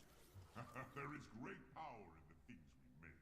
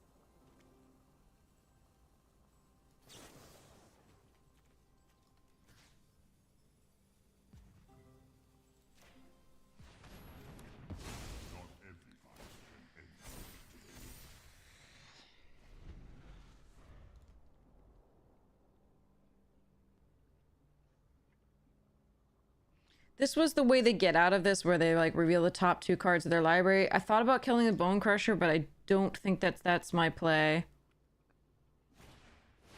God damn it.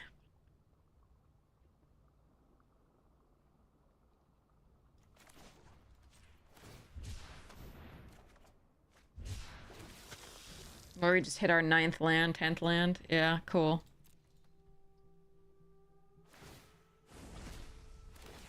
They've outdrawn us by 6 cards, and they still don't have as many. They now have as many lands as we have.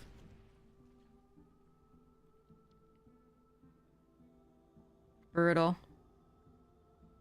Alright, we block here and we hope for a Wrath. And that they don't have any counter magic in their blue deck. Yeah, this is a second flood. Pretty rough. Yeah, that doesn't do it for us. I mean, I can exile the Bone Crusher and gain 2 and go to 7, which puts us to 1 on board. But I don't think it's gonna do it. Too bad. Alright.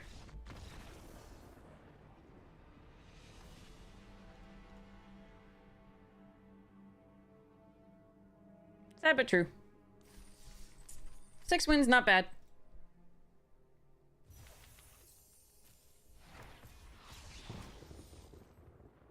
Avacyn, nice. Yeah, that Brotherhood's End was brutal. We almost still got there. It was kind of cray-cray. They had a lot of wraths. They burned down the house as well after that. Just, ugh. Do-do-do-do.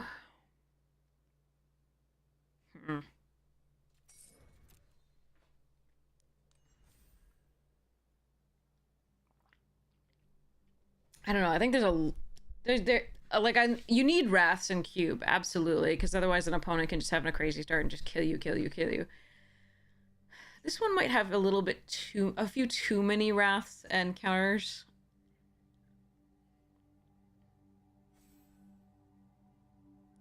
Because you have so many of both, that means that they can wait, wrath, and then keep counters for days afterwards. Which is why the blue-white is so cray-cray, because it has all access to the wraths and then also the counter magic.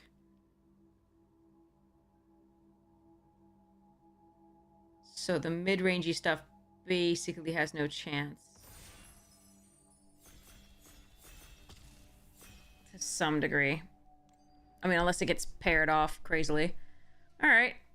Elesh, Nissa, Sentinel, Adeline, Hostage Taker, Infernal Grasp. This is some good stuffs. Should we just take Nissa and have some fun with green, maybe?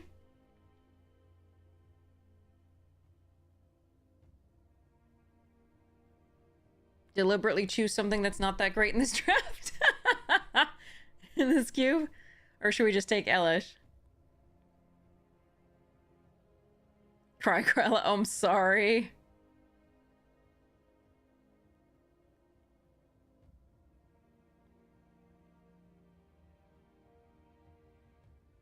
There's so much we could take here. I'll go with whatever, mostly whatever chat wants, like, not one of the cards I didn't name.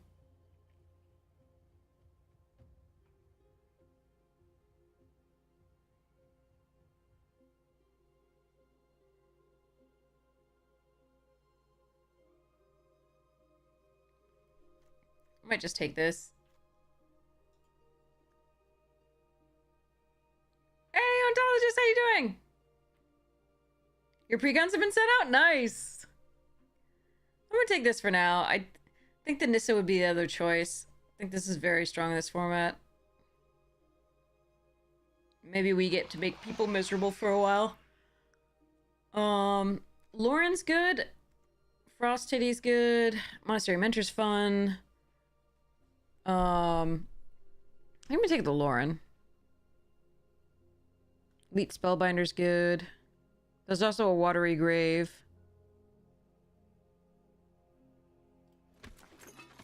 One more week for your booster. Awesome! Sarah, Noxious Gearhulk. Noxious Gearhulk is one of my pet cards. It's so great. Could also just take the Absorb Energy and go into the Make Everybody Hate Us deck.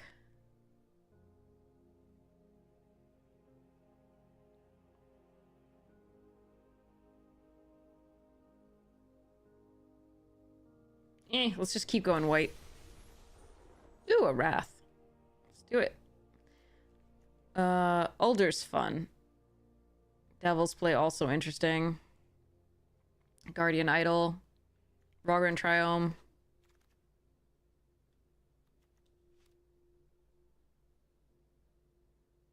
Do love me the Urborg Scavengers. Those are fun.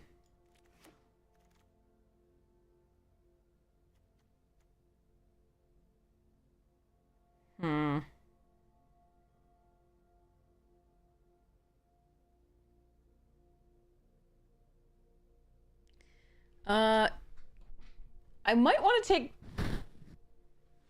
yeah, Archpriest is good too, but like... It's double black, and I'm not sure what I want to be in as a second parrot color yet. I could take Cave here of the Frost Dragon, or I could also take Magda. Magda would be very interesting.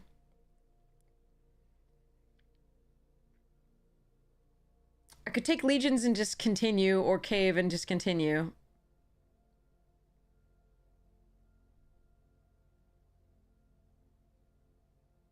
I'm gonna just take this and have fun. Morning!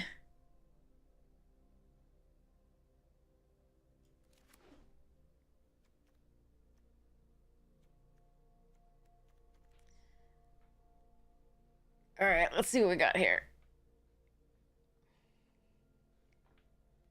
We're looking for the key cards of like Vampire, Welcoming Vampire, Wedding Announcement. Oh man, like I want this Draven Inspector, but Morbid Opportunist, this is so good.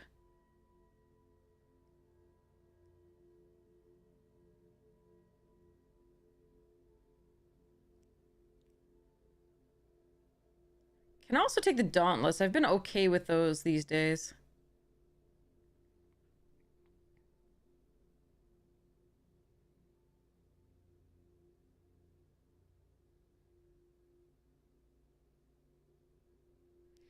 Opportunist is so good in this format. I'm gonna take it here. We have the Sarah Paragon. We'll see about this. I could just stick in white and try and go like nearly mono white until we figure out what the best second color is to take. But I think the black might be it here, at least as far as seeming open-ish. We've seen a lot of good black.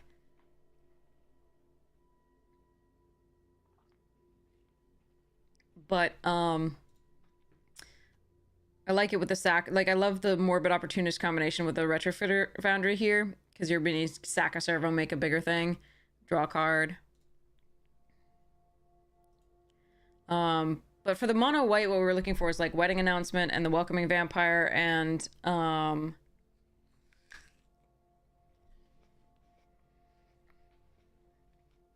things like that.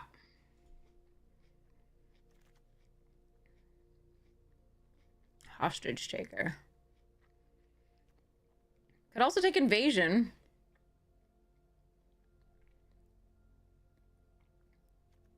I like Soon's Intervention as well enough as well.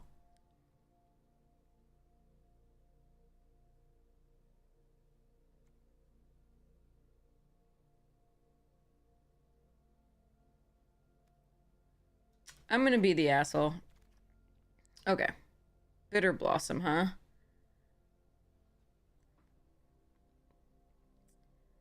And Vanishing Verse. And, like, we could go... Esper is open, apparently. What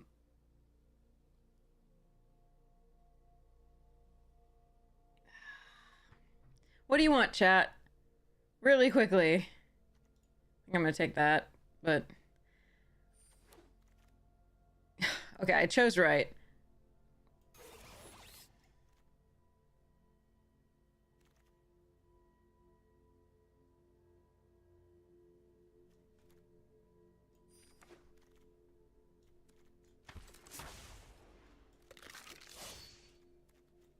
Black is open. Hi, Sholdred. There's Sorin, Sanguine, Ornithopter, Cyclonic, wow, Barals, Archangel Avacyn.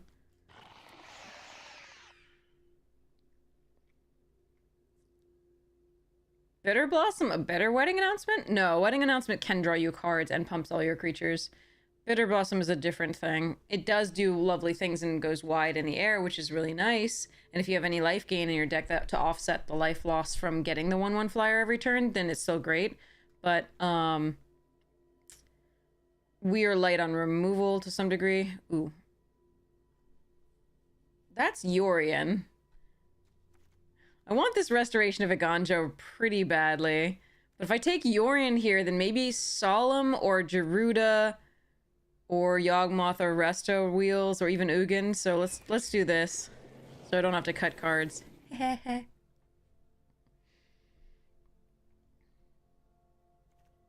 We have some good ETBs so far, so that's nice. Bitter Blossom is a beast still. It's very, very good. I just was very low on removal.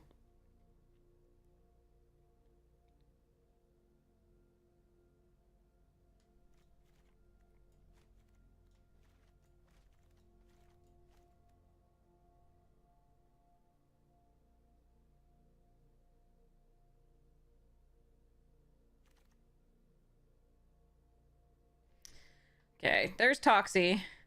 There's Priest, Steel, and Eberhard. I think it's Eberhard here. We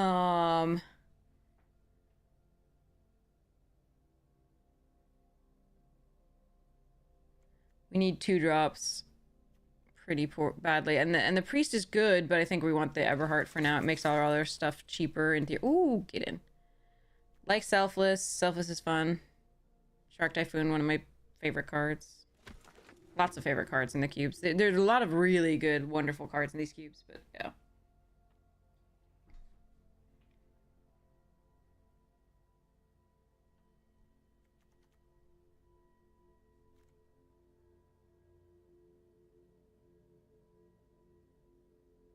I like how it appears to be like walking gingerly in the water. Being like, I hope I don't put my foot on like a scorpion. Sorry, scorpion. Ooh, that's with ETB is nice, but that's another Wrath, and we probably want that.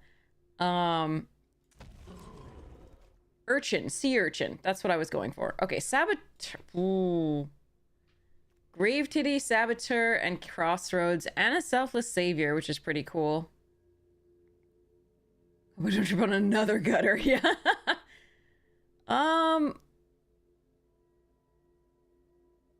Oh, I really like this, but that's Titty. I'm taking Titty. I want the Captivating Crossroads though here. I probably should be taking the Captivating Crossroads in all honesty. But too bad. I don't know that you're what I want. I'll take you just in case we get the Ranger of Eos, I guess.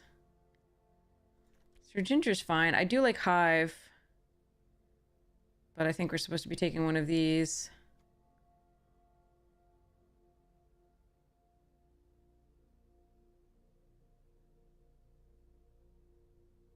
And we'll take this. Oh, God, let's try and perfect.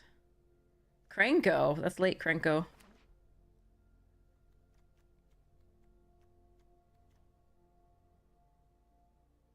The new Surveil Precon. Nice. Soren came back. That's cool. Freaking Cyclonic Rift. Do I want to splash that? No. I mean, I do, but I'm not supposed to. I will have revenge for House Markov. Ooh, Geruda.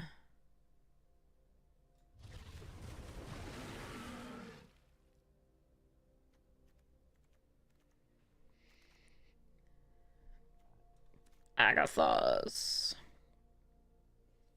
Night of Autumn, so good. I don't think I'm splashing that either. No respect for Big Chandra. Big Chandra's awesome.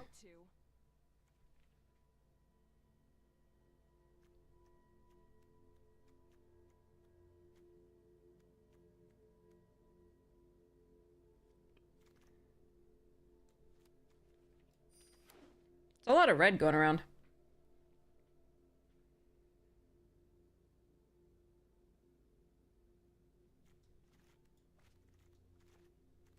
Technically creature. Let's just keep that over there.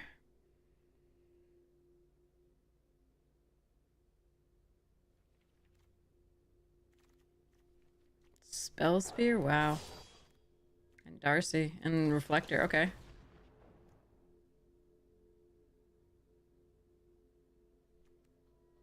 Can't take the loot tree. Look, it's Embercleave! Damn. I think we're supposed to take the Triome here. Or the Kellen or the Bankbuster. I think it's Triome. Bolus, yeah.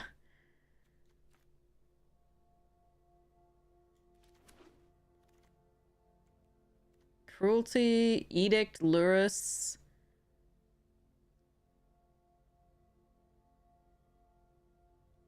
Automaton, Call.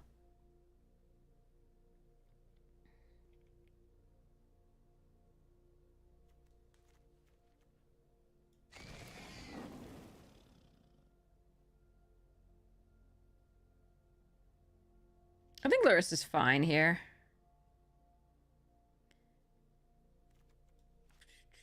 There's Giver, but I think we take Crux. Sun Titan's a fun one, but I think we're going to take the third Wrath because, again, we're running a 60-card deck with Yorion. It's going to be harder to get our Wraths than normal. So we want to make sure we have lots of them because there's lots in this format and we really need it.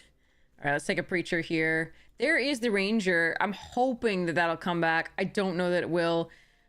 It's okay if it doesn't to some degree because we only have the 2, so... Immortal Sun's an interesting one here, too.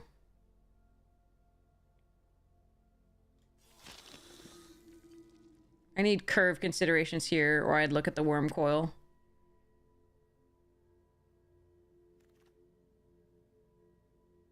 Spirited here, I think, over Black Suns and Elspeth. Those are both really, really good.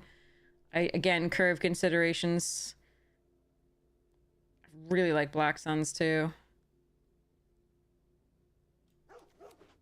But also with Lurus, we've got these nice ones that we can get back.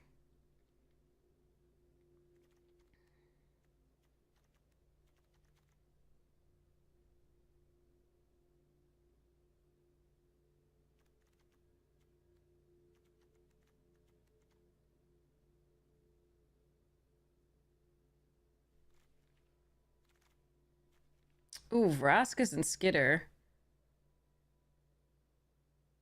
Do love me a Skitter and a Priest. I think I'm going to take the Vraskas. Again, the removal's really key, but the Lord Skitter's very tempting.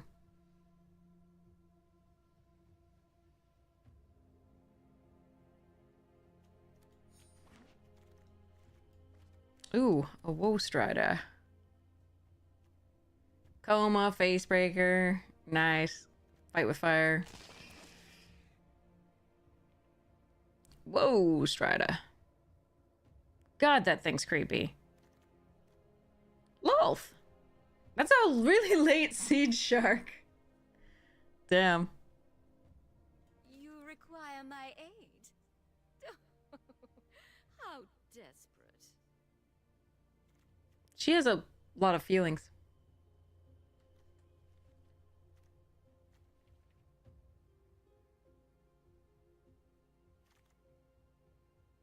All right. Oh, Kellen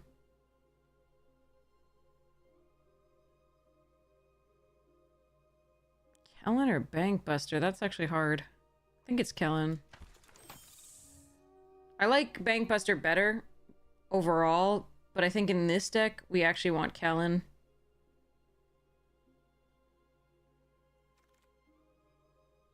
Cruelty, Forge Fire. Nissa's still in here? God damn it.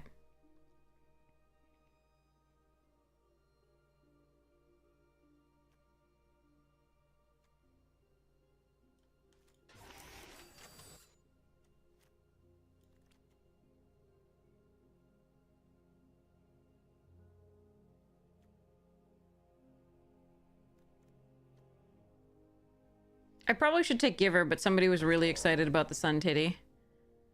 And now we have 2 titties. We're even. Not lopsided. Oh, we got a Lord Skitter back. Nice.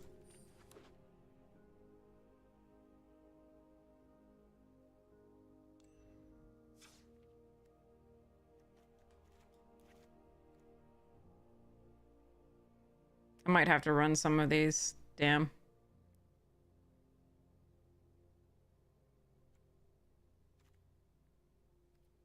A sale of 2 titties? Yeah.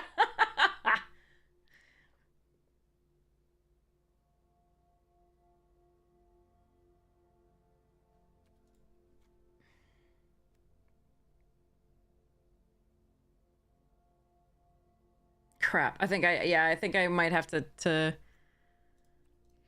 1, 2, 3, 4. So we want 25 or so lands. Yeah, Reflector is good, and we might play Invasion as well, but I actually think I prefer the Vesuvian Mist to the Reflector. In this particular build. Maybe not, because you do have the Sarah Paragon.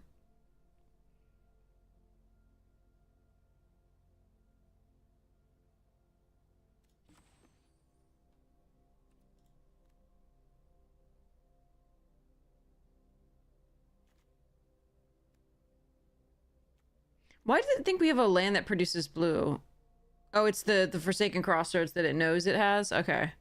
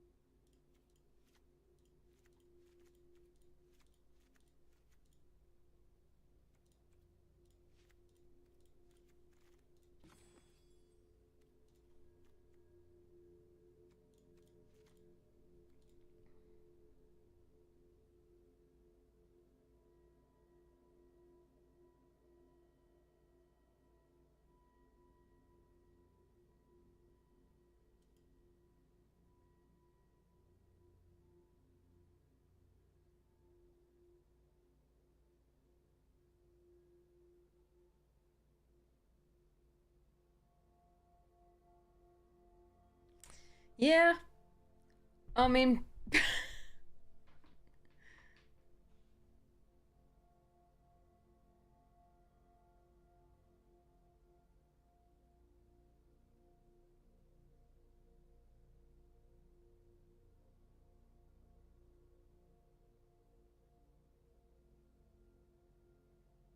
I think 26 lands is correct, because we have so many, like, 6 drops and shit. We didn't get much of the draw effects that I was looking for.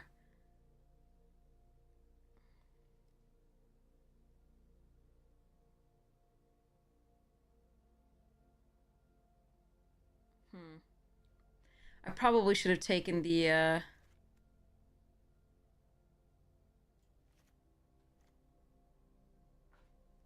Yeah, Kellen, I think, was right at the time, but I think the overall, definitely a bank buster there.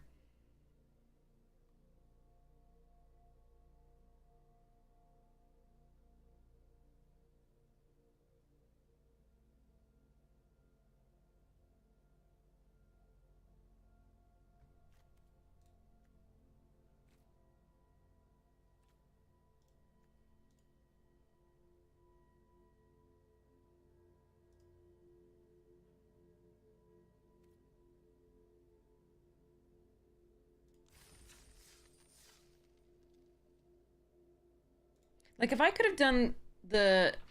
Yeah, we didn't find the Welcoming Vampire, and we didn't find the, Wedding Invitation, which was pretty rough for draw effects, etc. The Bankbuster's good. The Kellen at the time was another thing to put back into play with Luris, and to put things into the graveyard and that we don't need, and draw potentially into our 3 drops.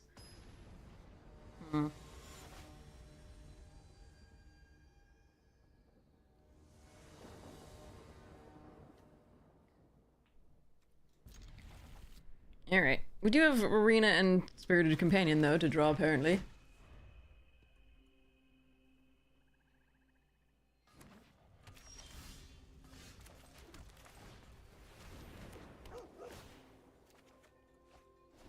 Morbid's not bad. A black source for the Phyrexian would be nice. And to be able to do these things.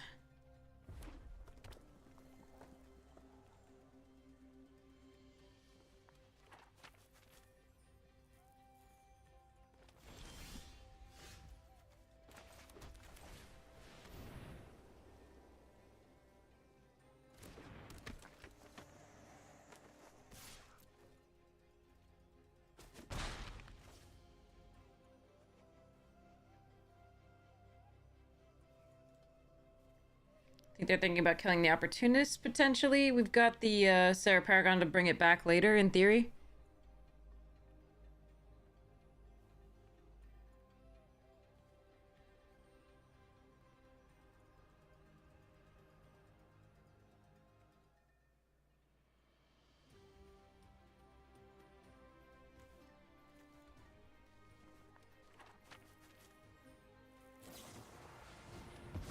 Unless it's exiled.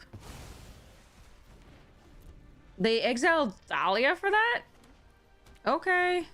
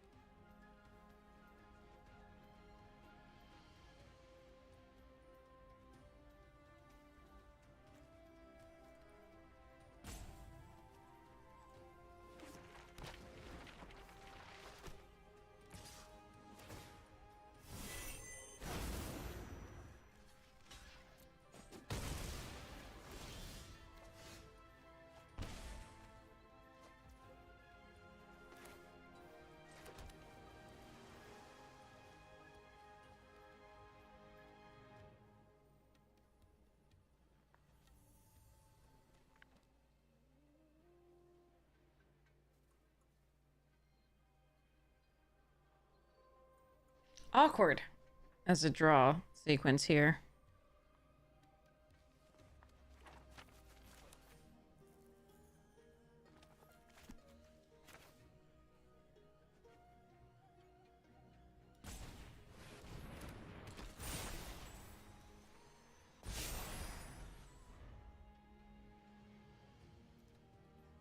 I'm not getting value off of this, but it is still a 5/5 that they have to deal with.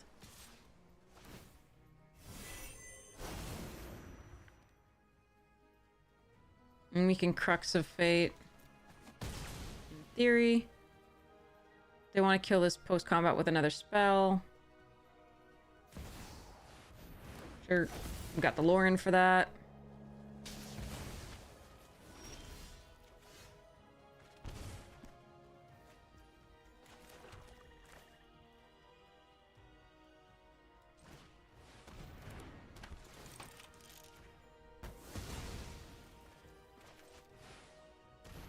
Good morning, NPC!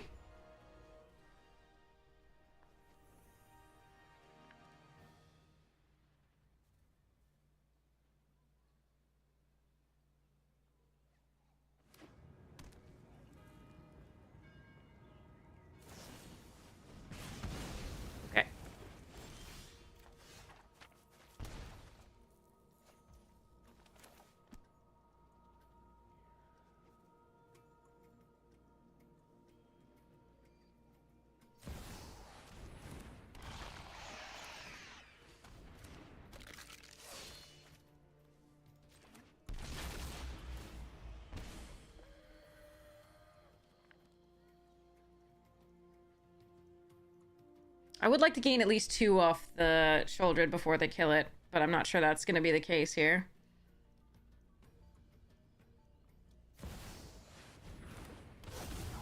Santiti.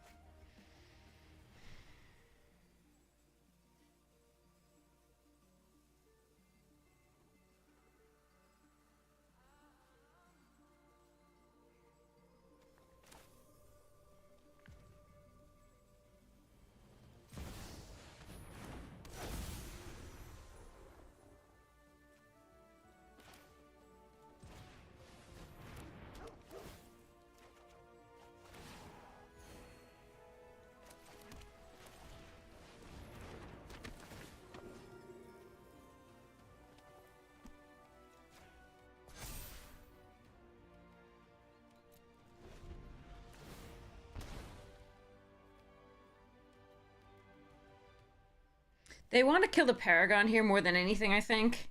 So I'm making Shouldered an even bigger target.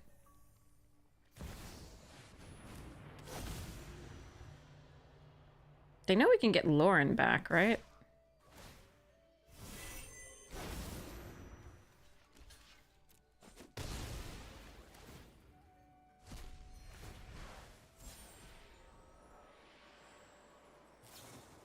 Bolty bolt bolt.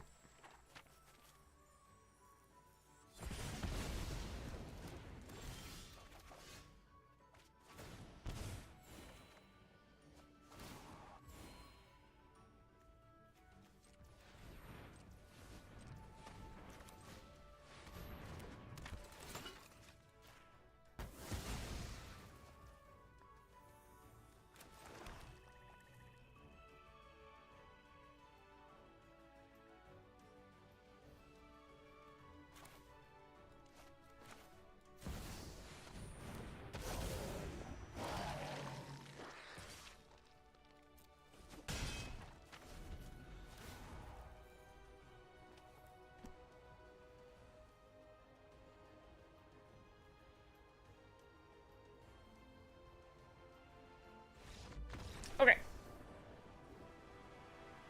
Oh yeah. Oh, crunch.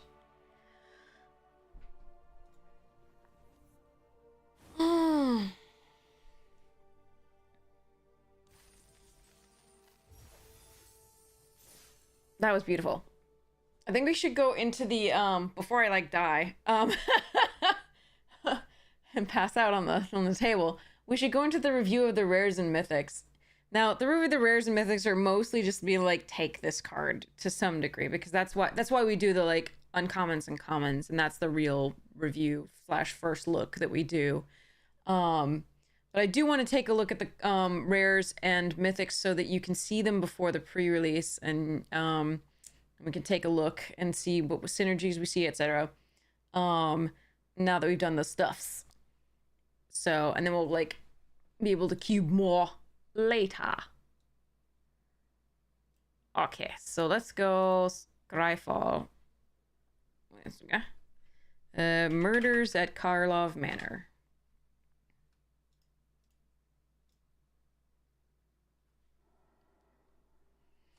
So, we want to go advanced. We want to go here, choose the set murders, choose now rare and mythic rare, and search with these options.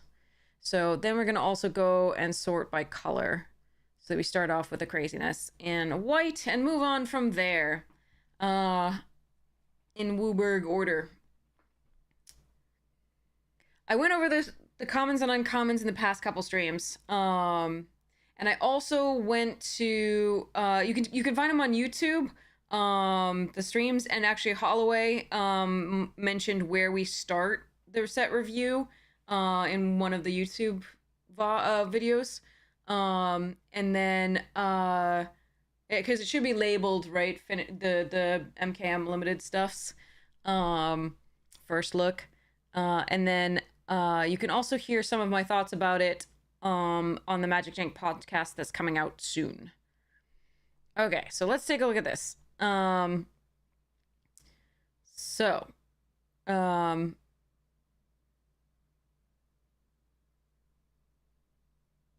So assemble the players is an interesting one. Do you mean Delny? This one? Is that who you're asking about? Does it trigger any disguise? So creatures you control with power 2 or less? Is that what you're talking about?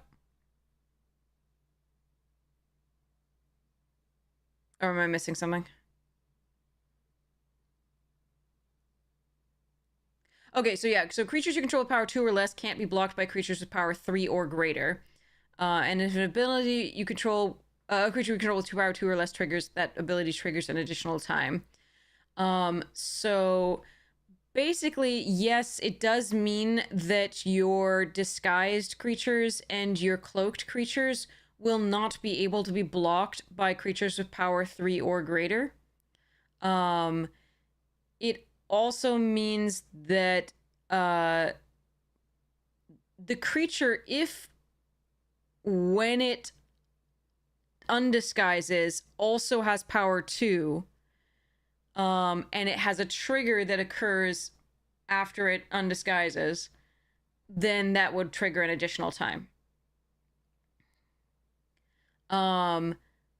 Additionally, the ward 2, yes, will trigger twice. Because all of the disguised creatures and all of the cloak creatures have ward 2. And that is the triggered ability. So basically, if this were, if like, say if this were a disguised creature that flips up into like this, and it had a triggered ability, right? Like this, then this triggered ability would trigger twice. But since this is 3 when it undisguises, basically, it's not going to trigger this twice. But something that had 2 might. 2 or fewer. Things like this. But yeah, it does trigger the ward 2 twice as well.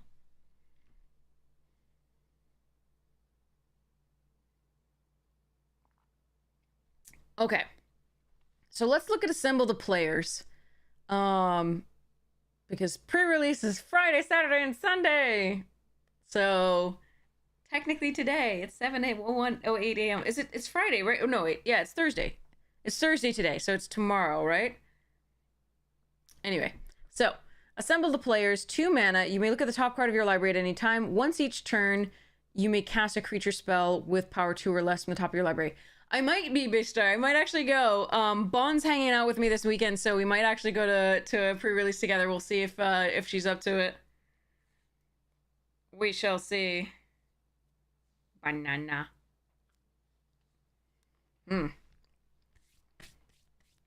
So, there are a lot of synergies with power 2 or less in white.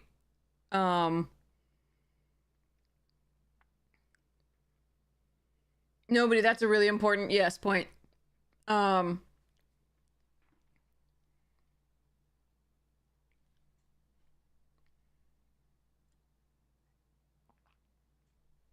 You check the rules of assemble the players and you can disguise from the top of your deck. That's really important. So, but there are a lot of synergies, including this with the power 2 or less in white, that are very important. What that does mean is you have to be careful. I mean, obviously you don't want to put too many 2-power creatures in your deck unless they gain value later on, either by being disguised creatures or by being creatures that have, mana sinks or things like that. Does that make sense? So, that's kind of what you want to do. You want to mitigate the fact that you're going to be casting 2 drops on turn 5 if you have too many by making sure that they're really good and have late game viability. And then you have all the synergies for this and pump spells and things like that. So while this card is it's good, you have to be careful about how much you craft around it and what's in your deck for it. Oftentimes it'll be good enough here if you have enough disguise, like we and nobody was kind enough to check with us. You can cast the alternate casting cost of the disguise, right? Cast this card face down for 3 as a 2/2 creature. Nobody checked. You can, and in fact, nobody 1/1/1/1. Sorry, I shouldn't say like nobody checked. But yes, it has been checked. We can cast apparently disguise creatures from the top of our deck because it'll be power 2 or less. So that's a really nice way to gain value. But again, you just have to be careful what you have. All right. So this one is not a super high pick for me. I think it's a fine rare. I think it gets better and better the more 2-drops and disguise creatures you have in your deck, and there are quite a few of those, and there are synergies for that. But oftentimes this is going to be like not as good as some of the other rares and mythics that you could put in its slot. So I don't think this is a super high pick. I think it's good. So, but I think it's on the lower end of high. Along with like at the same tier as like a bunch of really premium removal and so on and so forth. So, Aurelia's Vindicator. Oh boy. I'm not gonna like this, am I? 4 mana for a 4/2 flying lifelink ward. So the two toughness isn't great here because there's a lot of, you know, burbs and flyers with 2 power. But let's see what else you get for this. First off, it can be disguised. And then for X and 3 and a white, you can turn it face up. So, undisguise it. When it's turned face up, exile up to X other target creatures from the battlefield and or creature cards from graveyards. When it leaves the battlefield, return the exiled cards to their owner's hands. Hi, cat. So this is a lovely way to either, you know, remove some creatures that would be blocking for your final attack, exile some creatures from graveyards to prevent opponent from collecting evidence, and making sure that at least you get some value. Like, this is a way to get cards back from your graveyard as well. If you're not a heavily collecting evidence deck, you can get some cards back from your graveyard and make sure that they go back to your hand. Basically a random effect. So as soon as they kill this, you get those creatures back. So it's a very strong card. Hi, cat. Floof, floof. You gonna come on the lap? Yes, you're so cute. You are so cute. Disguise is morph, but the disguised creature, the 2/2, has ward 2. So the mechanics that are brought back in this essentially are morph and manifest. And the only difference is that the face down creatures that are 2/2s have more ward 2. So that's what's going on here with us. They just didn't want to call it the same thing. Because the 2/2s are different. So so yeah, this card is super strong. Take it. It's great. I mean, it's a mythic. It's not always mythic as immediately take, but this is one of those. Case of the Uneaten Feast. Whenever a creature enters the battlefield under your control, you gain 1 life. That's fine. As a baseline, that's fine. But it's not super exciting. It's only under your control, so it's not you know, the reciprocal effect of something like a Soul Warden.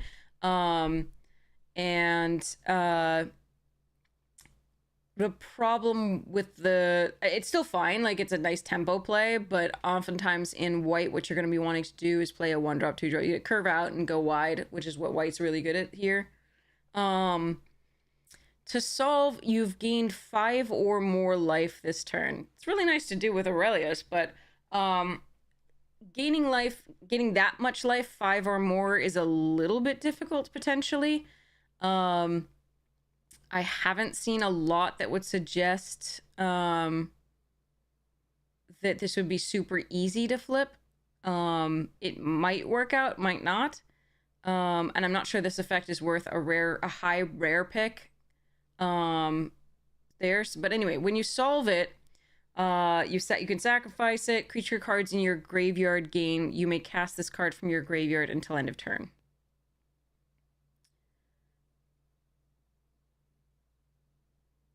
So when it's solved, it gains this ability. So I don't believe you have to do it right away. It will stay solved. But creature cards in your graveyard gain. You may cast this card from your graveyard until end of turn. Which is a fun one. That's a good, powerful effect. So if you can flip it, great. If you can solve it, rather.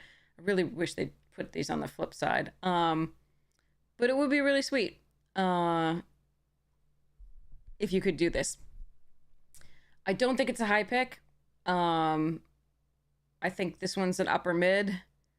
But I'm willing to be wrong about that, of course. I think the max you get is upper mid here, and that's if you have a dedicated life gain deck, I think. Absolute garbage, you think? Possibly. Possibly. I don't know. But yeah, I'm willing to see it max out at upper mid. I don't think I would ever take it above upper mid in any case, even if it ended up being decent. The floor on this is pretty low. The tempo of the 1 life per creature that you cast is important for matchups which are both aggressive and you are trying to just change the tempo of the game. But, you know, this one's a little rough. Okay. Delny Streetwise Lookout, 3 mana 2/2. It doesn't have Ward 2. But these are pretty strong abilities. The problem is you really don't want to be playing this on turn 3. I'm not sure where this falls. Like, I think I might want to be playing this on turn 5 or 6 after I've put out a couple of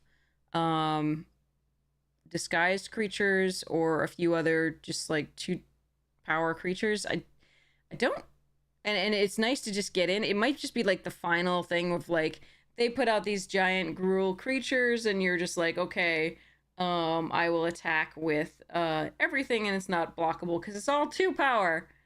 I think this is also an upper mid pick. I think it's better than this, so maybe this is a mid pick, but I think it's fine, but I don't think you're super excited about it. But we'll see. I have to see about the like ones where the abilities of power 2 or less. I've seen a couple things like the one that puts the detective into play that might make this go up to a low end of high for me. It's an interesting one. But so far we have like high pick, lower end of high. I think this is still a mid pick, if anything. And then we have I really don't know how to rank this one because white just wants to be curving out. And if you have this dead in your hand for a while, I think this is probably an upper mid pick. I think you want it. It's a nice one.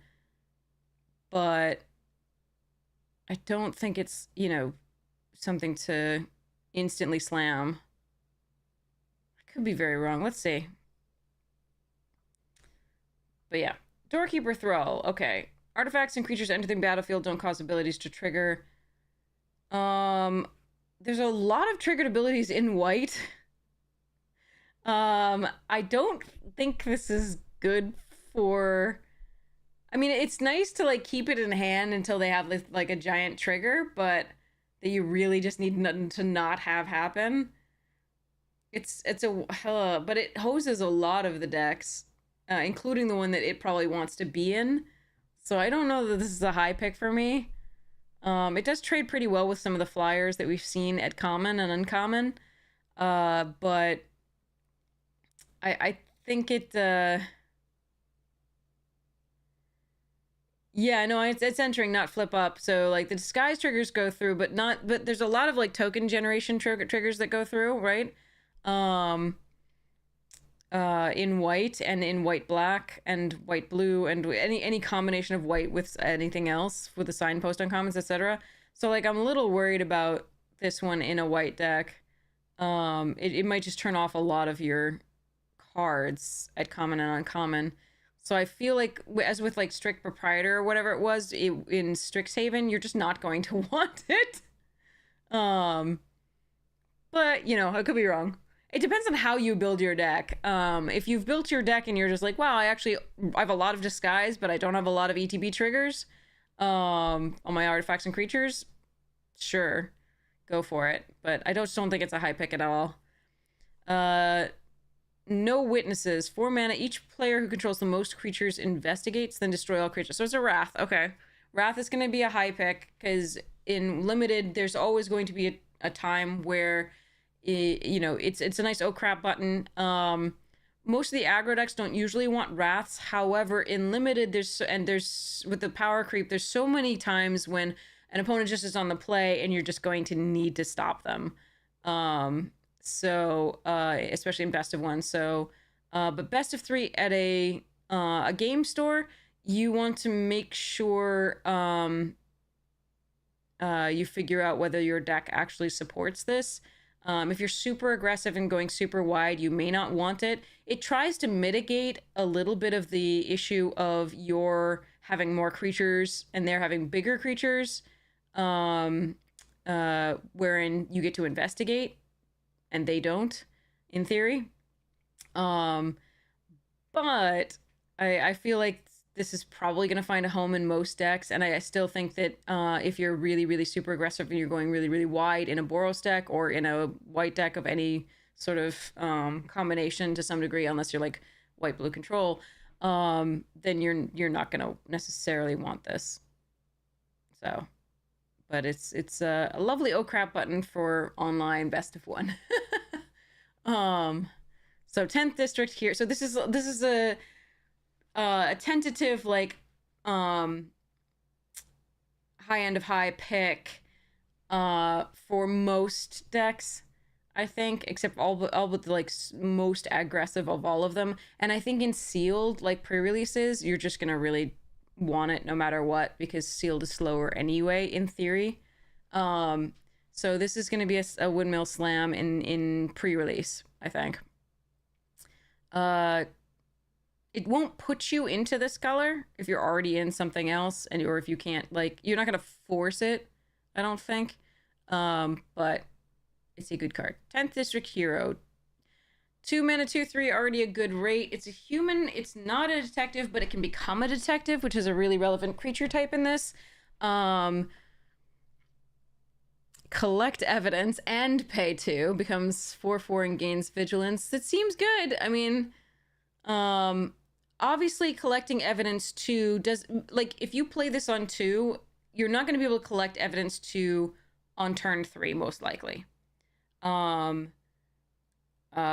There's a possibility in this with a blue, there's a blue card that mills, I believe, and you might mill enough to collect evidence 2, but who knows, it might just be lands. It's unlikely you're going to be able to do this on turn 3, just because it's collect evidence and the pay the 2 and so on and so forth. So maybe turn 4 or something, but it's still good because it's a 2/3 on 2, and then you can also have additional value later. So I do think this is probably a upper mid pick. It's a really good, you know, curve card because it gives you value early game and late.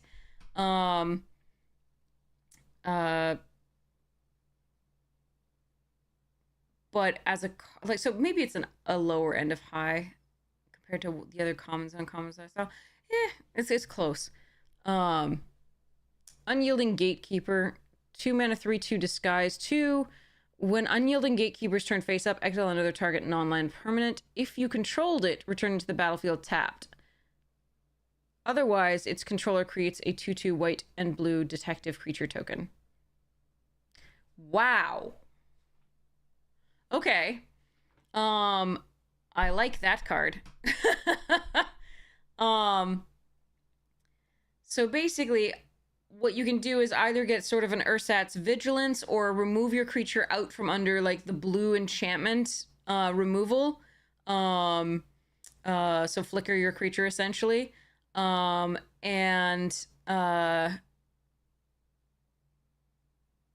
That's going to be very useful in this because there's a lot of enchantment-based removal.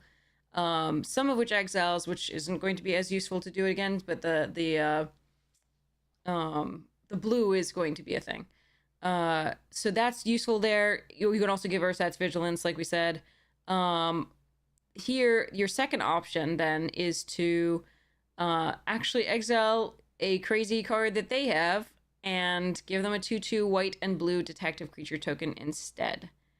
Notably, it's a non-land permanent, not just a creature, so that's pretty sweet. So as long as the 2/2 white and blue detective creature token is worse than what they have, that's going to be a nice one to do. So I really like this card. I think it's a really high pick. I think that one's a high pick. So I very much like that one. So we've seen 2 where I'm just going to slam them. It's these 2 here so far. And I'll slam this in pre-release. All right. Wojek Investigator. 3 mana, 2/4 flyer, Vigilance. Already great stats. It's an angel. It's also a detective, which is a really relevant creature type. At the beginning, you have to investigate once for each opponent who has more cards in hand than you. Fine, whatever. That's just an extra bonus. Just as a slam, too. I like this card. It stops all of their early flyers. 4 toughness is a huge thing in this because there's 3 damage in red at common. So that's really just nice. I really like this. Absolutely. Okay. So, Case of the Ransacked Lab. 3 mana instant and sorcery spells you cast cost 1 less to cast. I'm not a fan. I'm a fan of this in Constructed. It doesn't look like it's a limited star. I don't think you really want to be doing nothing on 3. You're never solving this. 4 more instant and sorcery. Okay, yeah, so this is a Constructed card. This is unplayable in my opinion. Weigh in if I'm wrong. Weigh in if I'm misreading something. I'm never going to be upset. I want to hear your thoughts. But yeah, okay. And frankly, like, if you've already cast your 4 or more instances, then you're just like, oh, when you're casting this, you're supposed to be able to draw a card. Yeah, okay.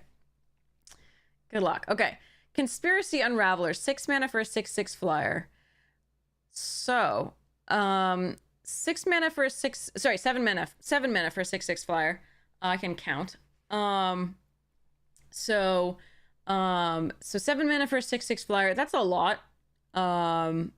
I know that's pretty big in this set. There are 2 things that are... So there's one thing that's bigger that undisguises as a 6/7 with reach in Gruul. And there's a 1/10 that could effectively block if it had flying. But this is not, in my opinion, a good card. It's fine. You'll take it if you get it, a couple picks in, possibly. But, because it is a 6/6 flyer. But it's 7 mana, and it's evidence 10 is... That line just doesn't matter.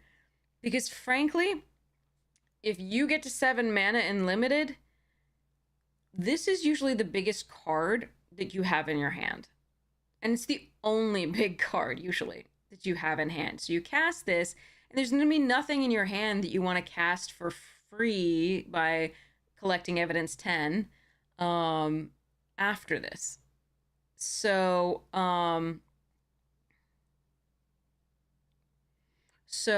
no, yeah, it's not, yeah. Not nobody, no. It's not an alternate cast for this, cost for this. It's for, once this is in play, this gives you the ability to collect evidence 10 rather than pay the mana spells for cost for spells you cast. So, again, and collecting evidence 10, that's a lot to remove for the graveyard. Hey, Team Rocket Grunt, how you doing? So this is not actually that good a card. This is an upper mid pick, potentially. It's a fine 6/6 flyer for 7. You kind of have to think of it just like that. You have to see whether your deck wants that. You might be more aggressive than that. You might just decide, meh, won't see you for a week in July. Okay, all right. So yes, so Conspiracy Unraveler, not a high pick. This one's not exciting. So it's not unplayable like this is, but it is not exciting. So it's painful that it's a mythic at that point. I think this is more of a constructed card. But it is a detective, which is cool. You're going on vacation, awesome. Cat hair? Meh. Coveted Falcon, however, looks like fun. So basically what happens is it's a flying 1/4. And whenever it attacks, you gain control of target or permanent you own but don't control. So anything that you've given to the opponent, basically, or that they've taken control of from you. Now, it has Disguise. Yes, this is the Maltese Falcon. Yep, there's 2 references to the Maltese Falcon in this. And this is one of them. And basically, you have a Disguise. When it's turned face up, you can give the opponent control of any number of target permanents you can control, right? And just, here, have these, right? Could be just 1, right? And then you attack and get it back, right? Draw a card for each one they gain control of this way, right? Defor, welcome! Welcome. Now, notably, what you should understand, there's a lot of auras in this. There are a lot of auras in this set that involve pumping your creatures, etc., giving them flying zones and so forth, right? And changing the control of an aura, provided the aura doesn't say, like, you draw a card or something like that, right? If it's just +2/+2, changing the aura doesn't matter. The control of the aura. Changing control of the equipment means they could, pay to re-equip it once it reaches their turn. But changing control of an aura is going to be all profit for you for the most part. You're just going to be a little careful about what it says. So you should consider, if you have auras, giving control of the auras to them. Multiple auras is totally fine, as long as those auras don't say, like, you draw a card, because that would be the controller draws a card. If it gives the creature the ability, then you're fine, because you still control the creature, but they control the aura. So this is a fun one to give auras away with. But even then, if it's just 1 permanent that you want to give them and get back as soon as you attack, right? So you undisguise and attack. Seems good by me. I like this card. I don't think it's, like, ridiculous. I think it's fun. So you draw a card for each one they gain control of. So you just, charge. Maybe you just get a card. So I like this card. I think it's probably a mid to, so like a middle of the mid, I think. Probably. I don't think it's I don't think it's upper mid even. I think it's probably middle of the mid. It's fine. It's good. It's just not great. So it's nothing like the Wojak or the Gatekeeper or the Vindicator, even the No Witnesses and the Sealed. So Cryptic Coat, however, is stupid. I've seen this thing. It's dumb. It's so dumb. This is pure value, just a value engine that is gross. So this is one of the cards that cloaks a card, which is Manifest, but again, you get the ward 2 on the 2/2 creature, which makes it cloaking and not manifesting. But this is just a nutty card. Basically, what you should note is that there is no equip cost on this. So the only way that this gets equipped to something is when you cloak the top card of your library, when it ETBs. Now, you can reset it and start going again by returning it to owner's hand. So it's just a huge value engine. It is so cool, so great. So this is a windmill slam for me. This card is nutty. I'm super happy about it. The only weakness is it's a dang artifact, and there's so much artifact removal that is good. Yeah, Cryptic Code is sick. So yeah, so this is a windmill slam. This is another high pick. Just gross. And the artwork is sick, which makes me happy because I love when good cards have amazing art. So, Forensic Gadgeteer. 2 and a blue, 2/3. Whenever you cast an artifact spell, investigate. Nice. Okay. It's also a detective, really relevant creature type in this. There's a lot of things that do stuff with the detectives. Activated abilities of artifacts you control cost 1 less to activate. Your clues cost 1 less to sacrifice to draw. That's awesome. Can't reduce the mana in the cost to less than 1 mana. That's pretty sweet. It is a 2/3 for 3, which is not a great return on investment in terms of power toughness. But this ability is pretty damn amazing. And there are a lot of fantastic artifacts in this, and it's a detective, so this is pretty lovely. And there are also things that make detective tokens too, so some good stuffs. So I like this card quite a bit. I think it's probably on the mid end of high.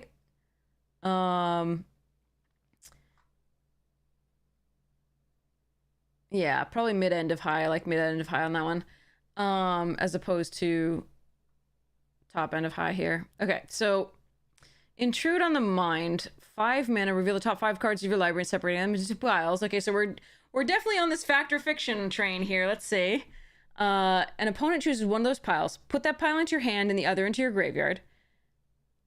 What? Create a Thopter. Okay, so okay. So this is so for 1 more mana on your factor fiction, you also get the option of choosing the pile that has more cards just to get a bigger artifact creature token with flying, which is interesting.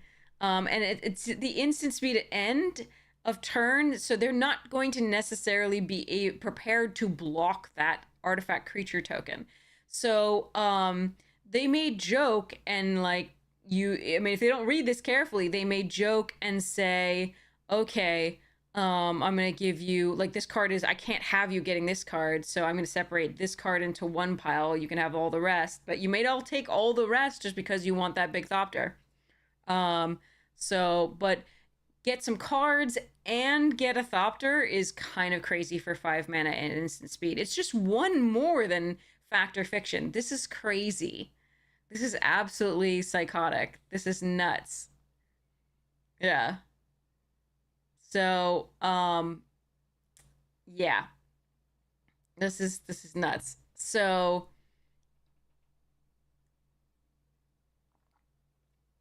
sad 5 cards or a 5/5 flyer. Yeah, just gross. But either way, what you're getting is a couple cards and a 3/3 Thopter, or 3 cards and a 2/2 Thopter. Either way, that's crazy for 5 mana at instant speed. This is a slam for me. This is a gross card. I don't want to have this happen to me, and I know it will. Oh, that's high end of high, of course. Lost in the Maze, X and 2 blue, flash enchantment. When it enters the battlefield, tap X target creatures. Put a stun counter on each of those creatures you don't control. Tapped creatures you control have hexproof. Okay, so this is kind of an awesome thing. And it's gross and it's mean. It's flash. That's going to kill me. That's going to end so many games where you just can't. They're going to just be like, you can't block. And because all your creatures are tapped. And I'm just going to get through for lethal. That's just gross. The other thing that it can do is you can flash it in on their turn when they target a creature of yours with a removal spell, and tap down a lot of their creatures, but also tap down the one that was targeted of yours. So that they can't kill it. They waste a removal spell and you tempo them out. So this is a gross card. I really like it. I think that it is probably, there isn't early access. I'm sorry. Is anybody interested in why there isn't early access, in my opinion? I can just move on, but like, I'm pretty salty about it. And not perhaps for the reasons you would think. But I won't share if people are more interested in this for now. Let me know if you want to know my thoughts. Do tell? Okay. So basically, Flower Bridge has it to some degree here. So Hasbro,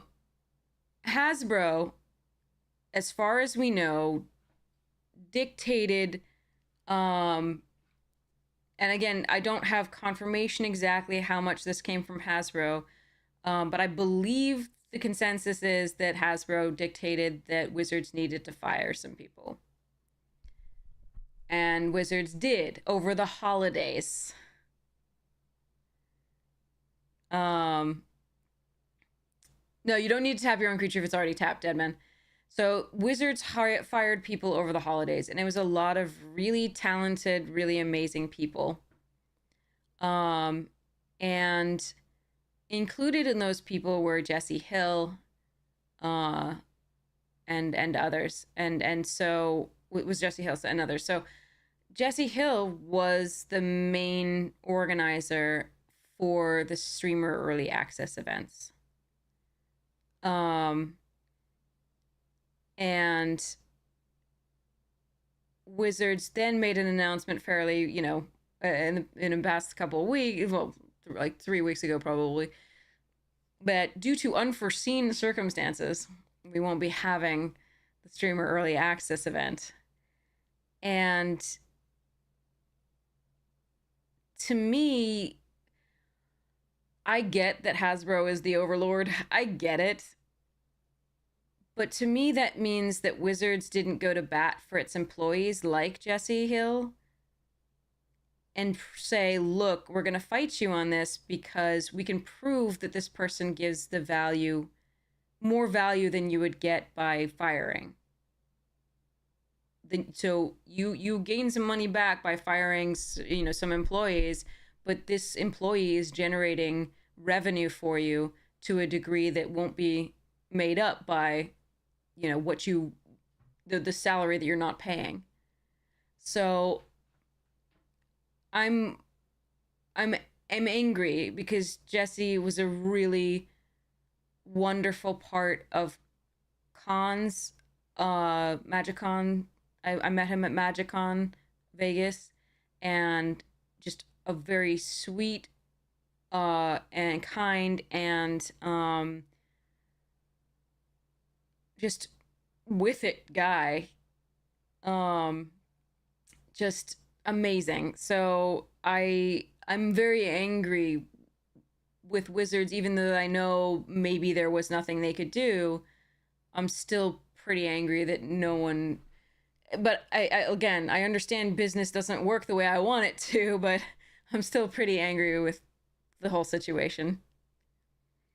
And especially at holiday time, like, what? Anyway, so that's why we're not having an early access streamer event. And I care less about that for us than it does hurt the game, it does hurt streamers, but it more illustrates immediately the value of the people that were being cut. Immediately you see what Jesse did this. You can't ask WotC to say, look, here what our people provide. But yeah. Anyway, so there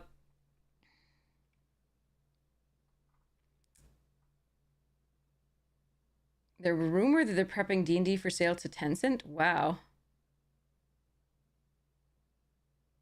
Interesting. But yeah, so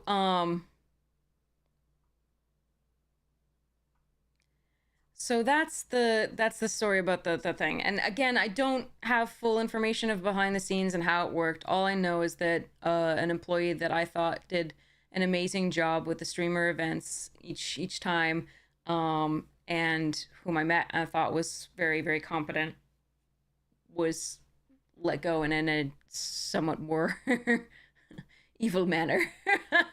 So anyway, you can make up your mind how you feel about that. I'm not trying to say anything but my opinion. So, but yeah. Anyway, back to this. Here we go. So Lost in the Maze, yeah. Tapped creatures you control have hexproof.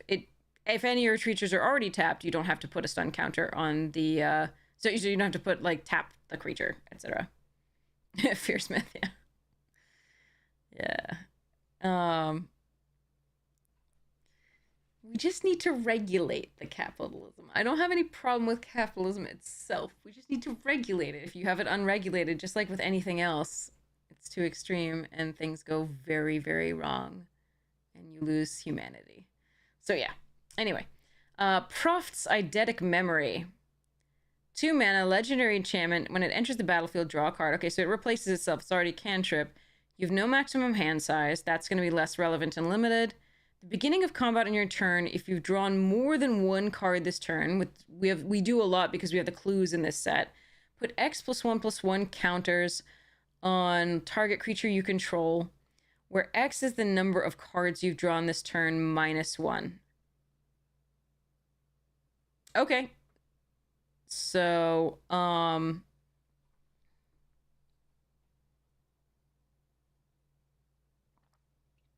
seems pretty good. So as long as you're, cracking a clue, you're putting a +1/+1 counter on something. And immediately when it comes into play, you probably, as long as you have a creature, like as long as you're not playing this on turn 2, you are going to be getting the draw effect, which means that you're drawing a second card per turn. You get to put a +1/+1 counter right away. So as long as you have one creature in play when you play this seems really good to me. I like, it's odd that it's odd that those +1/+1 counters in blue, because this set has Selesnya as the +1/+1 counter theme. So we'll see how that goes. But it does seem really strong. You've got some flyers you really want to pump in blue, absolutely. And just in general, just obviousto pumping in limited is great. Especially recurring. So, I think this is on the mid end of high for me. I think it's probably less than this and the, Vindicator, but, better than a lot of the others. Okay, so Reenact the Crime, 4 mana, instant, exile target non-land card in a graveyard that was put there from anywhere this turn, copy it, you may cast the copy without paying its mana cost. This is too situational, I feel, to be amazing. It's triple blue, and you have to time it exactly right to get something relevant that went to the graveyard. I mean, you can do it when you attack, and then hope they block, and then hope it dies, and then it's interesting. I think it's a little too situational to be that strong, so I think I'm going to give it a mid pick. It's fine, but a lot of things have to go right, and the timing, and yeah. So, So, Steam Core Scholar, 2/2, so it's a Windrake, but it's got a detective subtype, so that's really important. So it's already better than a Windrake, so it's already going to be a good card in Limited, Flying Vigilance. When Steam Core Scholar enters the battlefield, draw 2 cards, then discard 2 cards unless you discard an instant sorcery card or a creature card with flying. That's interesting. So the idea is actually here you actually don't mind just drawing 2 cards and discarding those 2 cards. You don't need to thanks Fear Smith, have fun. Good luck at work. You don't mind discarding 2 cards because that in blue will fill up your collect evidence potential. So that's actually quite nice. You may not need to actually care about, you know, discarding an instant or sorcery card or a creature card with flying. You may just want to just take the 2 and put them in the grave. You put the 2 worst cards in your hand after you draw 2 and put them in the graveyard. This is a good card in limited. I think it's on the mid end of high, it might be lower end of mid of high. I think these are roughly equivalent in power to some degree. Just it's really nice to be able to not only play a detective with flying at 2/2, but also be able to fix up whatever your hand's doing and start filling up the graveyard for your collect evidence. I really do like it. So I'm gonna probably put it mid end of high like these two. Or mid end of high. So Barbed Servitor, now we're in black. Here we go. Indestructible 1/1/3 and a black. Interesting. It's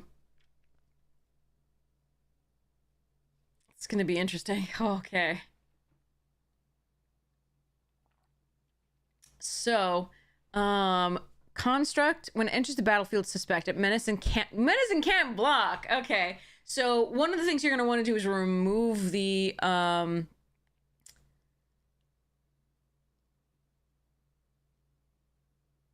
Okay, so you're either going to want to be pumping this up with the enchantments that pump, or, you know, +1/+1 counters, etc. Or you're going to want to remove this suspect. And you can do that with several cards. So that's going to be interesting. Make it unsuspected. That's an interesting one. When it's dealt damage, target opponent loses that much life. Nice. When it deals combat damage to player, draw a card and lose 1 life. Okay, so I think this is gonna be on the I mean, because they have to. It's really nice because they if they don't block it, then they still get the either of these. It's nice. Huh. I like it more and more the more I look at it. So I think it's probably a because it's a 4-mana 1/1, I think it's probably a lower high pick, but it's still in the highs, I think, for me, just because it's really cool. Yeah, the 4 mana is a little rough, but it is a 1/1 indestructible. The next turn, they either block it with a 2/2 and take 2, or you draw a card and lose a life if they don't block. But you can also put things on it like the +2/+2 and the etc. I don't know that there's anything that removes it. I don't remember an exile that removes it less. I think the exile removes 3 or less casting cost. I'm pretty sure, but I could be wrong. There is an exile, I think, and it works on the morphs because it can't be countered. But I don't think it works on the Barbed Servitor. So I think this might be a lower end of high or an upper end of mid. But it seems like fun. Oh, negative X? What? Negative X? I'm not sure. I don't remember. But let's take a look. Case of the Stashed Skeleton. But yeah, all of that will have an effect on this, how good it is. But there are some... Black has 2 negative effects.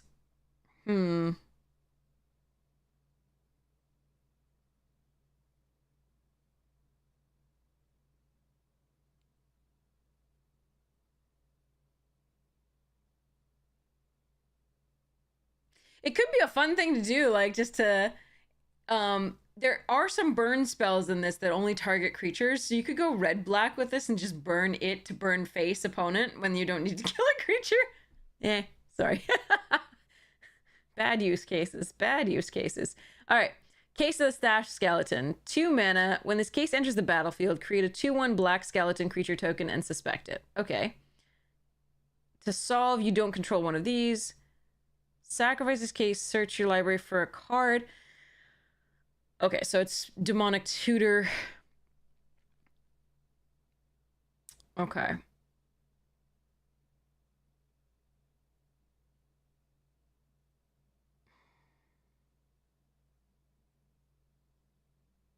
Yeah, if it hasn't a lot of -X/-X spells, then... And that's 2. Are they at common? Or uncommon?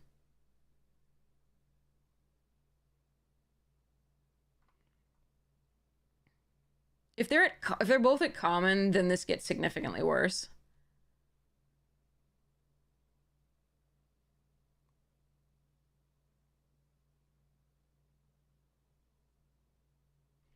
So, this is fine. Suspect it. They'll have to eventually block it in theory, or you can find ways to sacrifice it. So 1 common, 1 uncommon. This is probably still okay. So it's probably still like an upper end of mid then. I don't think it gets to the highs at all, and it might be middle of the mid. Sorry, it's probably middle of the mid. I don't think it gets to the upper end of mid because of those 2. But that's only in black. However, in blue, there's the tap target creature down. It doesn't untap for 3, but that's a 3-mana investment for your 4, so it's not a huge, terrible return on investment, so...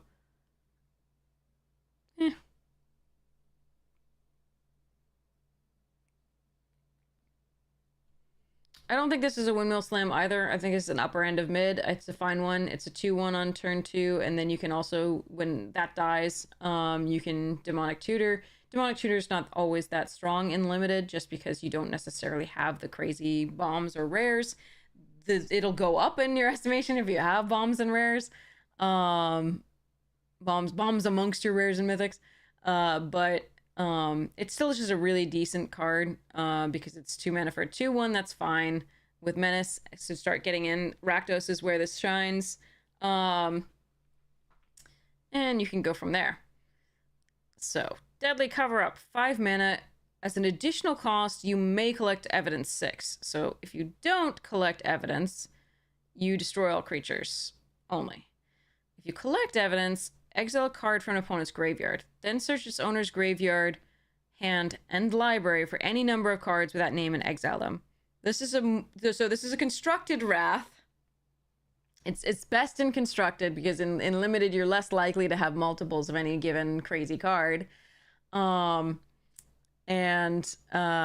player shuffles, then draws a card for each card exiled from their hand this way. So it's a very good spell. It's still a Wrath. But it will have its most crazy games in constructed. But it's a really good card.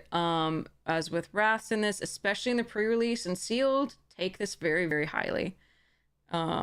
As with the White Wrath, it's a very, very high pick in sealed because sealed is a little bit slower, and so the Wraths are that much more important. And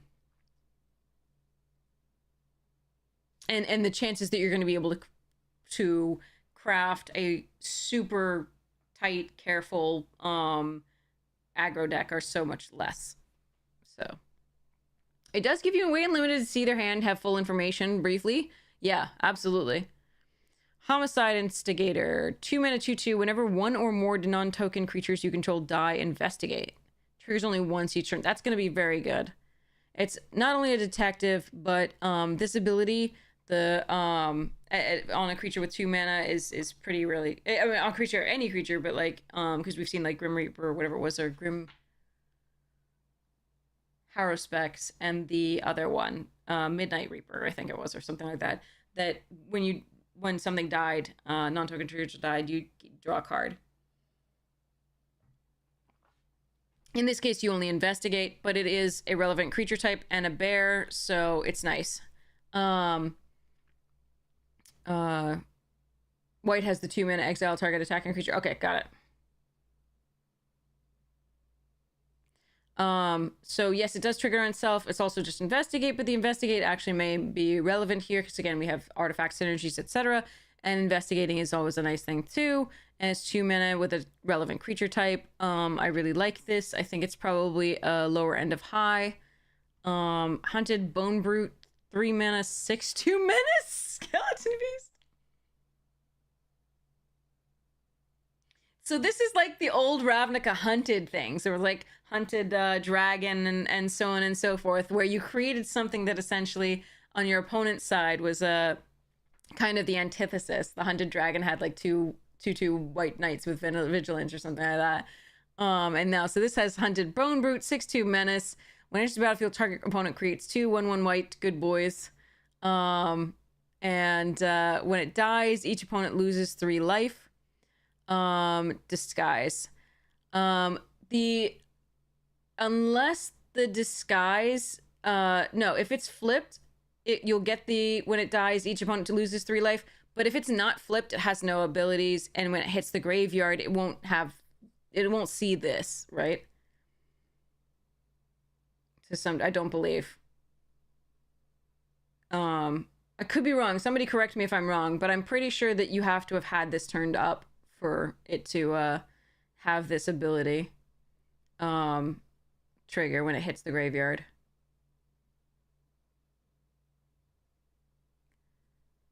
So, I believe this ability might not have... yeah, it has to be face up when it goes to the graveyard for this to trigger. So... if it flips up from disguise, no, they don't get the dog, because it's not ETBing. It's the same permanent. So it's not ETBing. It's really cool. You want to make sure that you note the times when they say ETB versus are undisguised, right? It's really cool. But make sure on the pre-release, when you're looking at these, look at whether it's an ETB trigger, which will not occur when you flip it, right? It won't occur when you undisguise a thing. Or uncloak a thing. It won't occur if it's ETB because it's the same permanent. It hasn't left the battlefield and entered again. So it's just really, really interesting. So if you do play it face down as a 2/2 with Ward 2, you can then at any point, you can pay this cost, flip it up, and it'll be a 6/2 menace. They will not get the dogs. Pretty cool. I love the dog nipping at its heel and the bone. This is so cool. I feel like it's a dinosaur, though. It should have been a dinosaur. Why is this a beast and not a dinosaur, chat?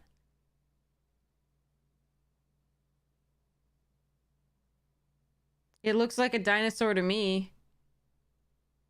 I shall call it Bony. Bonysaurus.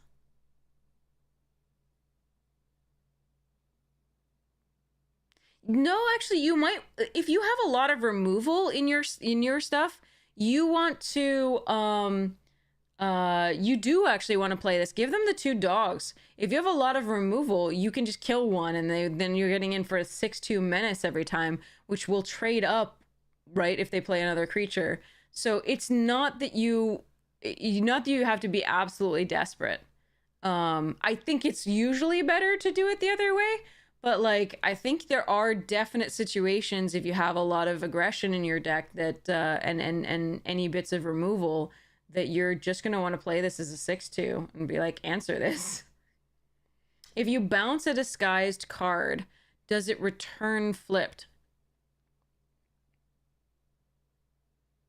You mean if you flicker it?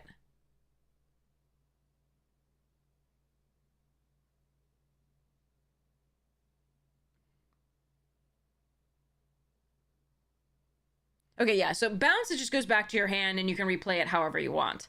You will have to reveal the card, so because your opponent needs to know that it was in fact able to be morphed / disguised. If you flicker a disguised creature, I believe it will come back face up.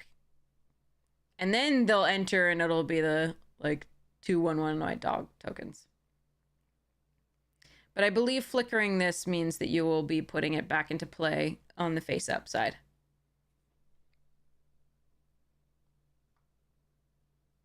Just like you could flicker things to unmorph them. It was really fun.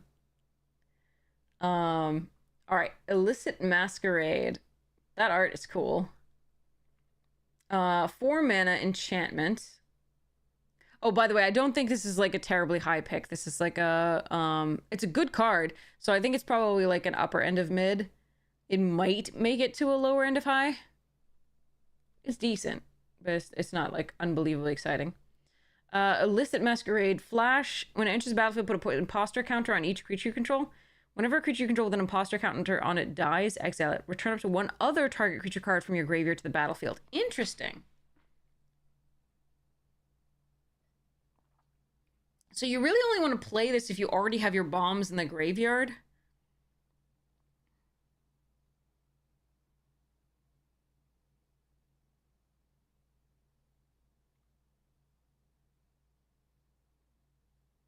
Interesting. I don't think this is a terribly high pick. I think it's good. It gets you value because at least when they kill a creature, you get to get something back from your graveyard. So that's still good. It's still good. It's just to the battlefield. Yeah. So it's just the situational nature of it is a little bit wonky, wherein there'll be often times where you actually want your cards to go to the graveyard so that you can use collect evidence. And there'll be other times, and black has a lot of like reanimation / get creatures back from the graveyard via another means. So the creatures that are in play, if they're really good, you're gonna have a hard time necessarily doing this, because if those creatures die, you exile them rather than being able to get them back from the graveyard at any point. I still think it's worth it. I still think it's a good card. You don't obviously want to play it on turn 4 usually. So it's probably a later game card, which is again a little bit more situational. So I think this is a middle end of mid. Yeah, middle of the mid pick. I don't think it's actually going to be higher than that.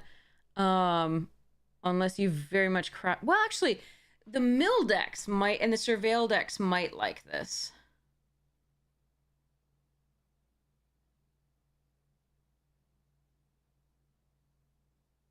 You would have to build around it a little bit. So there's a lot of meh.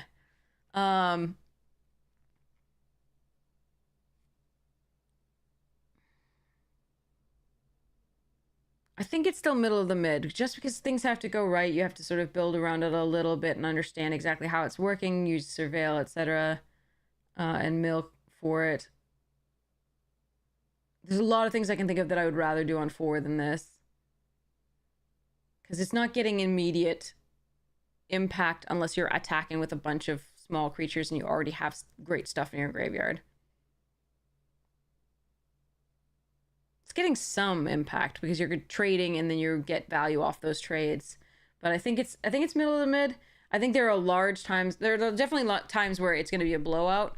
But just because you're never going to want to get super early, that's a little bit of a problem with a card at 4. But it seems fine.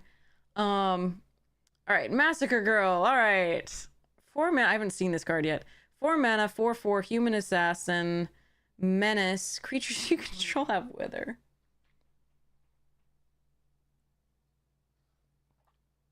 And whenever a creature an opponent controls dies, if its toughness was less than 1, draw a card. Seems good.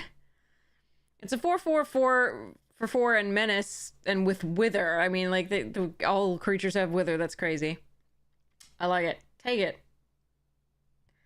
Outrageous Robbery. X and 2 black. Instant speed. Target opponent exiles the top X cards of their library face down. I love how he's just like not even looking at the mirror. He's like, just on my way by, I'm just going to bash this in and give myself whatever number of years of bad luck if I'm superstitious. It's cool. Already clearly has the things he came for. Like, oh well. Okay. Target opponent exiles the top X cards of their library face down. You may look at and play those cards for as long as they remain exiled.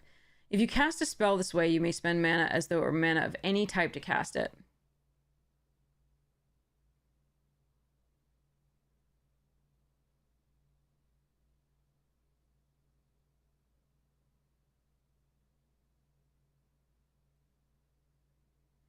I'm trying to figure out how I feel about this.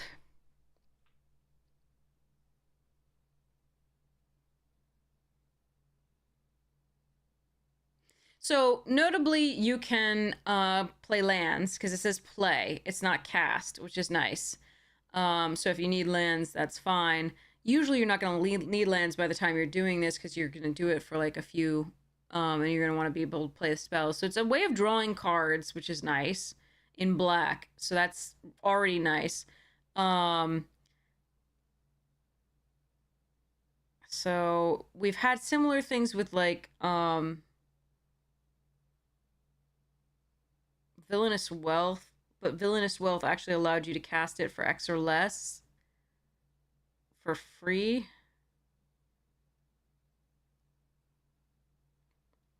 This still seems good to me. I don't think it seems like super, super high pick. I think it's probably a middle of the mid. But it's good. It's a way to get value out of your opponent's deck and be able to play more cards, especially. It's a nice way to ensure that you don't flood out as well. Unless you get 3 lands off the top of their deck, which would really suck. Unless you really needed lands, but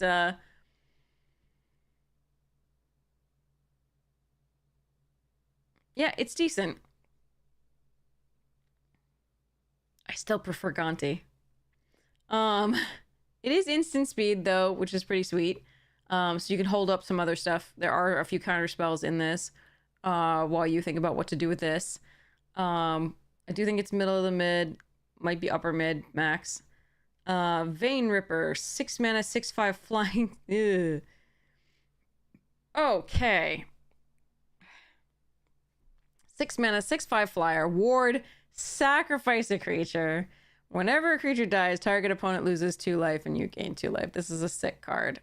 This is gross. Take this card. It's high end of high. Okay. What can I say? Like, I'm faced with that.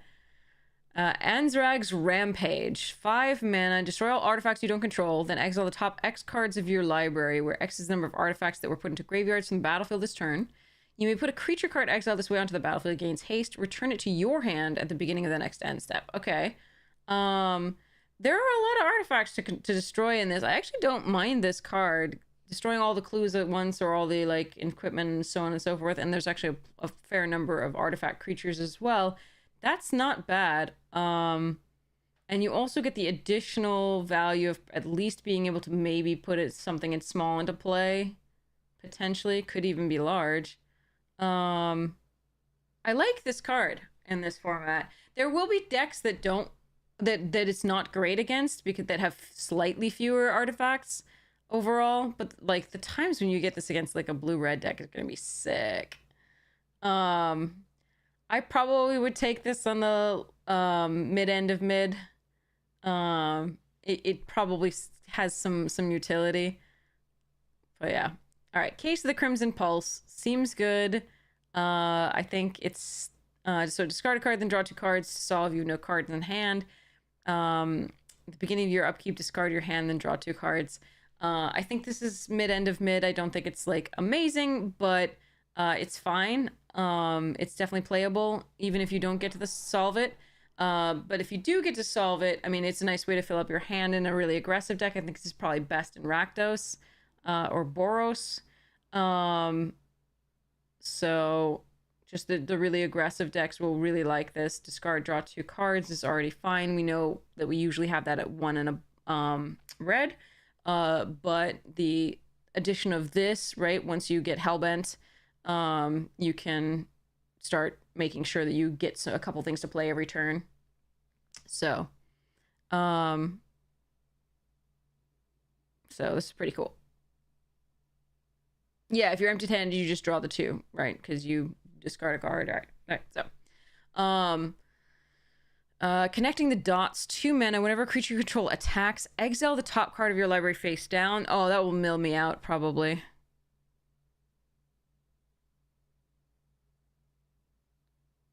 Yeah, because this is going to want to be, like, in the red decks, this is going to want to be an aggressive deck.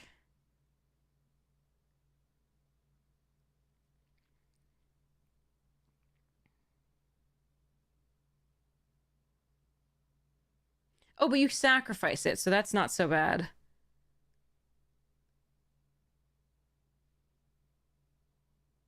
So this is the little... Without being a creature, this is not a Bomat Courier. Alright, I see. So it's not a Bomat Courier, it's...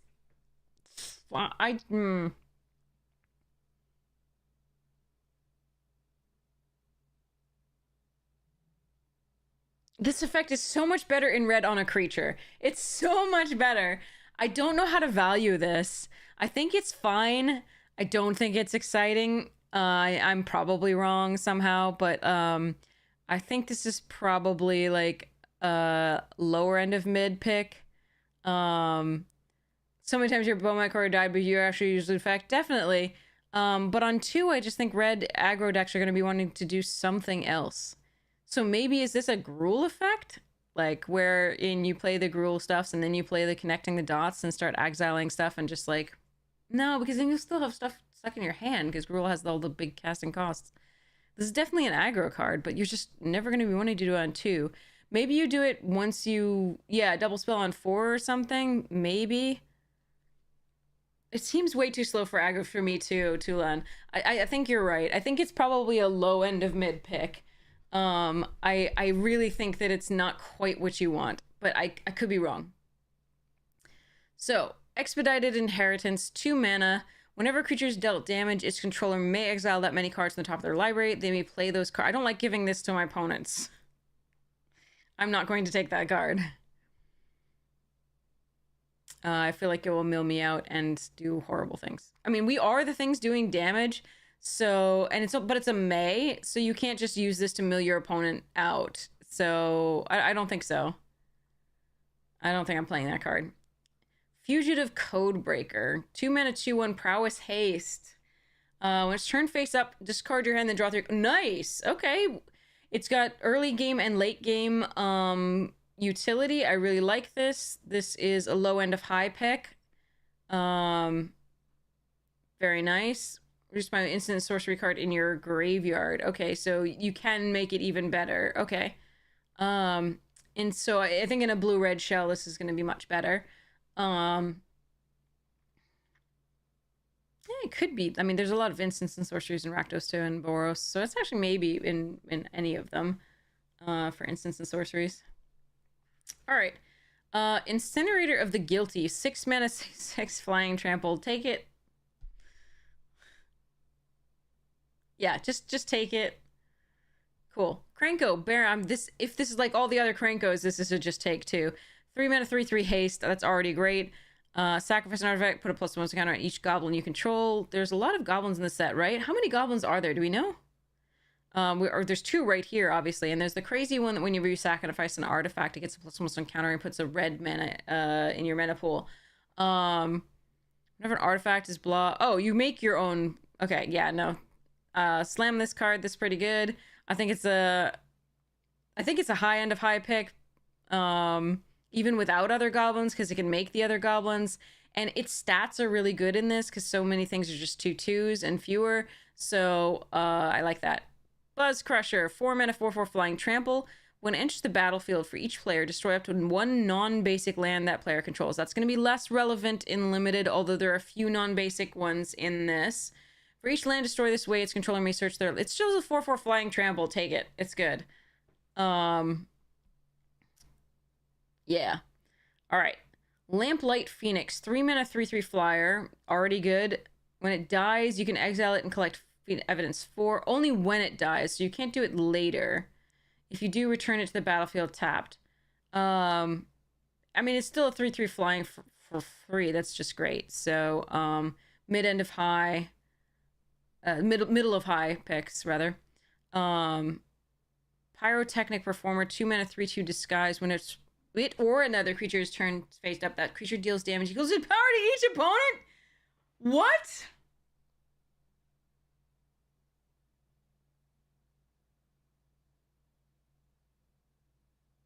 Oh, that's gonna kill me way too many times. So this is 3 damage to opponent's face, just on the face of it. This is sick. Okay, yeah, Hellion says, hi, I'm a 6/7. 6 damage to face. This is brutal. Yeah, I think this is actually, like, for me, this is a high end of high. I can see a lot of people saying mid end of high. So middle of high, rather. But, like, this is a high end of high for me. Like, you can build around this so easily, and it's just such value anyway for aggro decks at all. Like, ooh. Analyze the pollen as an additional collect evidence 8. Okay. So just green early. Search for a basic land card. It can fix some of your draws.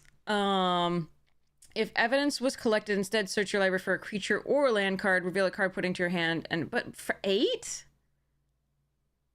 Search for a creature or land. This is probably more constructed than anything. It's still fine, but it's not a high pick at all. I think it's probably like low end of mid or upper end of low. Searching for a creature is nice. It is a tutor, but it's limited. So unless you have a million, it is not that hard to do, but unless you have like a million, if you have like good bombs, sure, you're going to take this much more highly. But the usual way of this is like with the tutoring for a creature, with mana, with collect evidence 8, right? Holding on to this in hand for that. I don't know. I mean, I do like that it's good early and it's good late, in that it can find you lands, etc. Early, and then it can also find you the creature later.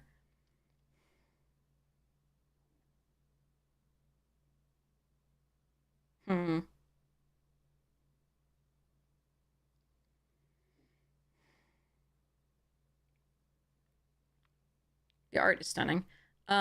Maybe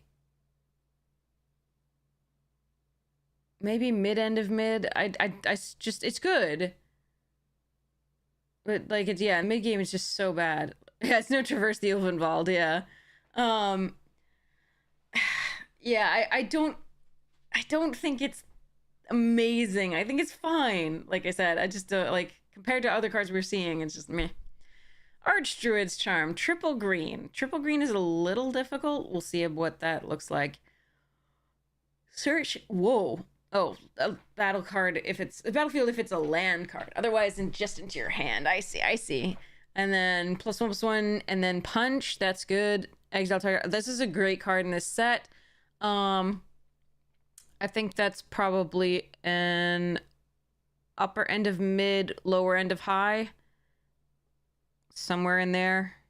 It's a good card. It's a really good card. I think it's probably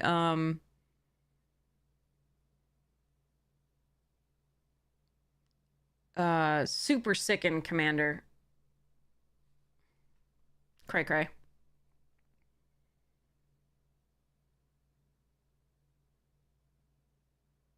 The triple green makes it a little harder in limited.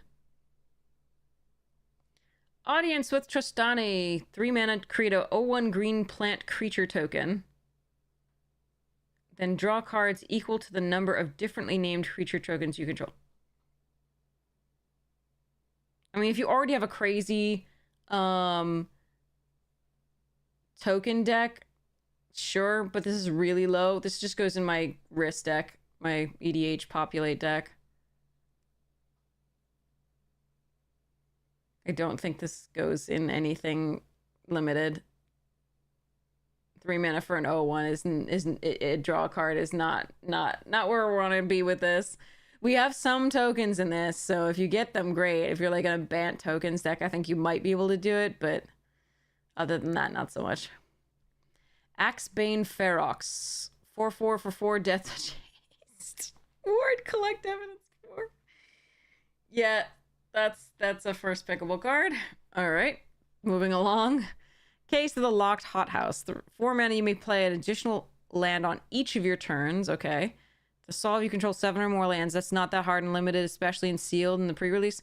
You may look at the top card of your library at any time. You may play lands and cast. That's great. That's great. That's a really good card, especially for the pre-release that's coming up. You're gonna want to definitely, play this if you get it.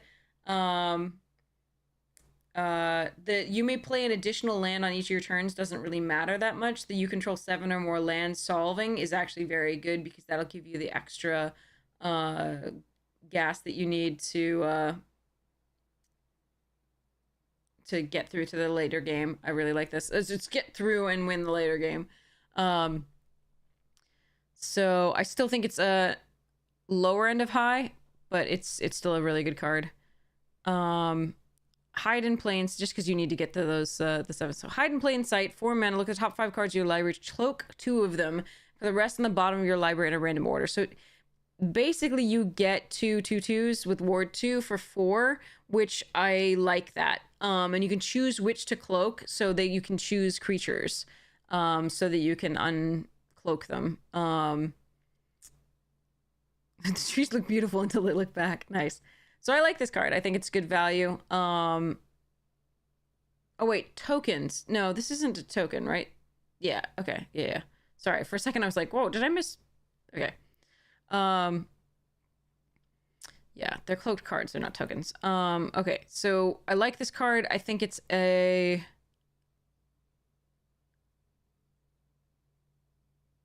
I think it's a lower end of high. Sharp-Eyed Rookie, 2 mana, 2/2 Vigilance, Human Detective, Detective Relevant Creature Type, 2/2 Vigilance, fine. Whenever a creature enters the battlefield under your control, if its power is greater than this, or its toughness is greater than this, then its toughness. Okay, so if its power is greater than power, or toughness greater than toughness, put a +1/+1 counter on it. And investigate. That's great. Okay, so I think that's a lower end of high, but really quite solid.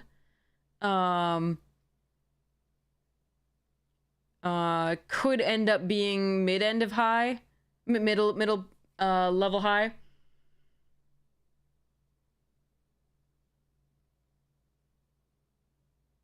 It's got like evolve, but like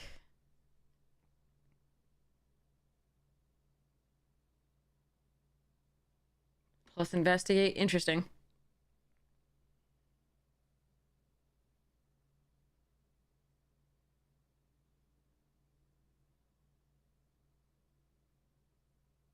How many times you're going to trigger this is debatable, but of course, if you have a 15 toughness, that might help once this gets big. Yeah, good card. Good card. The Pride of Hullclade. 11 whole manas.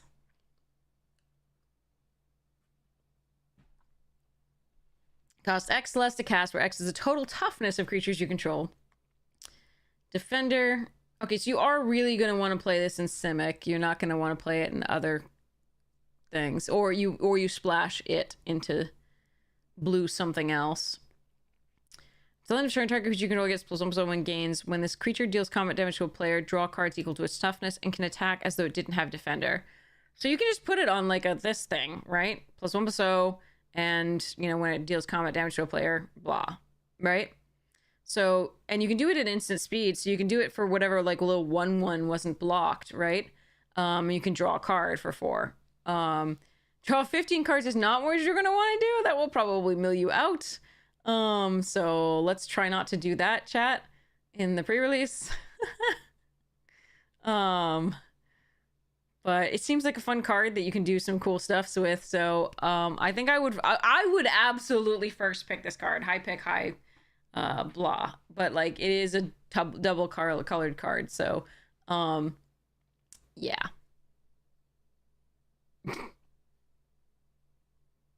Jace is in the list though. You mill yourself out and then Jace, haha. My list card. Undergrowth Recon is not a it's not a limited card, and I have some thoughts about it. You can hear my thoughts about it on the podcast if you're interested. The Magic Jink podcast, the most recent one on YouTube. But there's a lot. We have a lot of feelings about that one. Oh wait, no, we talked about it afterward, didn't we? We might have talked about it afterward. But basically, this is not playable, and it might be money though, but like it's not playable and limited in my opinion. And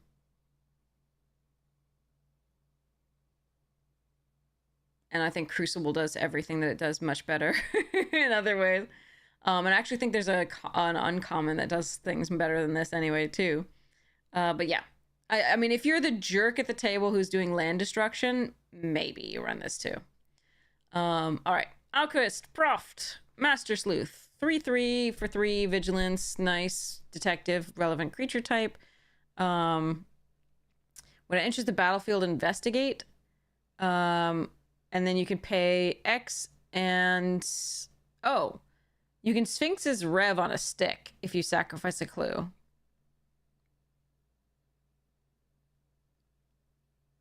That's cool.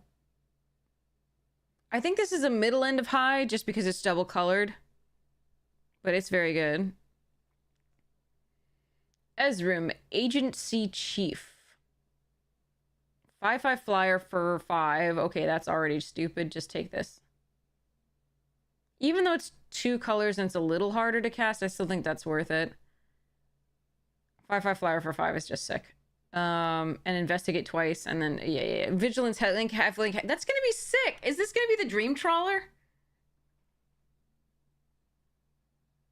Or the what was it? Prognostic Sphinx? Hexproof? Really? Yeah, that's a high end of high pick. Even though it's 2 colors. Vomit. Okay. Officious Interrogation, blue and a white, costs... I thought we got rid of Hexproof too, but there's an uncommon with Hexproof. There's 2 uncommons with Hexproof, but one has it only during your turn, which I think is okay. But the other one's a 2/5 with Hexproof. I'm just like, what? Come on. But yeah, okay, so costs for each target beyond the first. Okay. Choose any number of target players, investigate X times, where X is the total number of creatures those players control. Wow, that's a lot of investigating.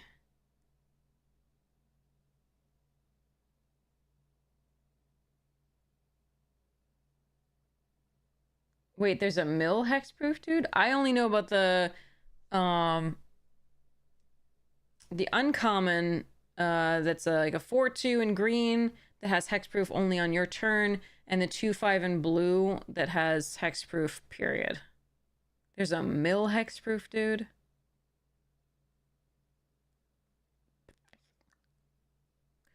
Oh, the blue one, it doesn't mill, though. It just rewards you for having no cards in the deck. By being a giant 10/10 with flying.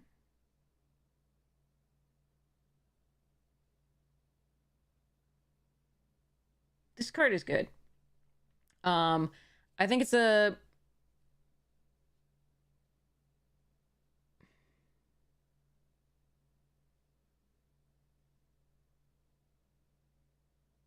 You think, Talvi?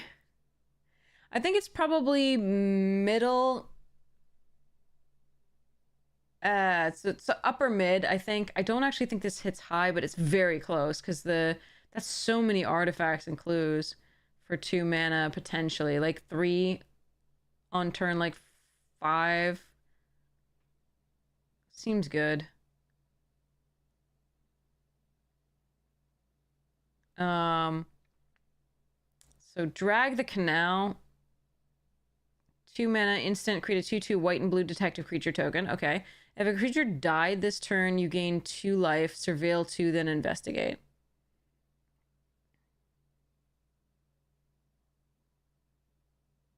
What?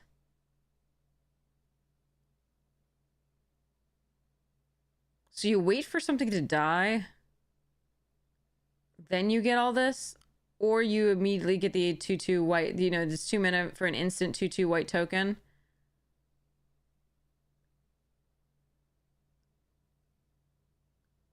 Okay. I'm gonna go with the middle middle of the mid for this, just because 2 colors and this stuff. It's fine. It's good. Let's just I think middle of the mid is based on whatever else we've seen. Etrata, Deadly Fugitive, 3 mana, 1/4, Death Touch. Face down creatures you control have 4 mana. Turn this creature face up. If you can't exile it, then you may cast the exiled card without paying its mana cost. Oh, that's a reward for cloaking things. Big manifested spells.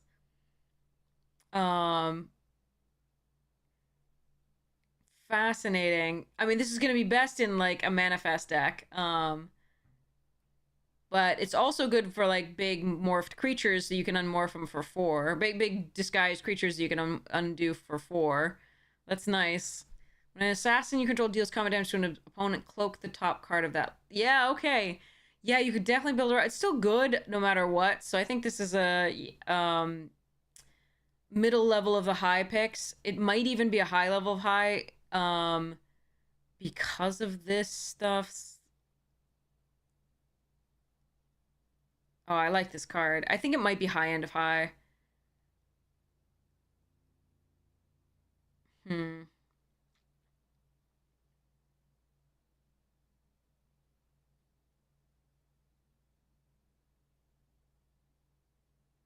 No, that's what I'm saying. Yeah. You can see if you can't, that means it wasn't a creature. So you can cast the exiled spell, right, card without it paying its mana cost, which is cool. So big spells are cool. And then big creatures are also cool because you can do that.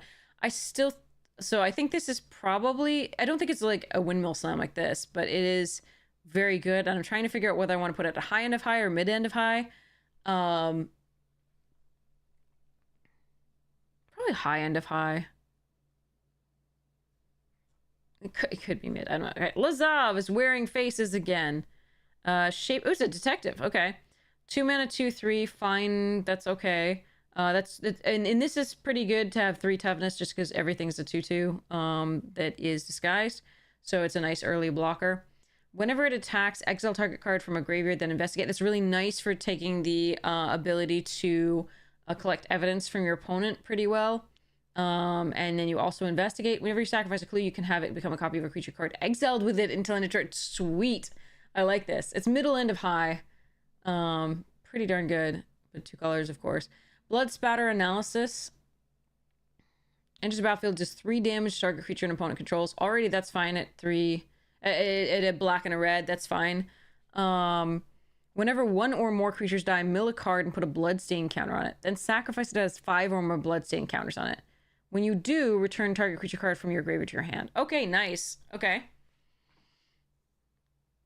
I think this is the lower end of high or potentially middle end of high. I think it's still good because it's just a removal spell with also upside. And it's 1 or more creatures die. It's not you control. And it does have the mill effect so that you can get the collect evidence for yourself. And then you can also find more cards to put into play. All right. Judith, Carnage Connoisseur, 5 mana, 3/4. Not a great return on stats there, but let's just take a look at this. Whenever you cast an instant or sorcery spell, choose 1. That spell gains Death Touch and Lifelink. Chat, is there anything in this that does 1 damage to all the creatures your opponents control? Like we've seen with like End the Festivities or something like that. And so on and so forth. Is there anything like that? There's an Is It rare spell that does? Okay, that's... So you'd have to go Grixis? That's not so bad. But, like, create a 2/2 red imp is perfectly fine. The Death Touch and Lifelink is sick. This, I think, this is a high pick.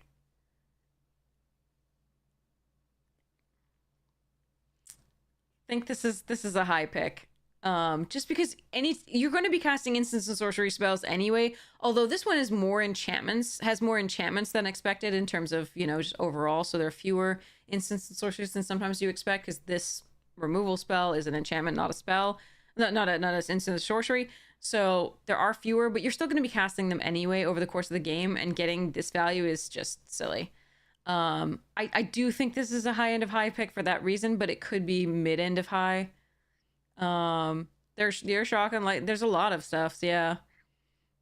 So, but the death, yeah, I think this is really good. I do think that makes up for the 3, 4 for 5. I like this. All right. Oh, we have a new Rakdos. Okay. Patron of Chaos. Flying, so Flample. For 6 mana, 6/6. At the beginning of your end step, target opponent may sacrifice 2 non-land, non-token permanent. If they don't, you draw 2 cards. Screw that.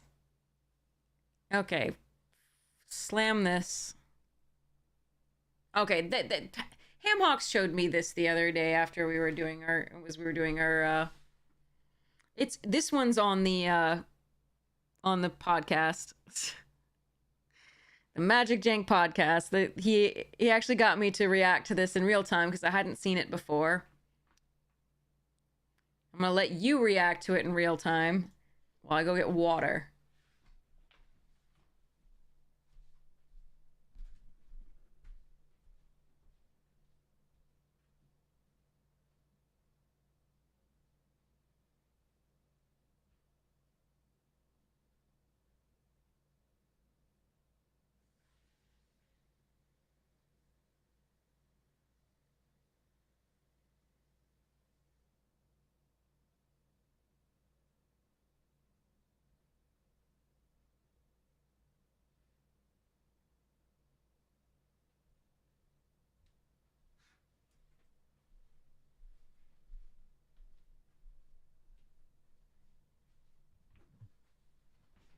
Have y'all dealt with the mole god yet?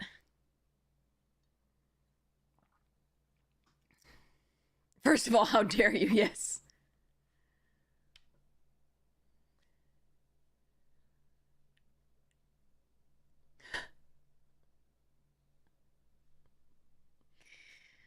The podcast hasn't been released yet, I don't think. It'll be released probably later on today.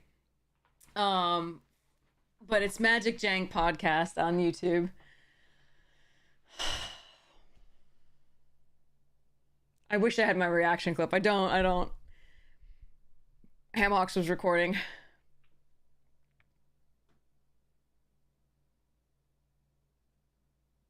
Can't even get past Mole God, yeah. For whatever reason, I'm thinking of that the villain at the end of like the Incredibles one of the Incredibles ones where it's just like the mole. I am beneath you, but nothing is beneath me.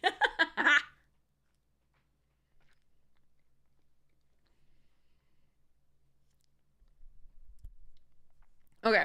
I don't know what I can say about this, chat. The Underminer, yeah. I honestly don't know what to tell you. I want to do some old, like, when I was your age, we paid so much more for an 8/4 than 4 mana, let alone this bullshit. It's a very good card. Take it if you get it. Power creep isn't real.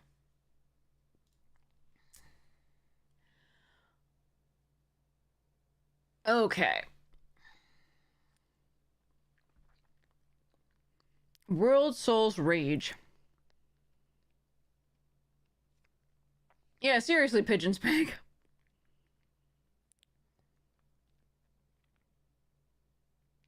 Anyway, but moving on. I'm sorry. I'm still with them. Like, the Mole God lives rent free in my mind now. All right. World Soul's Rage, X and 2. Okay, so, Gruul colors deals X damage to any target. Put up to X land cards from your hand and or graveyard onto the battlefield tapped. It's a decent way to ramp if you've been milling a little bit. The X damage to any target is going to be very important.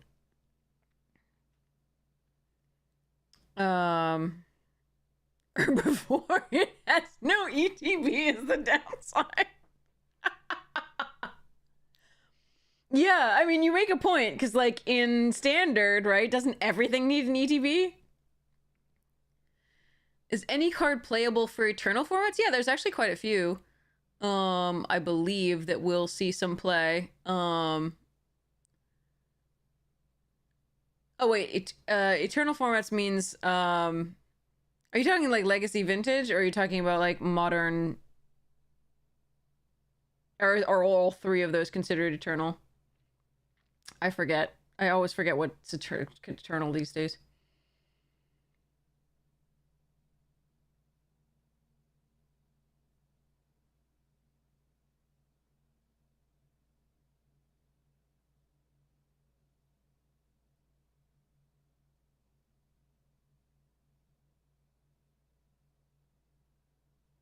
Formats that don't rotate.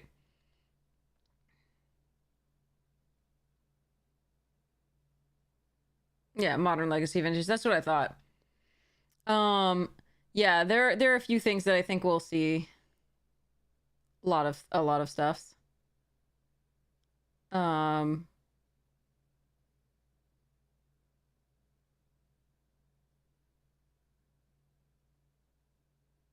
Everything is getting Commander, yeah. Modern doesn't rotate, but isn't Eternal. Yeah, exactly. That's what I thought. Yeah. Pick your poison.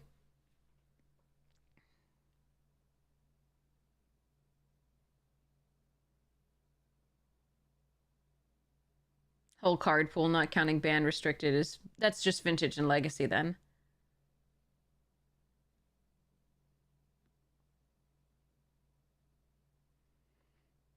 But yeah, this card is good. It can end a lot of games just because it's an X spell, so that can go face.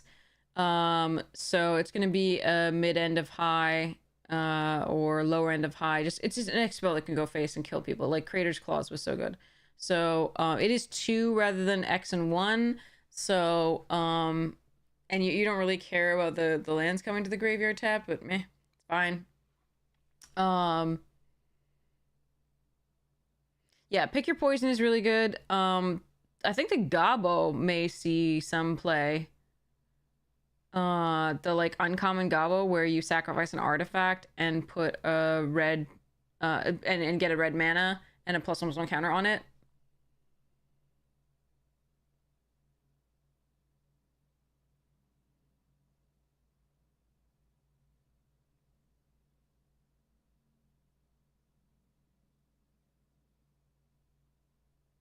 No, the little dude, the writer.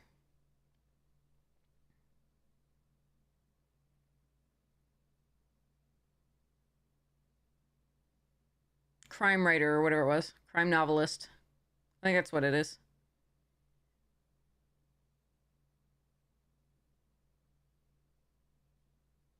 Here.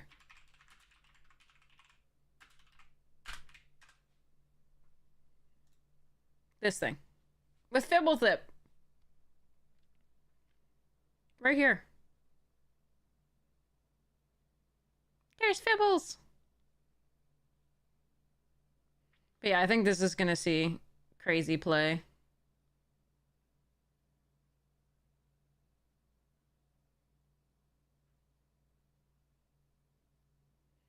I think that the Drake might see standard. I'm not sure. The like little dragon thing that if I mean Sprite Dragon saw it, but that was instants and sorceries. I'm not sure about the. I mean, cast down is in this, right? Like or not cast down. Yeah. Cut down. I think it is. So maybe not. We'll see. So yeah, this is good. Yaros, Roar of the Old Gods, 4 mana 4. There's so many 4 mana 4/4s in various of these things, green and Gruul in general. That's the thing, I guess. Other creatures you control have haste, so not it. Whenever one or more face down creatures you control do combat damage to a player, draw a card. That's nice. When a face down creature you control dies, return to the battlefield face down under its own control. If it's a permanent card, then turn it face up. Holy shit. Pardon my French.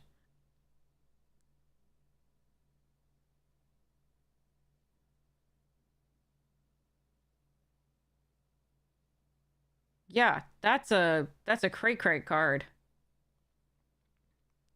Yeah, I would high pick this. High end of high. That's great. Relive the past. 7 mana sorcery. Shouldered. Ugh. Yeah, good luck with that. Relive the past. Okay, to return up to 1 target artifact card, up to 1 target land card, and up to 1 target non-or enchantment card from your graveyard to the battlefield. They are 5/5 elemental creatures in addition to their other types. Artifact, land, enchantment that's not an aura. So you get 15 power for 7 mana, potentially, if each of those is in your graveyard. As well as whatever ETBs they had.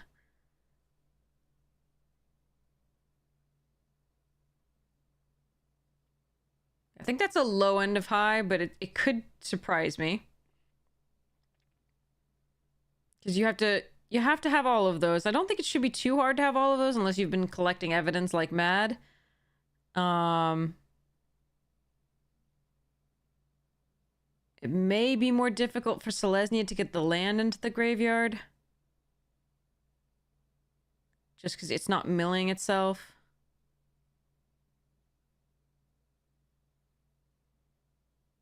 Selesnya isn't necessarily about evidence, but there is collect evidence in green, a lot of it.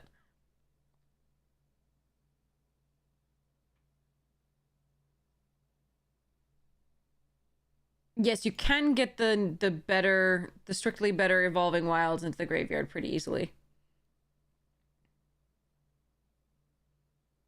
It's up to, so you, yeah, I know. Tulsimir Midnight Slit Light. 3/2 lifelink for 5. Then there's Voya. Voja. I never remember how to play a Fenstalker, a legendary 5/5 green and white wolf creature token with trample.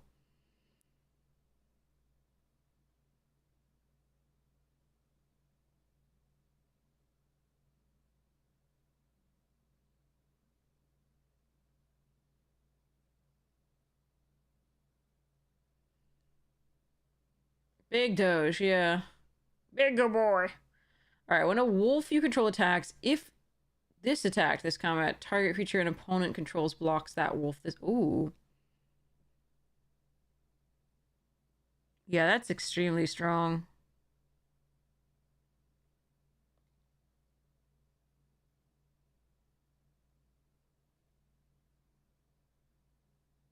Yeah, that's mid-high to upper-high.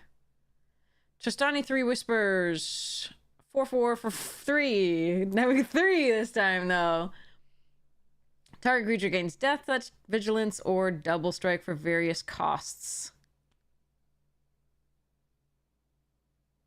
Yeah, I mean, this stat alone is just like, okay, sure. Tristani's great. Just grab it. Kaya Spirit's Justice, 4 mana, 3 loyalty. Whenever one or more creatures you control and or creature cards in your graveyard are put into exile, collecting evidence does that really well. You may choose a creature card from among them. Until end of turn, target token you control becomes a copy of it, except it has flying. She +1s to create a 1/1 white and black spirit. Okay, just take her. She's great. Sick.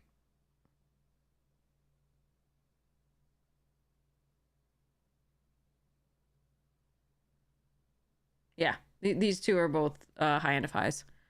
Teysa, Opulent Oligarch. 3 mana, 2/3 Death Touch. At the beginning of your end step, investigate for each opponent who lost life this turn. Whenever a clue you control is put into a graveyard from the battlefield, create a 1/1. Okay, this triggers only once each turn, but that's still really, really good.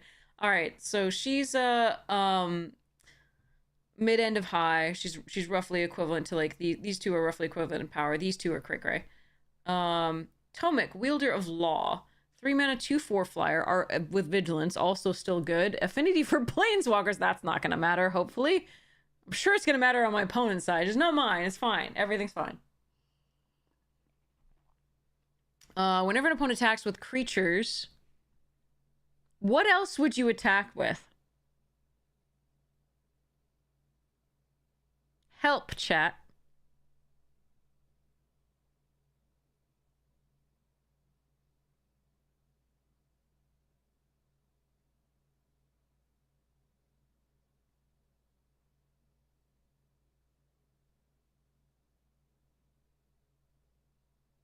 They probably just wrote that because they needed to say those creatures. Yeah.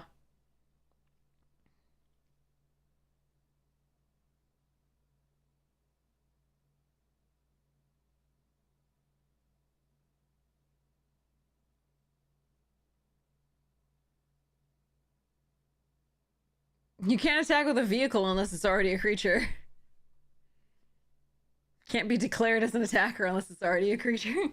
Yeah, so anyway, it's just to be to have those have a referent, basically.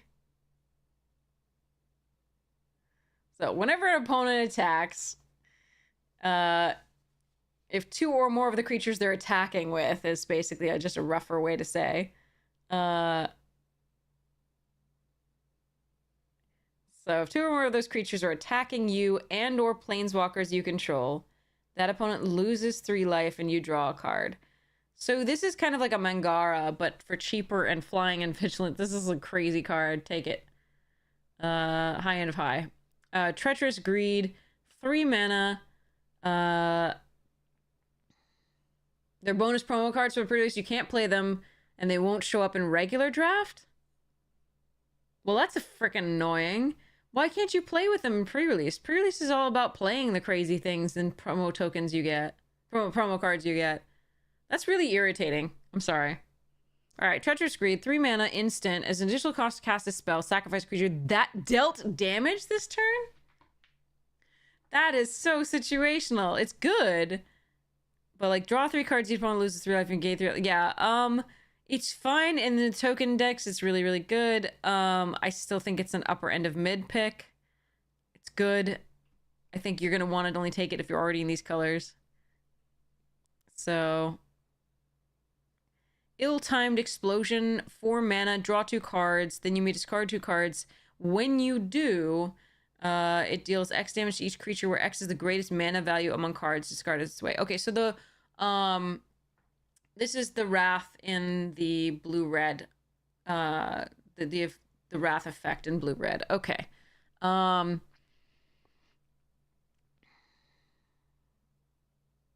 Yeah. Okay. I think upper end of mid.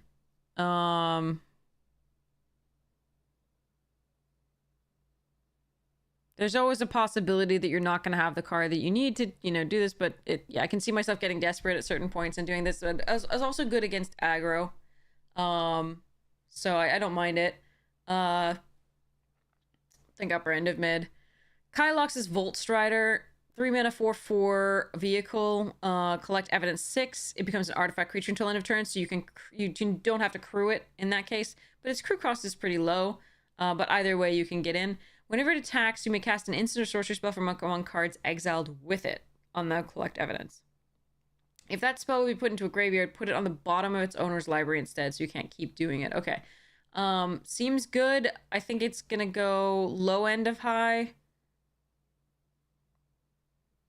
No, upper end of mid, I think. Just because the instants and sorceries are not as cray-cray in the set. Okay.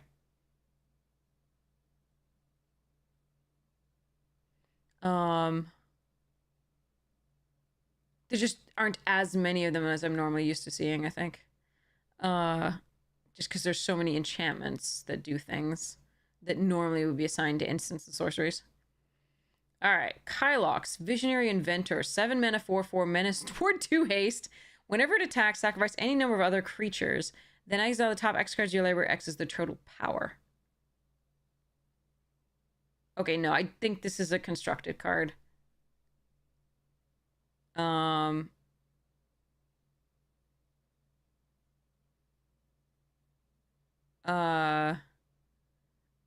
There's a lot in these that I'm seeing in the rares that is about instants and sorceries, but in the commons and uncommons, it's about Thopters and collecting evidence, basically. Like, going a little wide with Thopters, collecting evidence, doing a lot of clue stuff, and artifacts in general. But the rares and mythics don't seem to indicate that, which is kind of sad. They're all about instants and sorceries, which, like I said, I haven't... For whatever reason, they've done a fewer things about that. So, and sacrificing artifacts, yes, definitely. But artifacts in general, and, and collecting evidence and clue tokens, etc. So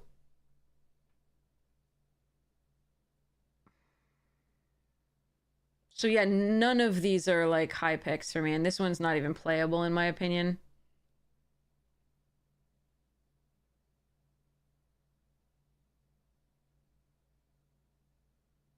Feel free to disagree. It's still like a strong Menace Ward 2 haste is still nice, but like 7 mana, bull. And I don't think this is playable in the set. Okay, Assassin's Trophy has been reprinted. Great card. Super good. This says pre-release at the bottom. Yeah, it looks like it won't be available in packs. It'll be as Serpent says, it won't be it'll be like with a pre-release, but it won't be available in the main set. So Assassin's Trophy is great. This is a I think mid-high pick, but I think it goes to low-high because it's lower end of high because it's this. Because it's 2 colors. But Izoni, center of the, or Izoni, I don't know, or Izoni, do not know. I'm going to say Izoni because, yeah.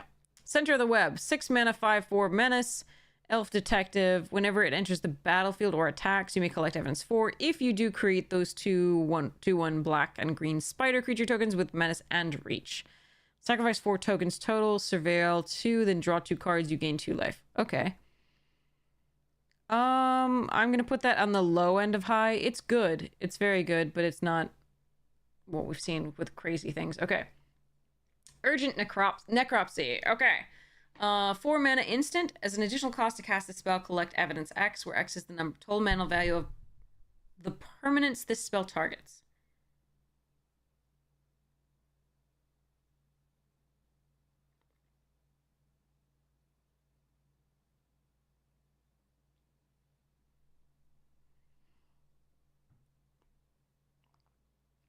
Up to 1 artifact, up to 1 target creature, up to 1 target enchantment, and up to 1 target planeswalker.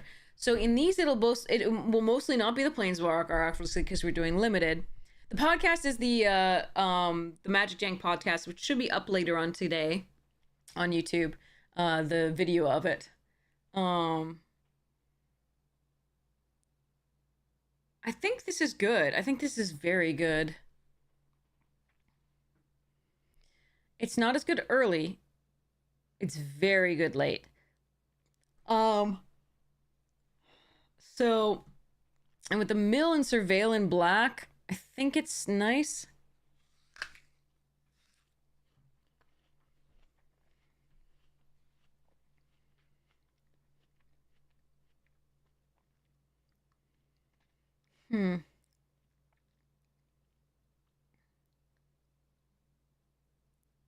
So, artifact, creature, and enchantment. I think this is probably a mid-level high, right? Middle of the high picks.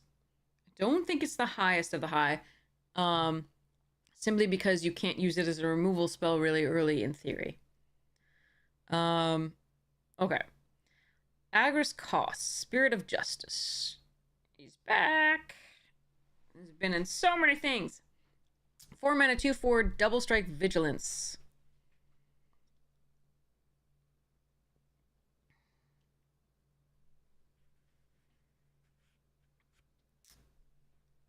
Whenever it enters the battlefield or attacks, choose up to 1 target creature. If it's suspected, exile it. Otherwise, suspected. So you get potential removal against like a Rakdos deck or something like that. Or you get menace on another one of your creatures. And you don't have to. But double strike vigilance, 2/4 for 4 isn't awful. And it's a detective, which is a relevant thing.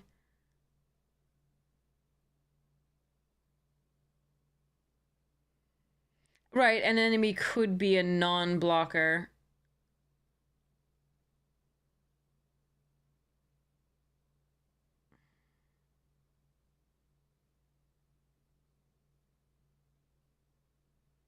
still think this is mid, not the highest of the high. I think this is the mid-level high. It's very good, but I think it's still...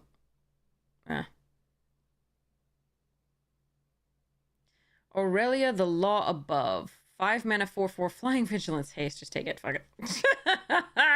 Alright.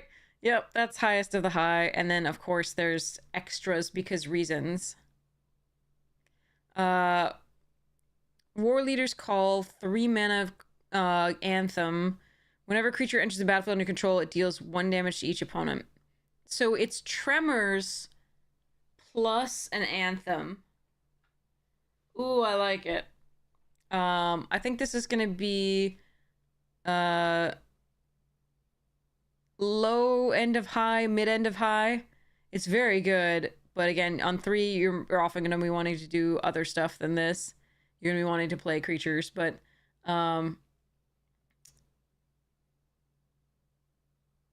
yeah, this thing is gross. This is so stupid. War Leader's Call, so Lorelia is stupid. War Leader's Call is probably a mid to low end of high. Sorry, yeah, low end of high. Low end of high, I think. Okay. These two are mid, this is stupid high, and this is that. Glorious Tremors, yes. Doppelgang. For each of X target permanents, create X tokens that are copies of that permanent.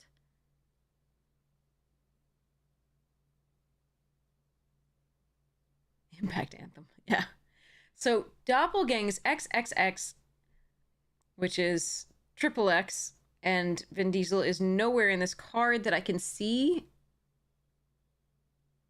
which is a shame. Okay.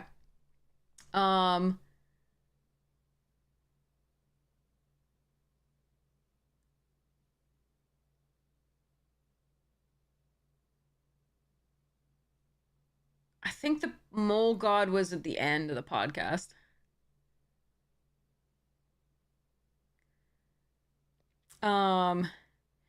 But it was I don't know if that podcast is up yet. I think Ham is waiting on like a thing.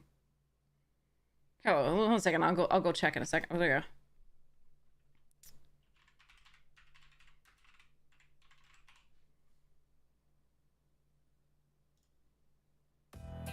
Oh, it's up.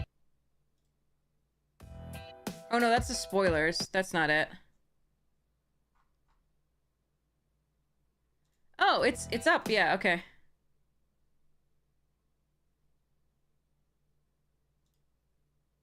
Yeah, it's definitely it. This is it here.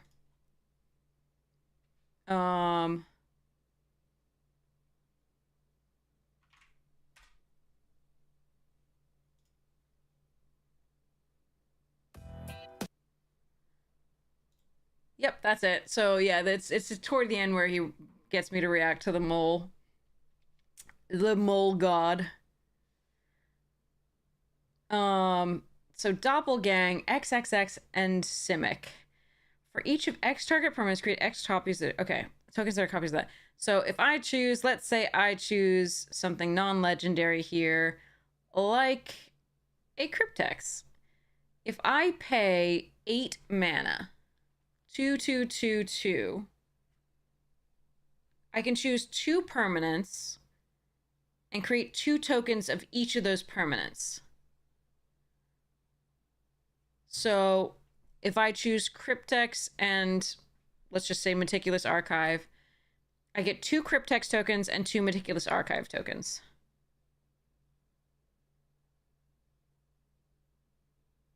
Okay.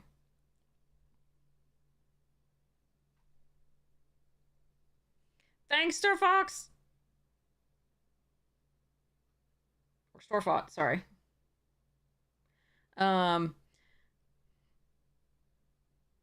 So I get 2 copies of this, 2 copies of this if I pay 8.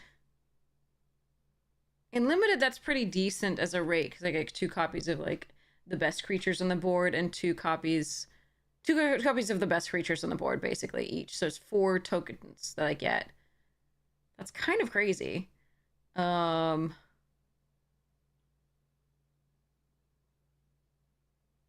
the 2 though, the 6, so getting 2 copies at 6 versus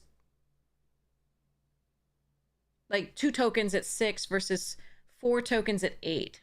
I don't think after that you're doing too much more than that. I think so 9, 10, 11 mana, that's going to be rough. Yeah, good luck with that. that would be truly living the dream. That would be ganging up on people. Sorry. I'll stop. So I also think that art is spectacular. Yeah, I like this. I just think Simic is trash overall in this set. Sorry. It's so bad still. So bad. I hope I'm wrong. But this is good. Kellen, 4 mana, 3/4, flying vigilance. Okay, tail the suspect. Investigate. You can play an additional land. Okay. Draw would still be better. I know that we have artifact synergies and glue token synergies, but still.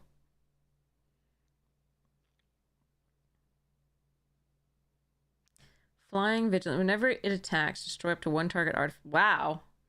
If you control that permanent draw, that's good. That's good. I think this is on the low end of high still, though.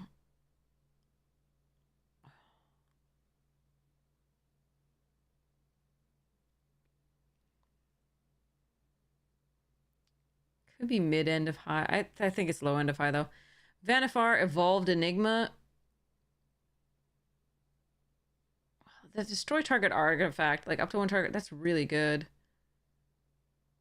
I'm gonna go mid-end of high on that one. Vanifar, Evolved Enigma, 4 mana, 3/4. At the beginning of the combat, you choose one. Cloak a card from your hand or put a plus on each of your little, like, 2/2s, etc. Wow.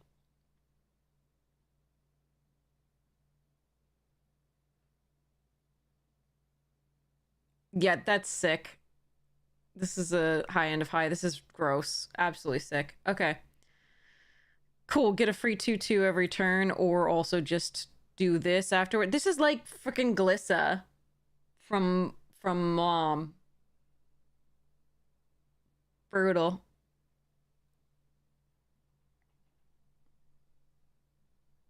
Gross. Okay. Voya, Jaws the Conclave. Wait, it's Naya now? What happened? Yeah, it's weaker than Glissa, but still sick. It has the same principles. 5 mana, 5/5, Vigilance, Trample, Ward 3. Sure, whatever.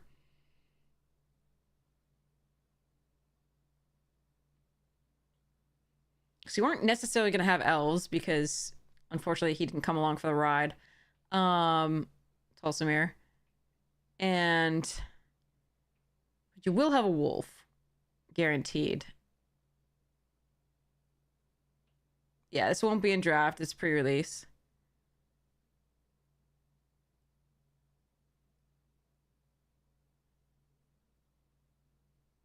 If somehow it makes it into your drafts or something like that, it's still a little bit cray-cray. Okay. This is not playable. Yay!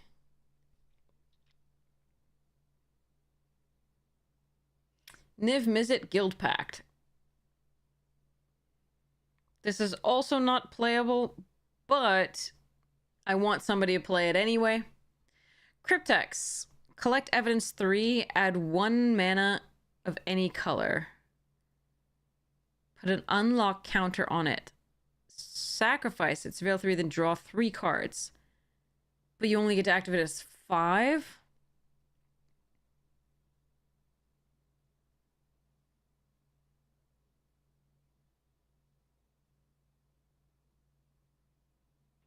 I think this is a middle of mid pick. I don't know.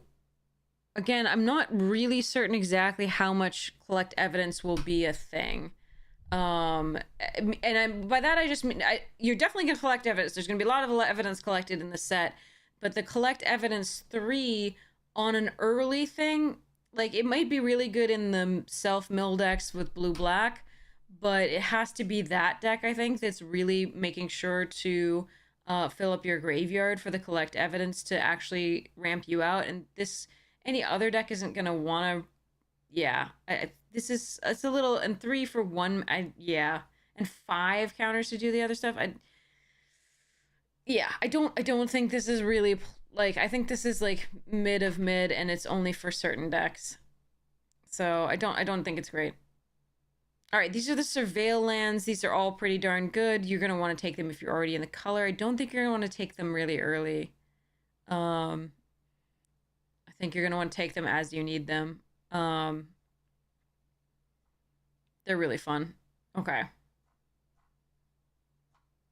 I'm excited to put them in some of my EDH decks, though, because I think that Surveil is really nice for the anything that has the graveyard synergies and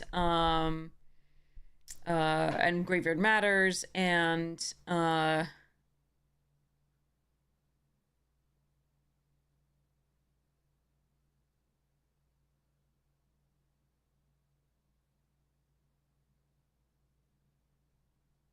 now collect evidence. I mean,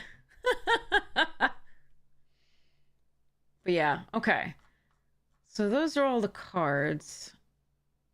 This is gonna be an interesting one. But now we've seen every card in the set. Obviously the rares have mattered a little bit less for our limited than the commons and uncommons. Why are they rare? You're hoping that they're on. That's really strong for uncommon.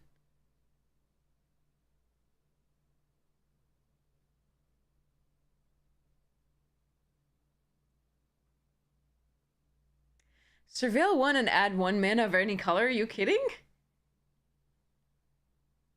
Oh, you mean for that artifact that we were talking about, or do you mean the lands? So, I mean, so this is, thanks Herbivore for clarifying, I appreciate it. Yeah, I was like, wait, what? So here's the thing about this set. This is going to be play boosters for the first time, and I have a lot of hesitation about play boosters. I'll wait for the end of this like ad break for to talk more about that in this for a second, but and we'll open a set booster here for now. Yeah, that would be pretty good, I think. Let's see. I mean, actually, I don't know. Meh. Ugh, let's see what we get. So that last pack was pretty sick with like the multiple rares and stuff. That was a really nice pack. So we had the statuary, the Argoth, the Gearhulk. Sweet. Try censoring me with TurboTax. You got it. Oops. I think I'm on the wrong side of this one. Ooh, Mishra. Sorry. I got curious. Scrapwork Rager. Forest. Supply Drop. Combat Courier. Yoshin Medic. Tanos' Tinkering. Iron Craw Crusher. Falaji Dragon Engine. Gurgles. Chromatic Lantern. The retro border. Nice. Self-Assembler. Mishra, claimed by Gix. We got to flip this once. It was super cool. Oh, a foil go for the throat. Not bad. And a soldier token.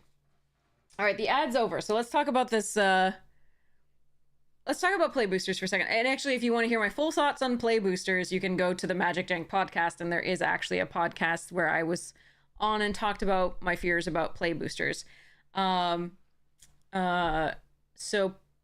play boosters, I have a problem with. I'm hoping that my predictions don't play out. I am not psyched about having so many rares and mythics in a pack, potentially.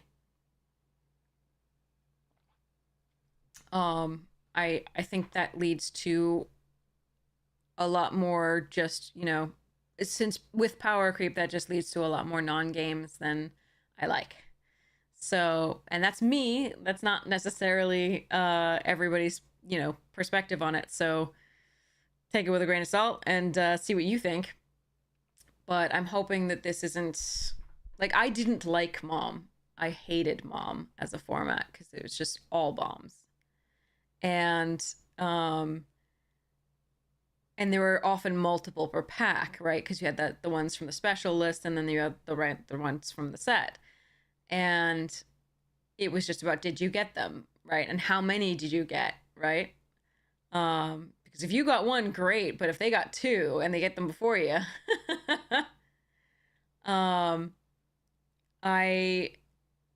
I really like one rare per pack. That's why it's a rare. Like, if you have an equal number of rares as uncommons, what are you doing? Like, that's not a draft pack.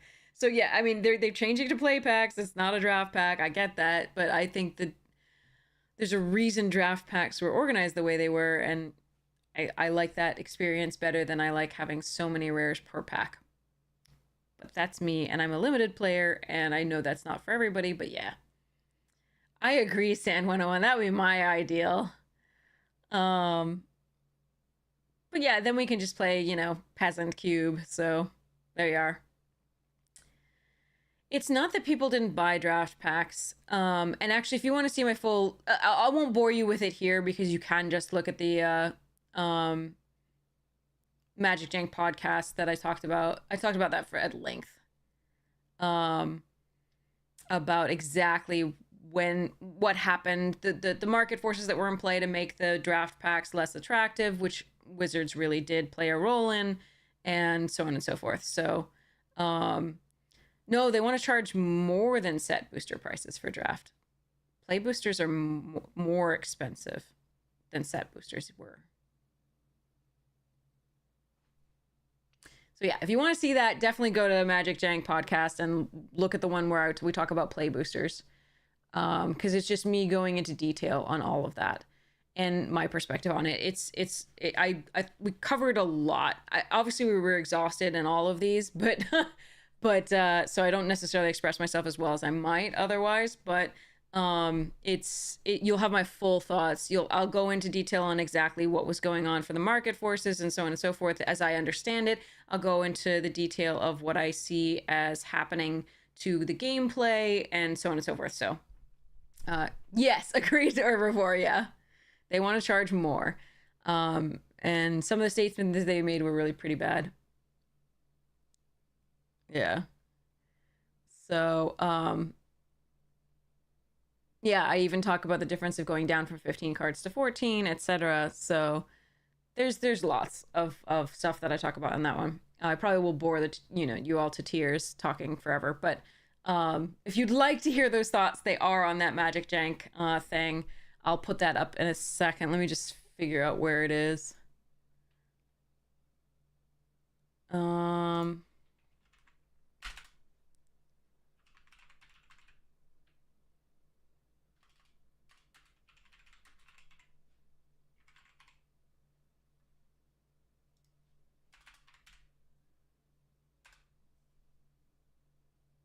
Yeah, it's under what the heck are play boosters. So it's this one here. Welcome back to the Commander Clash podcast, where we talk. Oh wait, that's not what I was looking for. Hello, Janksters, and welcome to an.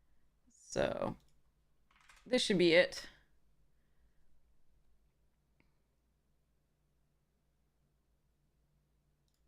Yeah, we don't want to cause you tears. No tears for fears. Okay, so yeah, if you're interested in that, that's where you can find my full thoughts on that. I go into excruciating detail. Because I've played for very, very long and a very, very long time since Revised, and so I'm an old codger, I'm a Magic boomer, and I have thoughts on these things, and I'm gonna let them out. But yeah. So let's get into one of these games before I pass out. See how it goes. I don't even know what this deck... Oh yeah, it's black-white, right? And it has a splash of blue. Okay. It's Yorion, right. Okay. It's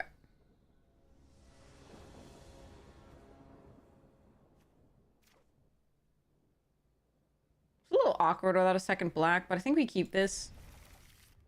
Hope we draw into stuffs. Legion's landing early, then Sorin. Not bad.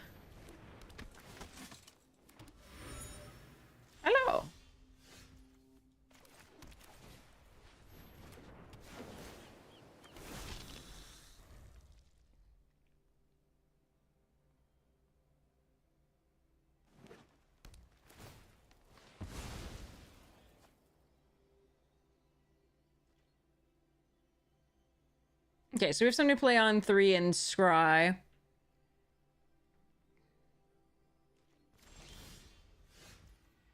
Well, that is a blue source.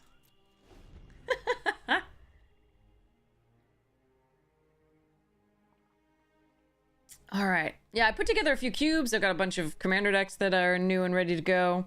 I'm excited to play them at the commander decks at... Oh, I do want to kill that if I can. Look at that artifacting. That's crazy. Ooh, that works really nicely actually right now.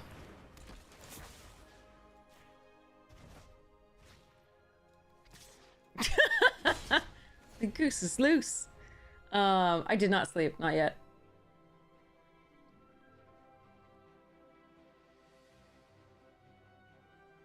Someday.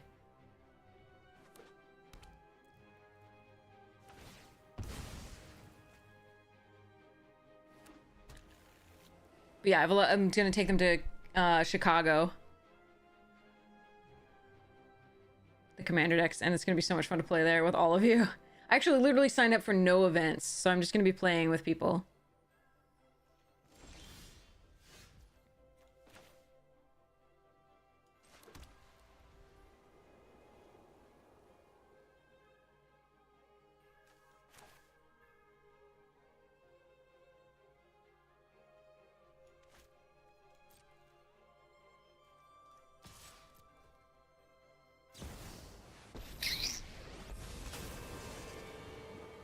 You started this way, but I'm going to end it. You're done.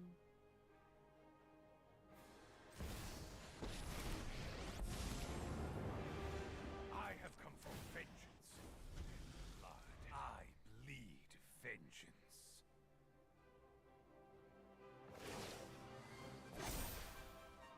We've got the edge in this fight.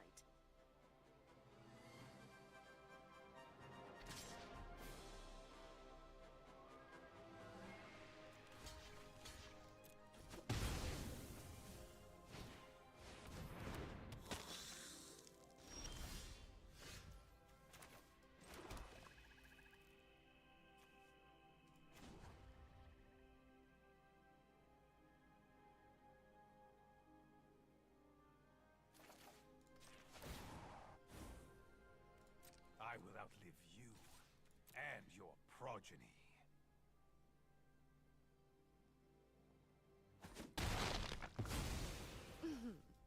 Try not to miss me. Okay. So let's see what we can do here.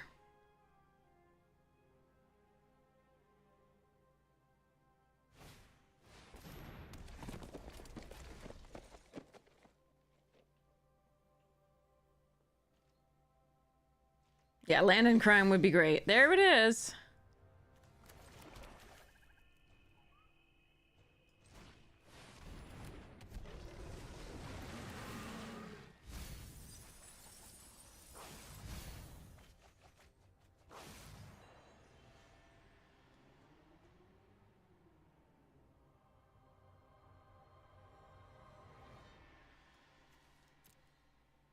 Oh, that'll work.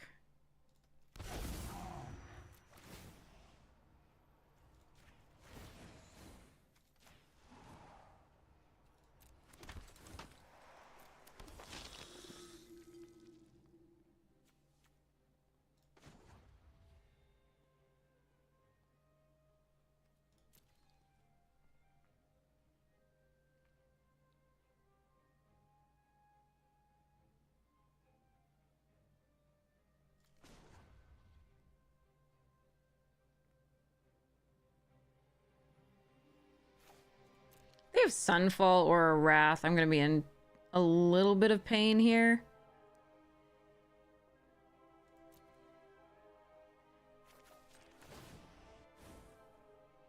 Decisive action brings victory. I could attack with the Elish. I don't think that's correct. If they have something off that, like, pump. I don't think there's pump for 1 white, though. Like, maybe I should have attacked with the Elish.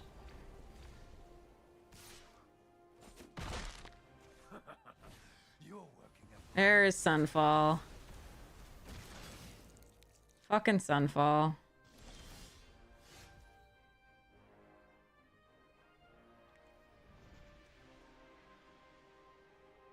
Fucking Sunfall. I don't even get to draw off Opportunist. I fucking hate Sunfall.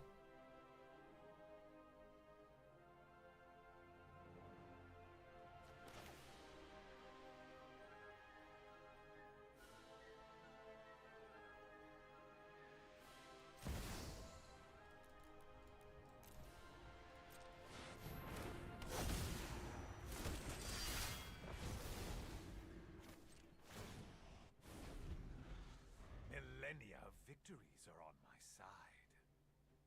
We always fear a Wrath, but you can't necessarily play around it.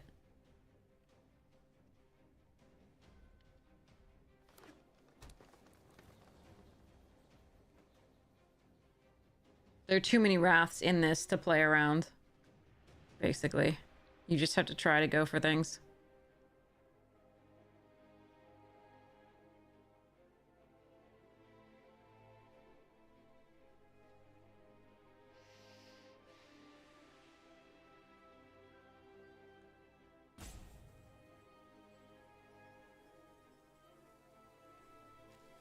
That was brutal. 2 Wraths. See, I told you, there's just too many.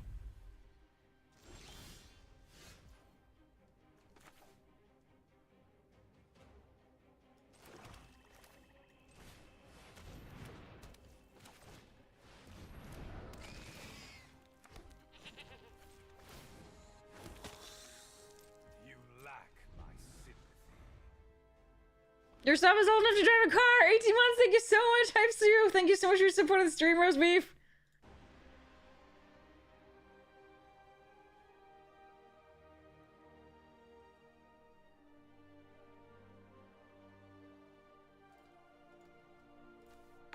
Fucking 2 Wraths, Jesus Christ.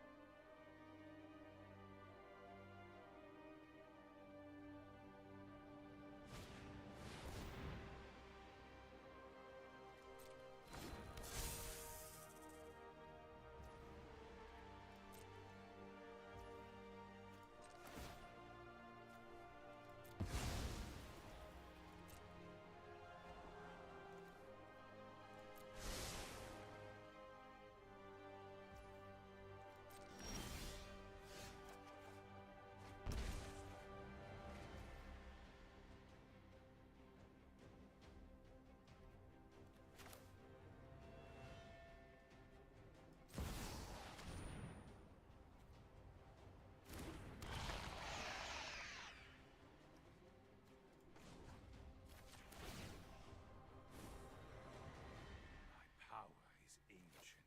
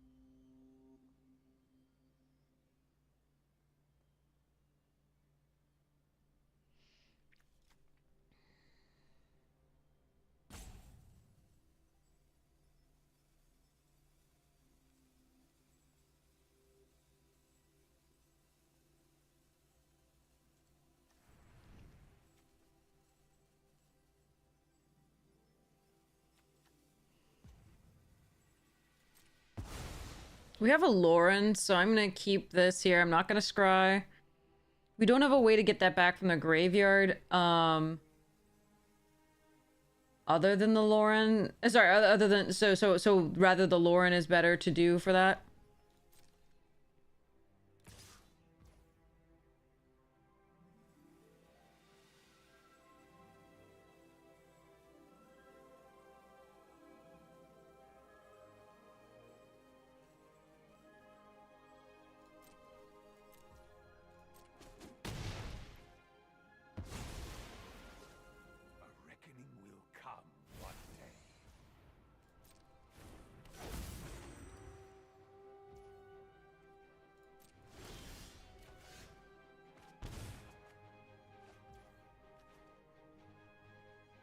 It turns out that we do. We have one thing that if we deal damage would work.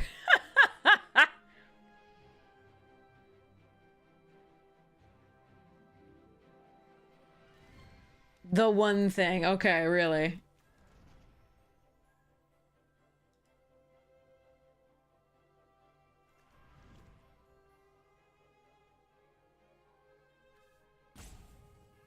God damn it. Okay. That's so bad. I wonder if they have removal for this. I guess we see what we draw.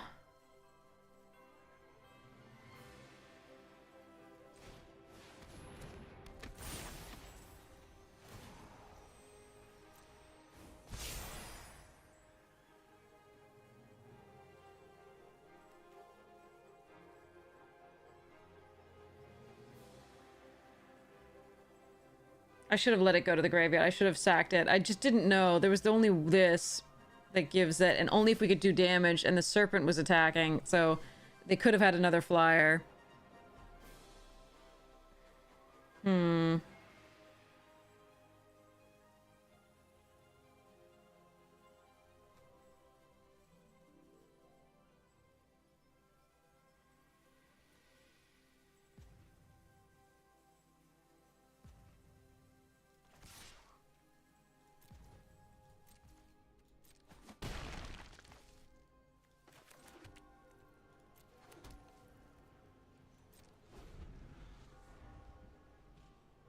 That's so sad, because I could have gotten shouldered back. That's so brutal.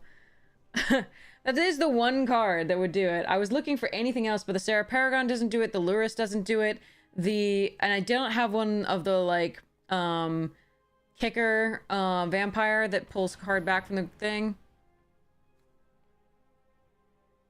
So...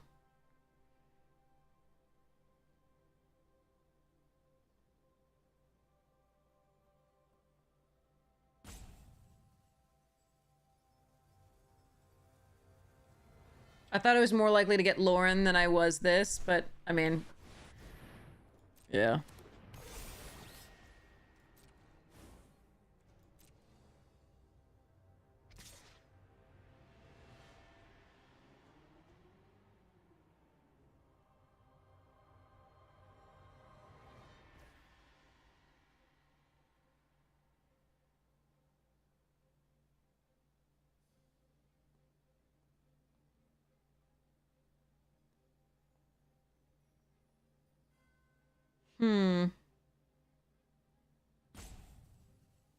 It appears, yeah.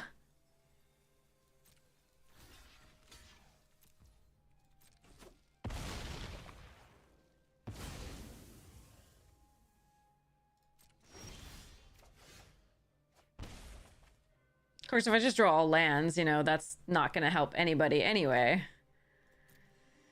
God, the two wraths. So brutal. Okay,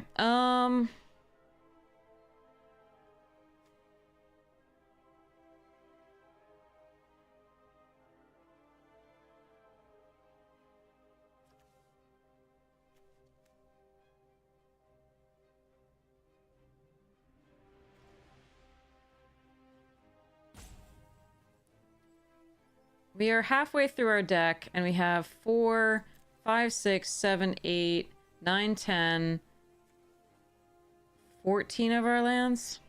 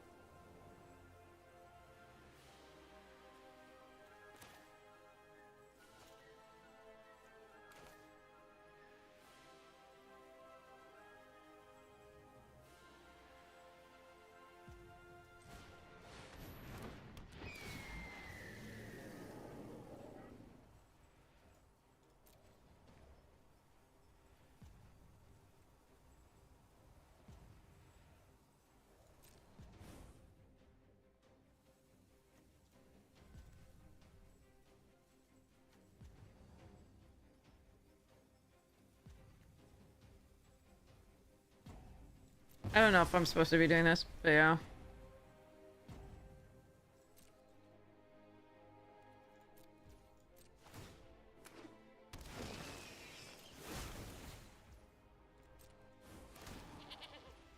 The 2 wraths are just like game over, I think, usually. I don't know why I'm really playing this out, but we still have a shot, I guess.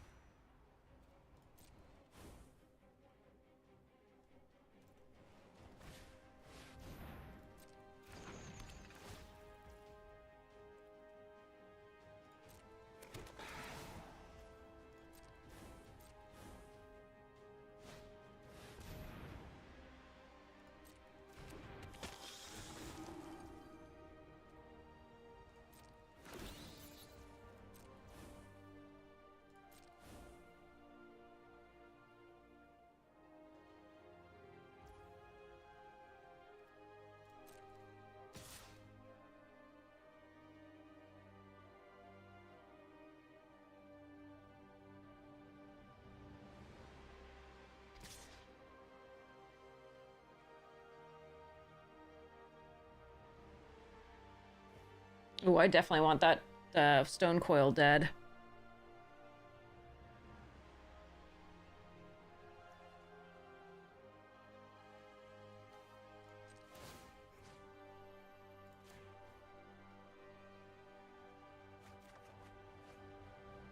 Ugh.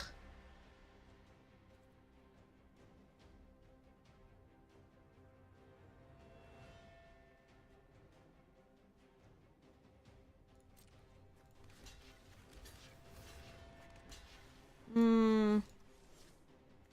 Is Yorian enough to...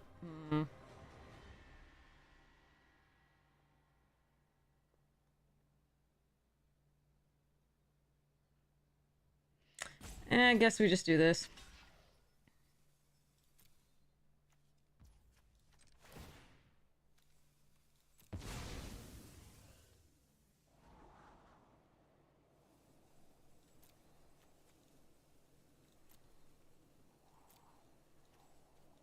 Need a wrath, I think.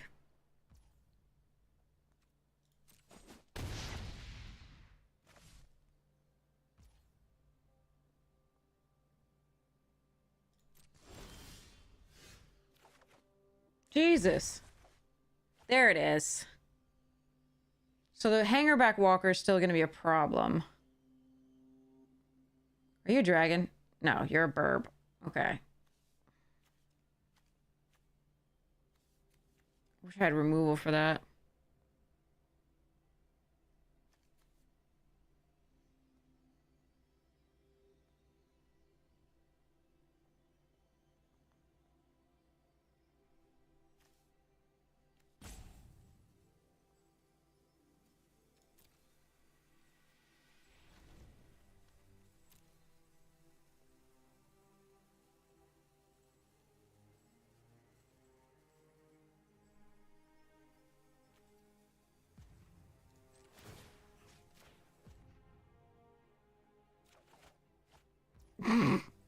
Okay.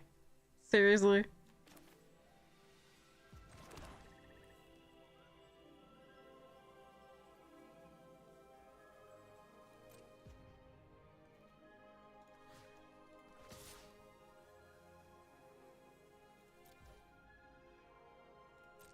Yeah. We're a land. We're saved.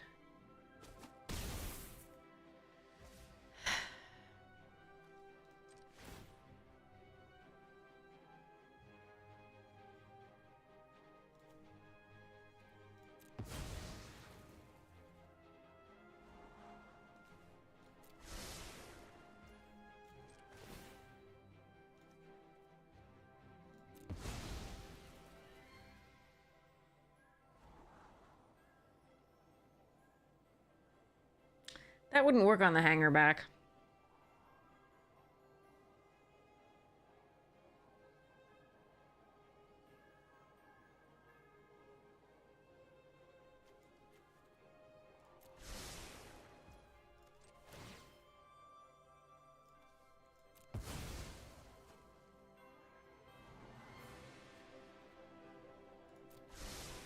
We need essentially like a second Wrath at that point.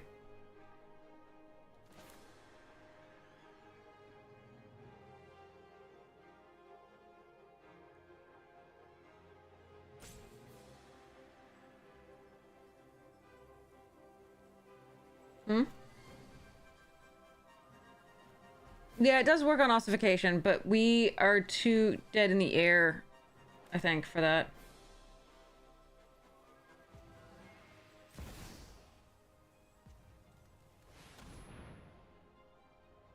Because they're gonna get 8 flyers here.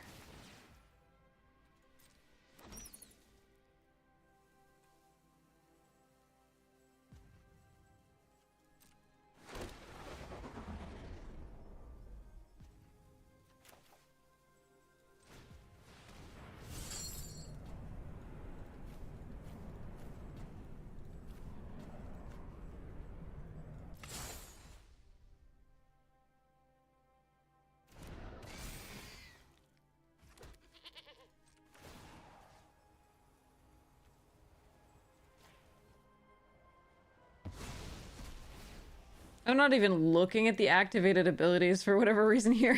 I should be.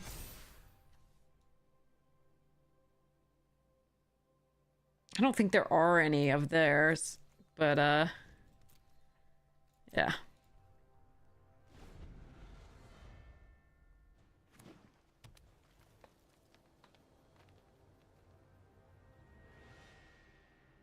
Send all 3 to just flip the landing? Maybe. Maybe I should have at that point. We'll see. We still have another Wrath that I'm hoping to find. We have our own giant, I think. Or something like that. No? Yeah. Okay.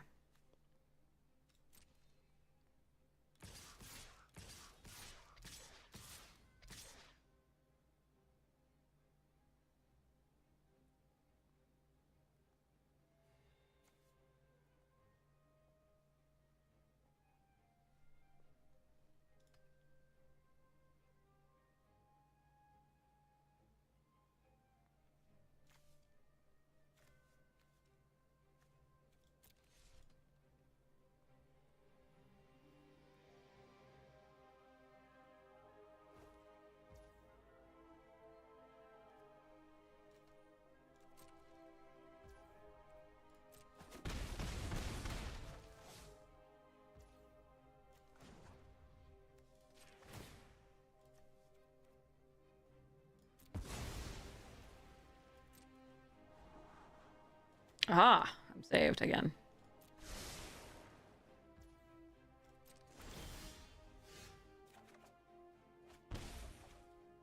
Oh, come on. Oh, dear Lord. Maybe I'm running too many land. I don't think so. But maybe. There's 7 cards. This is a good card. I was just hoping to get something with it. Ah, you reek with terror.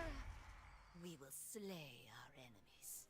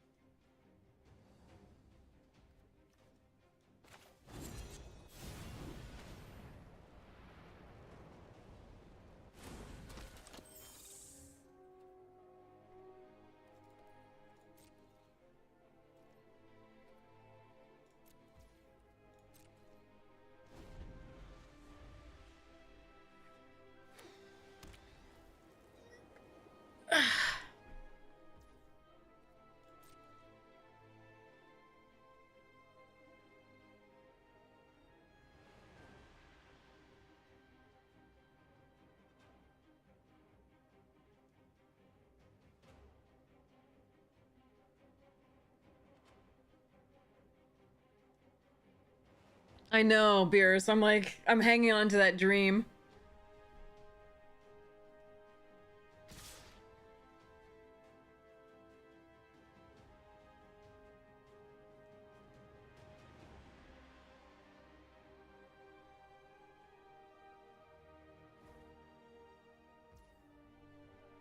What happens if I take 6 here? This is 2 Menacers.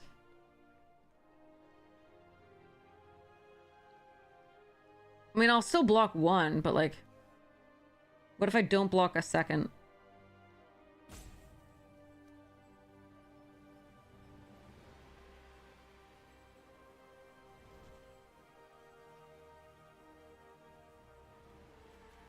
I'm gonna block.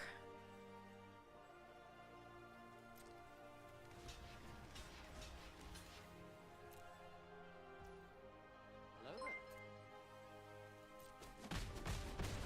Miss Soap, thank you so much for the subscription! Thank you so much for your support of the stream! Subservience will be rewarded. I think I'm supposed to sacrifice Kelland, but Lulth there? First, we're both gonna draw a card.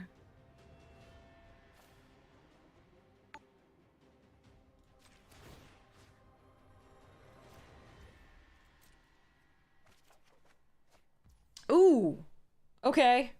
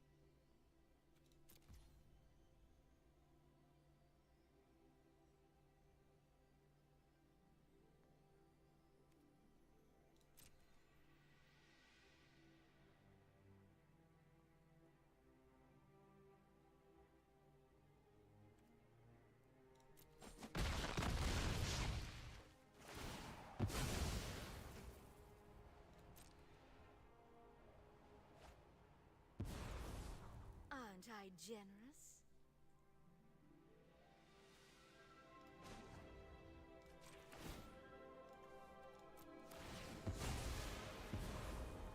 Aren't I the generous one?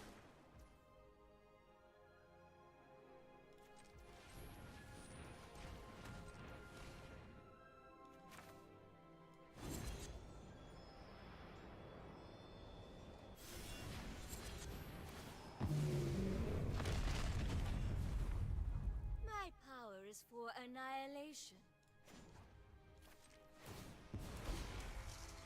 A gift in exchange for loyalty.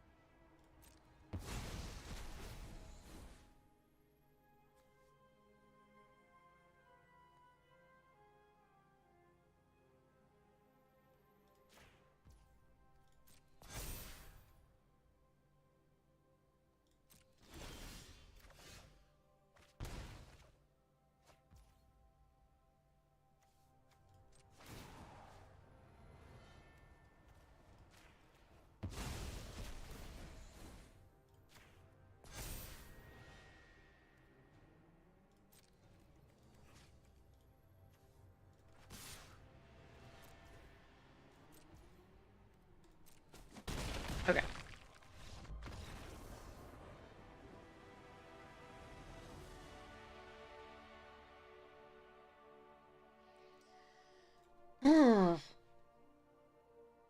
Oh, God. This is why we play. Yeah, I mean, we do. We do. We wonder at our sanity, but we do.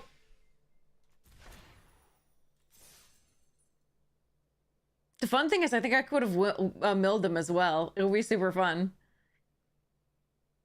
But I decided that was not the way we were gonna win. It was faster to do it this way. You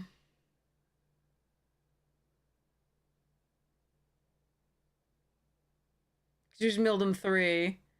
You have 3 creatures, 3 things, yeah. But brain power was like, no. Wait, no, we only had 2 to mill them out. I don't know that would have worked. They had 3 cards, I think, still, so we only needed 2 to mill them out. So it was the damage that was better. Brain power is completely gone. Yeah. I tried to sleep because I was tired earlier, and then I was like, I'll stream for 8 hours. Well, 7.5 hours. It's fine. Yeah, I don't know. Maybe they were at 3 or 2. I couldn't. I think I was 1 off. I in my head, but I don't know that that's the reality. All right.